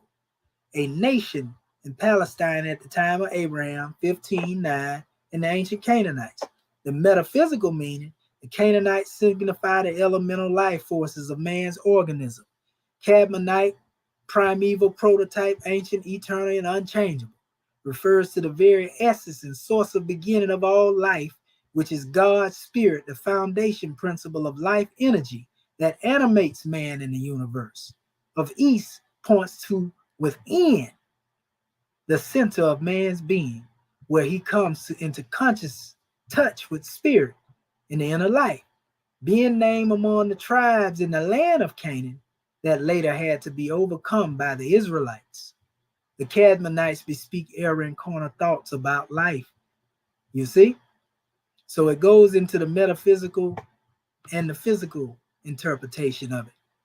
Then it goes further, and this is a drawing dealing with the same definitions in the teachings of Al Islam. It's talking about, yes, it is only is one who knows himself knows his Lord. We already talking about going within. That means you realize in you, the total man, El Insan. Insan is another name for man in Arabic. Insan El Kadim. To leave yourself to design your will in absolute. Meaning you link your will up with the deific will, the absolute will of God. Only by total man, Insan El Kadim, you can return to the origin we bear in ourselves. You see? Powerful demonstration right now. Archetypal man. This is in the teachings of the Arabs as well. Insan Kadim. Adam Kadmon. The Kabbalah. Insan Kamil. Same remark, right? Okay, let's go on. We almost done, family. This is all bonus rounds here. Man. And it goes into, again, the prophet is known is not only the whole man, Alan's son Camille, but also the ancient man, Alan's son Al-Qadim. Here, there's a sort of combination in the spatter with the temporal symbolism to realize the whole or universal man means to come out from oneself, to project one's will into the absolutely other, to extend oneself into the universal life, which is that of all things, while to realize the ancient primordial man means to return to the origin which we bear within us. It means to return to the eternal childhood, to the rest in our archetype, Adam Codman, in our primordial normative form, in our theomorphic substance. Understanding Islam, D.M. Matheson, London, they're giving you the source. The Quran emphasizes that God does not change a people until they change themselves. This is a double-edged sword. On the other hand, man is helped when he attempts to change himself for the better. It says, on the other, his first tentative steps on the downward slope soon gather momentum. So all of this is going within the self, family. It's speaking again of the same thing. Adam Codman, Insan Kadim. In Islam, this is the concept of the perfect man. So if they talk about this in the Hebrew text, they talk about this in the Arabic text, they talk about this in Kemetic and Sumerian text, that a lot of them don't really have nothing to do with each other, family. That's called consensus of information and scholarship. Now, you can reject it all you want to, but the general opinion of men will never alter the nature of the truth. It talks again of the supernal part or Adam Codman, his place being taken by Enoch, who became Metatron. These remnants to be found in Hikalat literature in the Kabbalah. It's talking about the Zohar and Ibn Arabi, who was a Sufi scholar. In both cases, a human being, their perfection, their fullness, and their humanity are manifestations of God. It is this idea of being who here and there is named Adam Codman, the ancestral human being, or Insani Kamil, the perfect human being. And the title of work by Jelani, the disciple of Ibn Arabi, is also this source. Al-Qadim is the name of Allah. And this actually deals with Al-Qadim and the attributes of Allah, refer to Allah, meaning pre-existing or without beginning. This has attracted criticism by some contemporaries who deem such wording as baseless, some even calling it bitter. Such a rash claim against the great figure of Al-Tawhi, harsh, considering the following.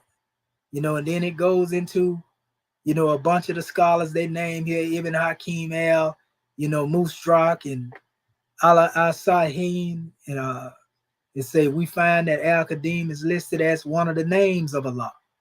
And it's just basically going into the aspects of dealing with it being one of the 99 names. This is interesting. Another narration is found in Sunan Abi Dawood Hadith 466, Shuaib al-Arnaut's edition, whereby Allah's authority power Sultanic is described as Al-Qadim. Bear in mind that Allah's attributes are inseparable from his essence. So they telling you that this is where the word Sultan comes from. Power.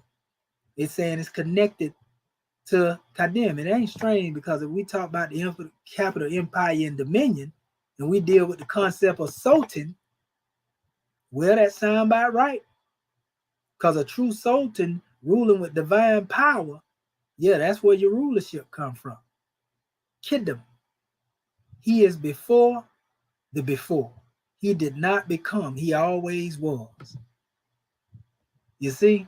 Man, this is some powerful demonstration. Ibn Arabi presupposes absolute identity of God. And man, Jalili introduces a subtle difference of level between God and man's attributes.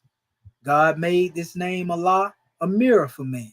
So when he looks into it, he knows the true meaning of God was, and there was naught beside him. And in the moment, it is revealed to him that his hearing is God's hearing, his sight is God's sight, his speech is God's speech, his life is God's life, his knowledge is God's knowledge, his will is God's will, and his power, God's power, and that God possesses all these attributes fundamentally. And then he knows that all the aforesaid qualities are borrowed and metaphorically applied to himself, whereas they really belong to God. Arm, leg, arm, head, family. You know what I mean? This is a powerful demonstration. We almost at the end. Honor to the family that's still here. You see? So this is an expression that you would often see in relation to dealing with Adam Codman. This is an expression of the name that is known as a tetragrammaton.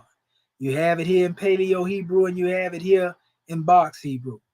You know, and you see I have the measures dealing with flesh, limb, aha, limbs, remember, ahu, aha, a God, ahu, and Ia, Jah the Great. You know, when you get into these special measures and you understand, then you understand what a name Yah and Jah and all that right there come from. Yahuwah, Yahweh, you know, however you want to call it. You know, in connection, we talk about Ish and Ish. You know, the man and the woman, the two letters that unite Ish and Ish are right here, Shem, you know, and I want to say that is Aleph and Shem. You know, this deals with fire.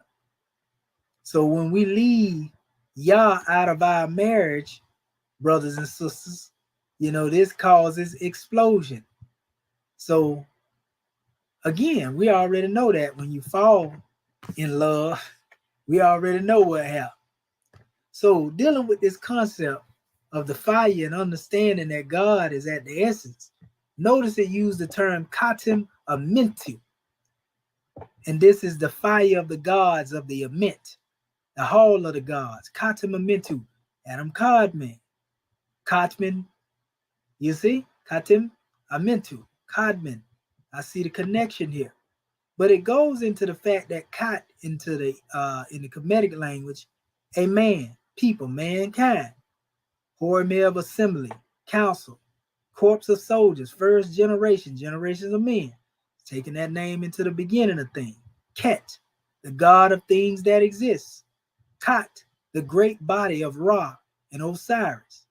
You see, man, all this etymology, man, is just proof all the way back to Kemet, all the way back to the Hebrew and the Arabic, the body of the heart of the sycamore, the belly of heaven, part of the sky, cat, the stars, okay, of the body, issue, children, still connected to that concept of carbon. So all these sources, again, can't be lying. And this is where we come to the close at, you know, just briefly showing our family, those who come after the Lemurians, and you get into the concept of knowing the light beings and the Cadmonites and all of that, and you get here to Atlantis, which is also a derivative of that. And it says, Prophet Noble Ali stated, their dominion and habitation extended from the northeast and southwest Africa, across the great Atlantis, even unto the present North, South, and Central America, also Mexico, Atlantis Islands before the great earthquake, which caused the great Atlantic Ocean.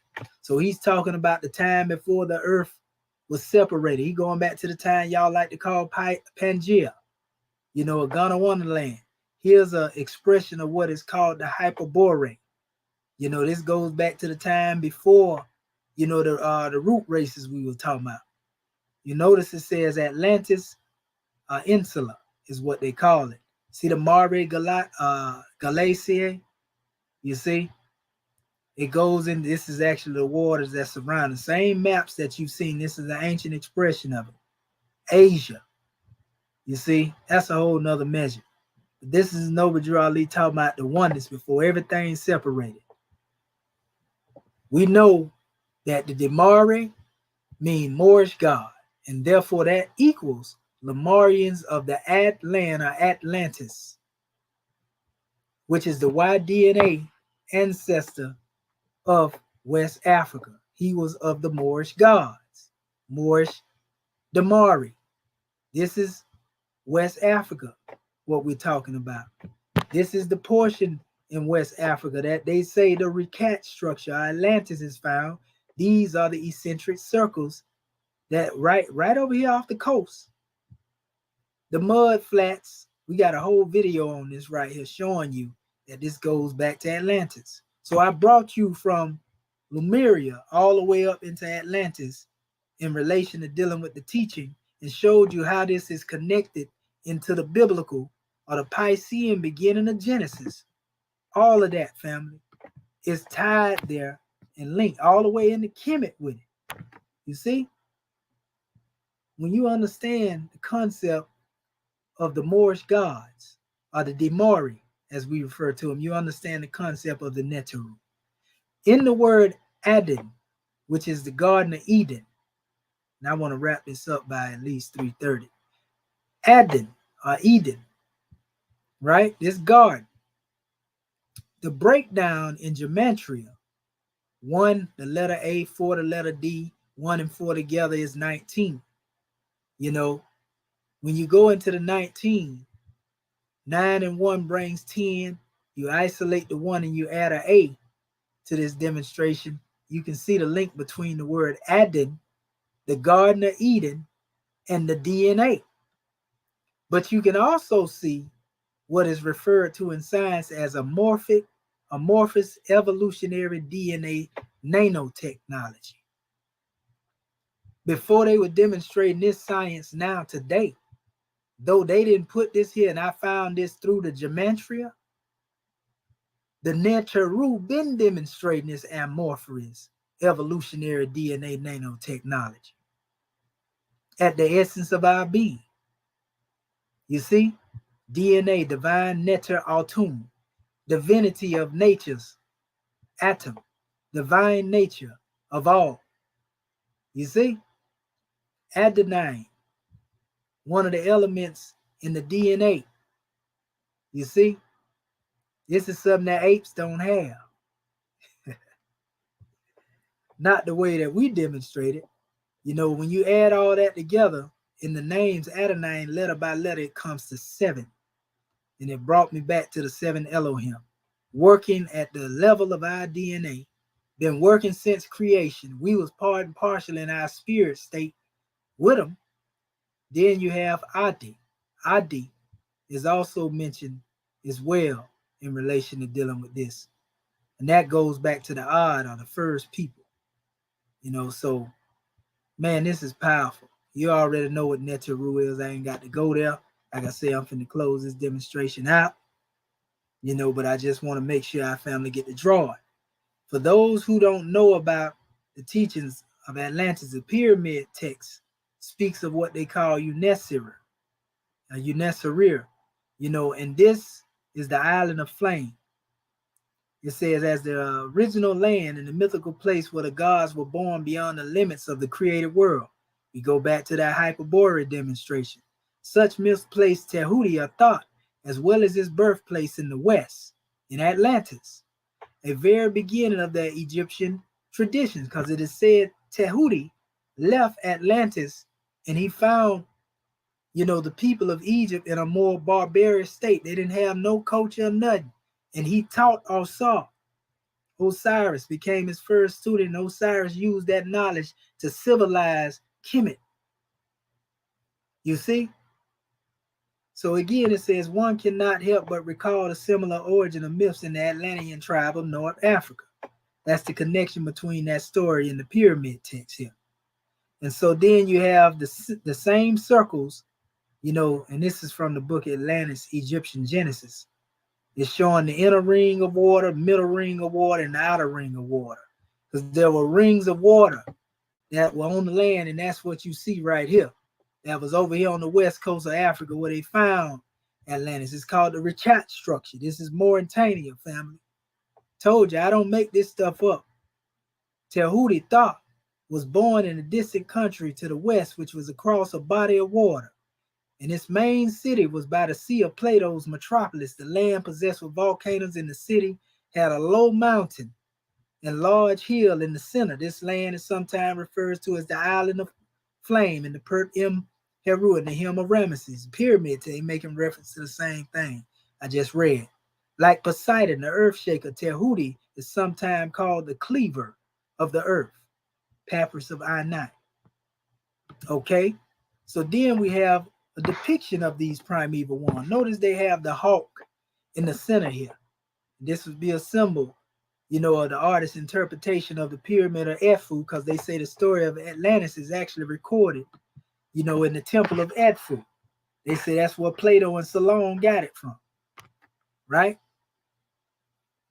So it goes into the Atlantean heritage, and it deals with, implying the civilization of Atlantis itself and those in neighboring countries could conceivably be much older. Incredibly, as the date of 9600 BC may seem to some readers, it corresponds to Plato's assertion in his laws that there existed in Egyptian temples records dating back to 10,000 years. Herodotus too states that from the first king of Egypt to the last, there had at least elapsed 11,340 years. A similar tradition exists in the writings of Manetho, 25 BC, a priest of Heliopolis during the Ptolemaic period. He states that the history of Egypt goes back to at least 24,900 years, reciting the long history of the god kings of the land of the Nile. Until this point, we have relied upon the testimony of Greek authors regarding the antiquity of Egypt, but the belief of an ancient origin far surpassing all modern Egyptological estimates was prevalent in Egypt herself, as the Royal Canon of Turin demonstrates.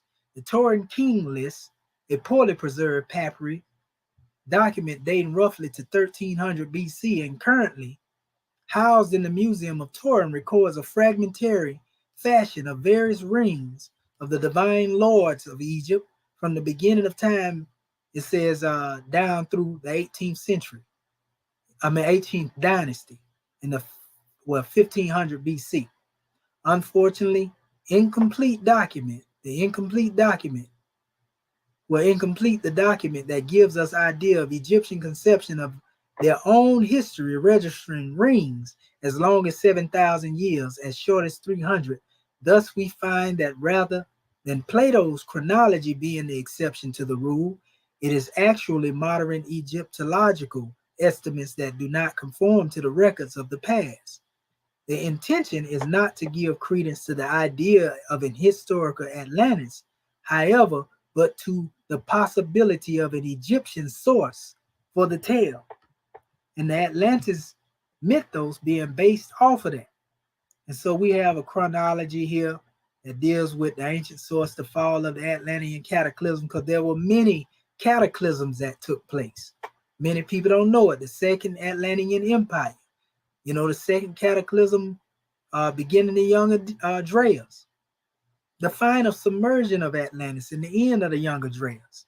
The first flood, they get a date 34,361 BC, Lemuria. Fall of the first dynasty of Kish in 985 BC. The Sumerian Nippur, the first flood. They give another flood here. They give a flood here. Dealing with the Babylonian flood. The biblical Genesis is crazy because all these flood stories sound just alike.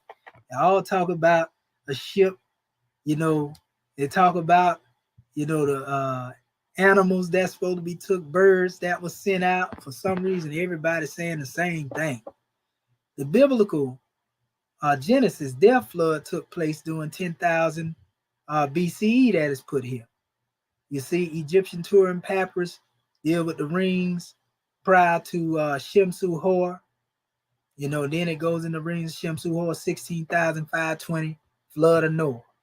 Egyptian Manetho in the ring of the demigods, 14,125. First Egyptian dynasty of the kings was 11,053 BCE, not 3,100 BCE, like they like to talk about. You see what I'm saying? The beginning of the calendar, the Egyptian Sothic calendar, is mentioned here as well. It goes into all of that, the Syrian, Egyptian, Coptic, Hindu cycles, the Greek creeders. It's talking about the birth of calendar histories. It talks about the 3 ages of Atlantis here, dealing with, according to the chronologies, the first Atlantean period, 432,000 BCE. So when you get into time like this here, talking about the primeval age of the gods and the civilization, the Golden Gates, and then it goes down into the second Atlantean period. People don't even know about all this stuff right here that's talked about, that's kept in record, but they'll believe in the extraterrestrials now. But they don't want to believe in the Lemurians and Atlantis. They'll believe in galactical beings coming in spaceships, but they don't want to believe in Atlantis. So if you don't believe in this history that is being given here, dealing with the root races and so forth and so on, then how in the world can you even make any sense out of these so-called extraterrestrial, which is really nothing more than Elohim, which is really nothing more than Anunnaki, which is really nothing more than Neteru, you see, which is really nothing, same thing. What they call an extraterrestrial are light beings. They are alien to the plane of things made manifest. You alien to the plane of things made manifest in your original state.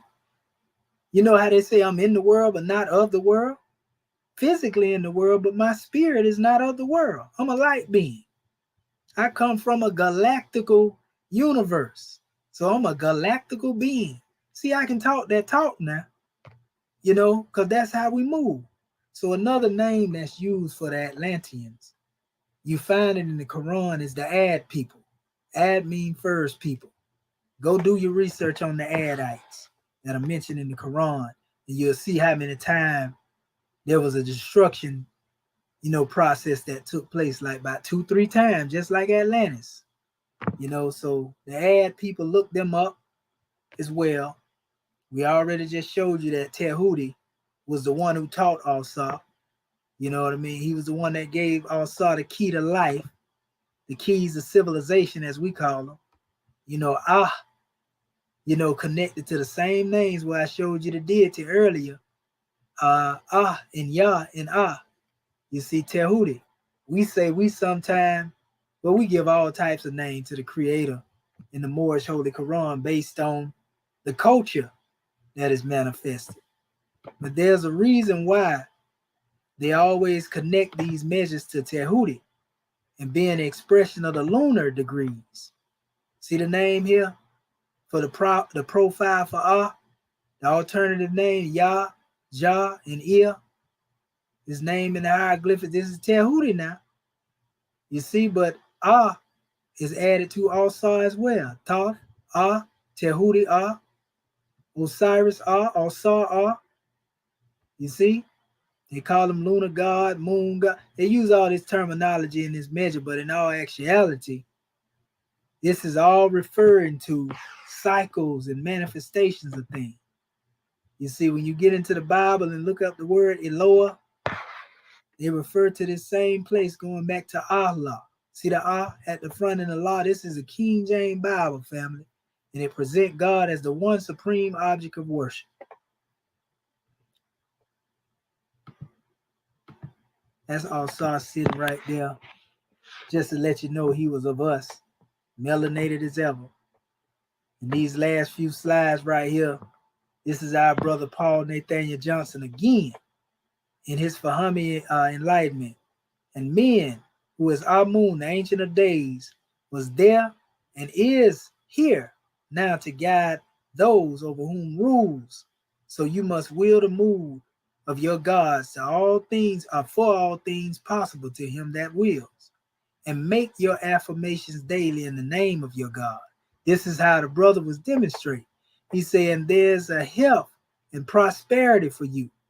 Anquajet Seneb, life, health, and prosperity, right? For you here. In the hereafter, joys and blessings and peace of the garden of the gods, which is in the garden of Allah, the paradise of Alu, the resplendent. Our brother P.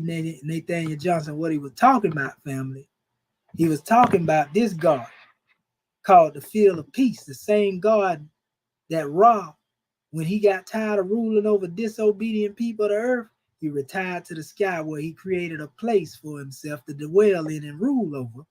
And he created a great field of rest called Allah, the field of growing crops, the field of Alu. The Book of the Dead describes this measure, and it's talking about the human body. You know, that this location of newly formed soul, and it is here they will spend their time harvesting divine crops. Once one pass, or when one get into a state of freedom, when one get into a true state of peace in mind, family, this is called the garden of Alu and Kemet. In the Quran, it asks the question, is not the earth spacious enough for you to leave? That's what people do when they go into meditation and they go within the self. They are going into the gardens of Allah. You heard our brother P. Nathaniel Johnson before I just read that. It also speaks of thought, Tehudi, standing by with the writing tablet in his hand to record the result. And this is dealing with one past form, right? According to the scales inclined, Osiris gives his sentence in the judgment hall of Amenti. If the good actions preponderated, the soul was allowed to enter into the boat of the sun to be conducted by good spirits to Allah, in the pools of peace in the dwelling of Osiris. But if on the contrary the ordeal was not passed, the soul was condemned according to its deserts around transmigrations in the bodies of animals and more or less and unclean. So now you see where the Hindus get that from. Ultimately, if purity would not attain, Osiris would sentence the soul to annihilation. The good soul after purgatory became a companion of Osiris.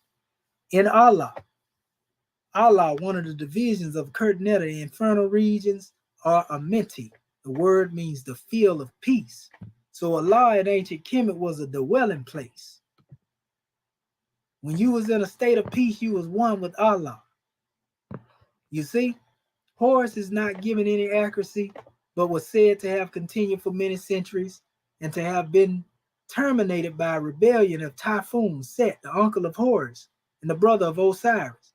Egyptian believers never quite lost recollection of that blissful period of heavenly prosperity, and accordingly fully anticipated time of final restoration, as well as a day of ultimate retribution, a time when Horus, who was in a meanwhile dwelling with the souls of the redeemed in Allah, or the fields of peace, would hereafter return to earth again to reestablish the ring of the gods and restoration of the world to the greater or the less extent, and realize the glorious prospects, it says, which still excite the imaginations and maintain the faith of the believers in the Christian millennium, that such conditions should so generally be believed to have once existed. It says, as in Kadam Titkum, as well observed in itself the echo voice of primitive revelation. There you go again, Heru in Allah.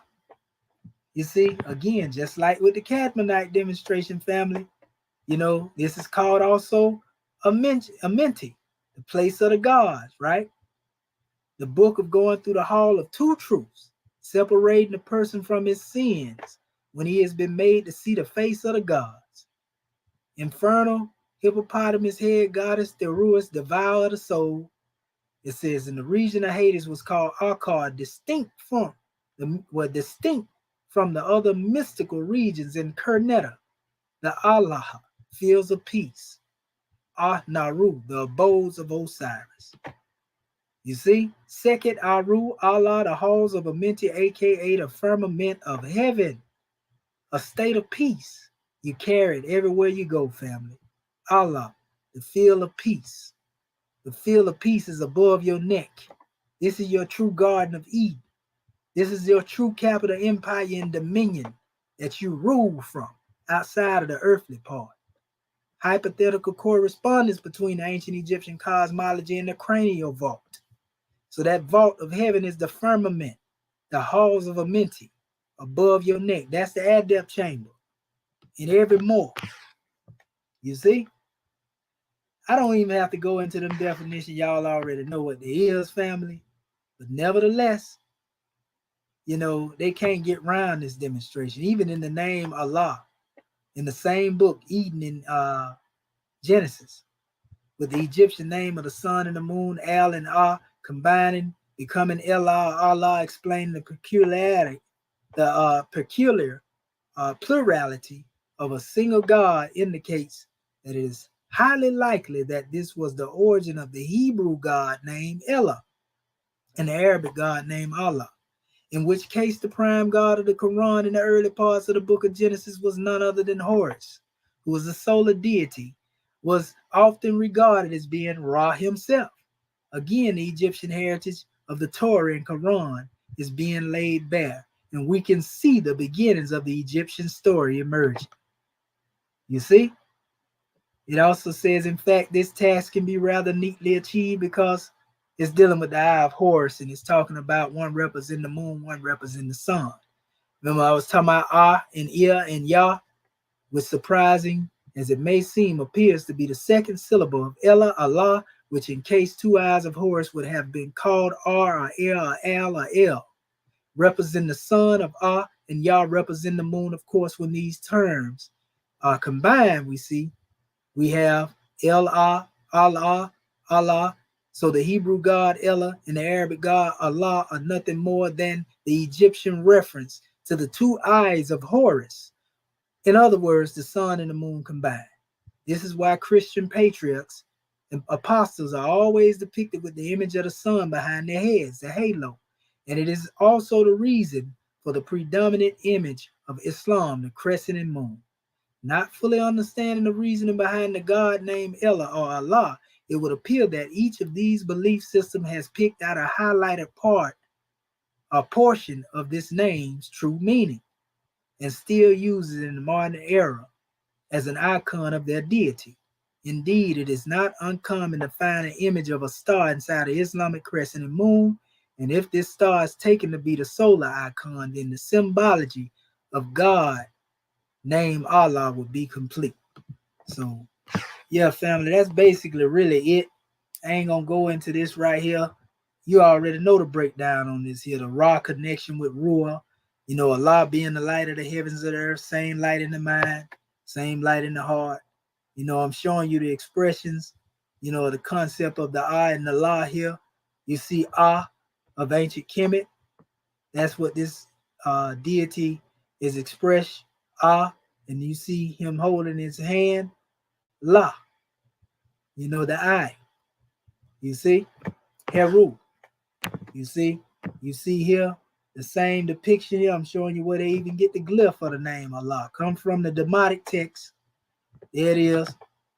You know, we can see here the Moabites, you know, how they receive permission that our chapter referred to from the pharaohs of Egypt to settle, inhabit the northwest of Africa. And, they were the founders and possessors of the present Moroccan Empire with their Canaanite, Hittite, Amorite brethren who were sojourning from the land of Canaan seeking new homes. You know, these are pictures of the Moabites on the coronation in Egypt.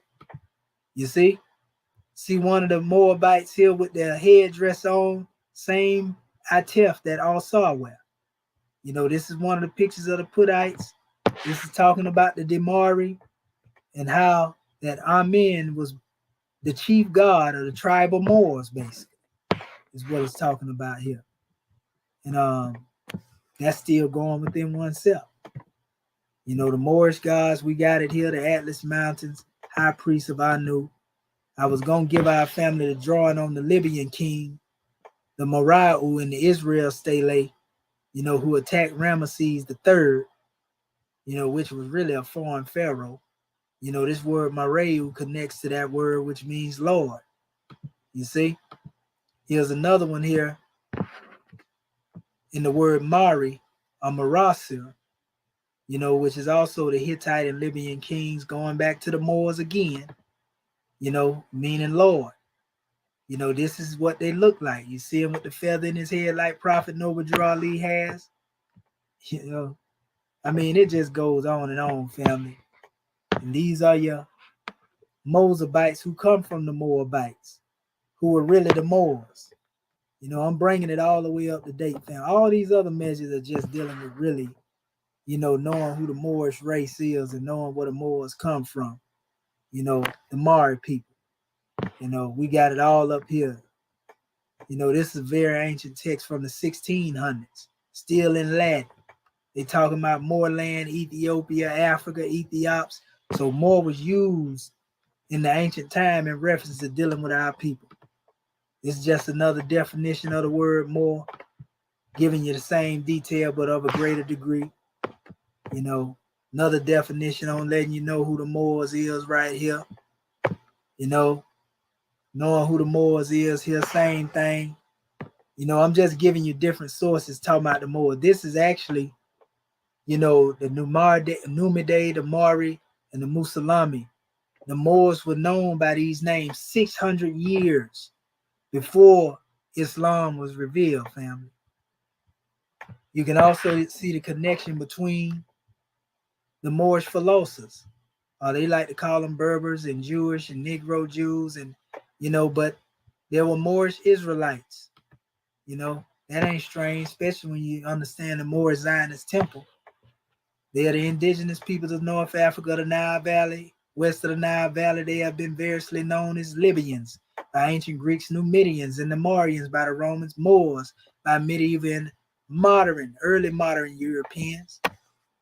Yep, and we at the end, family. All of this information here.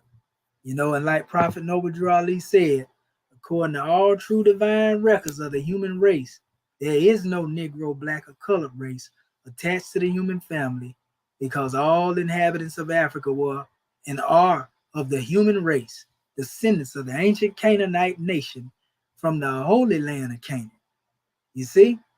And the term Negro, according to the 1740 Black Code, that's what this is right here, is confined to slave Africans and ancient Berbers and their descendants, right?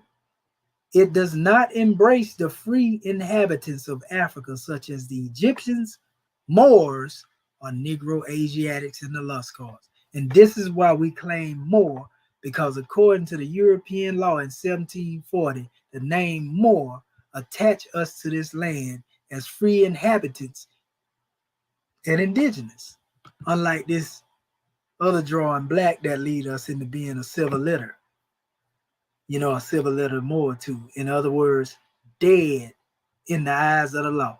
That's why the Prophet Noble Drew Ali say black according to science mean death.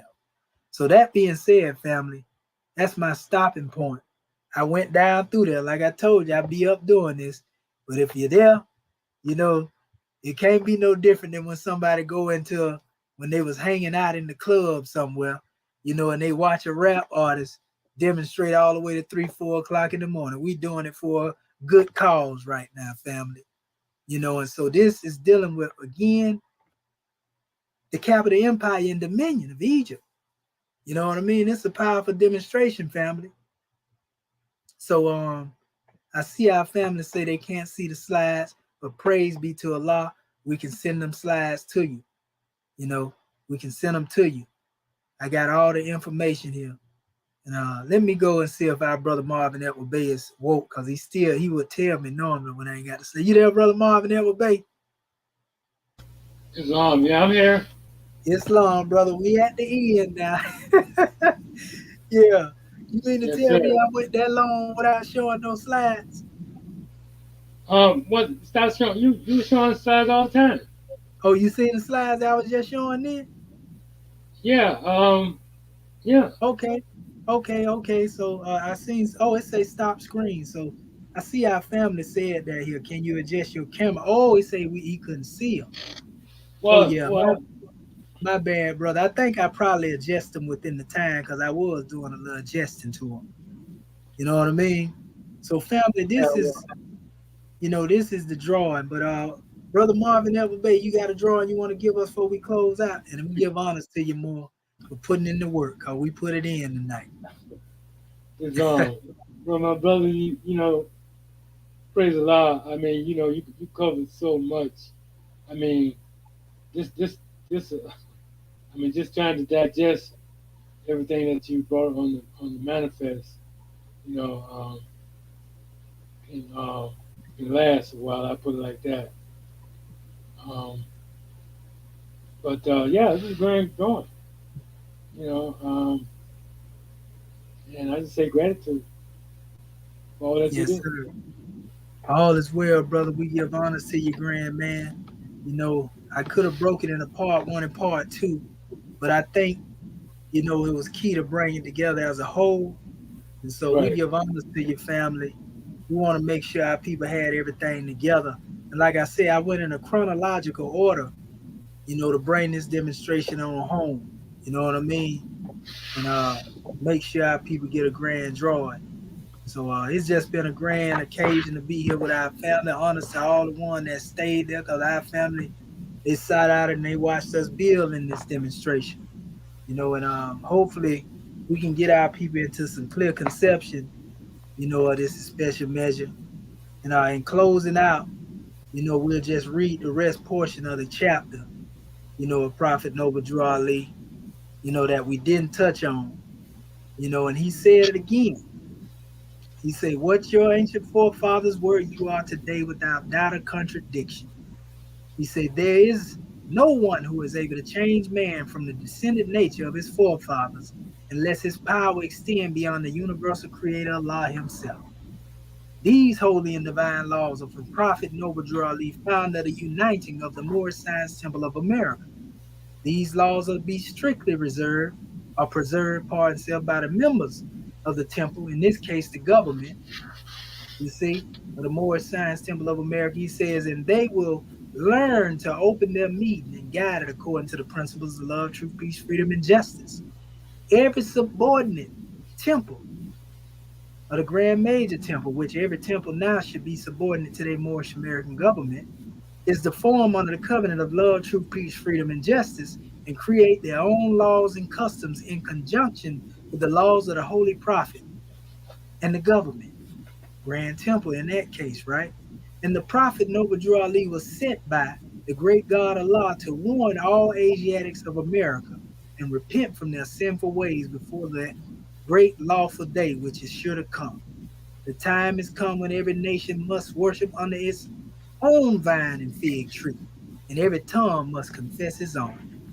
Through sin and disobedience, every nation has suffered slavery due to the fact they honored not the creed and principles of their forefathers. That is why the nationality of the Moors was taken away from them in 1774, and the word Negro, black in color, was given to the Asiatics of America, who were of Moorish descent, because they honored not the principles of their mother and father, and strayed after the gods of Europe, of whom they knew nothing. Love you, Prophet Noble Drew Ali, for everything you did, brother. You gave your very life for our people, even though many of them don't know who you are. They tried to keep you in the rear, but we're going to keep you out front. Islam. All right, Brother Marvin Evans Bay. We're going to bring this demonstration to a closing. And Yes, sir. gratitude, brother. Peace and love. And Gratitude. peace and love to our audience out there, too. Anything else you want to say before we close, brother? No, To sir. the people. Just gratitude. Gratitude for all that you do, all that you've done, and all that you will do. We All love you. right. Yes, sir. Islam. And the love is mutual. Universal love. I love your family, all y'all out there, everybody that showed up. Peace, love, and law.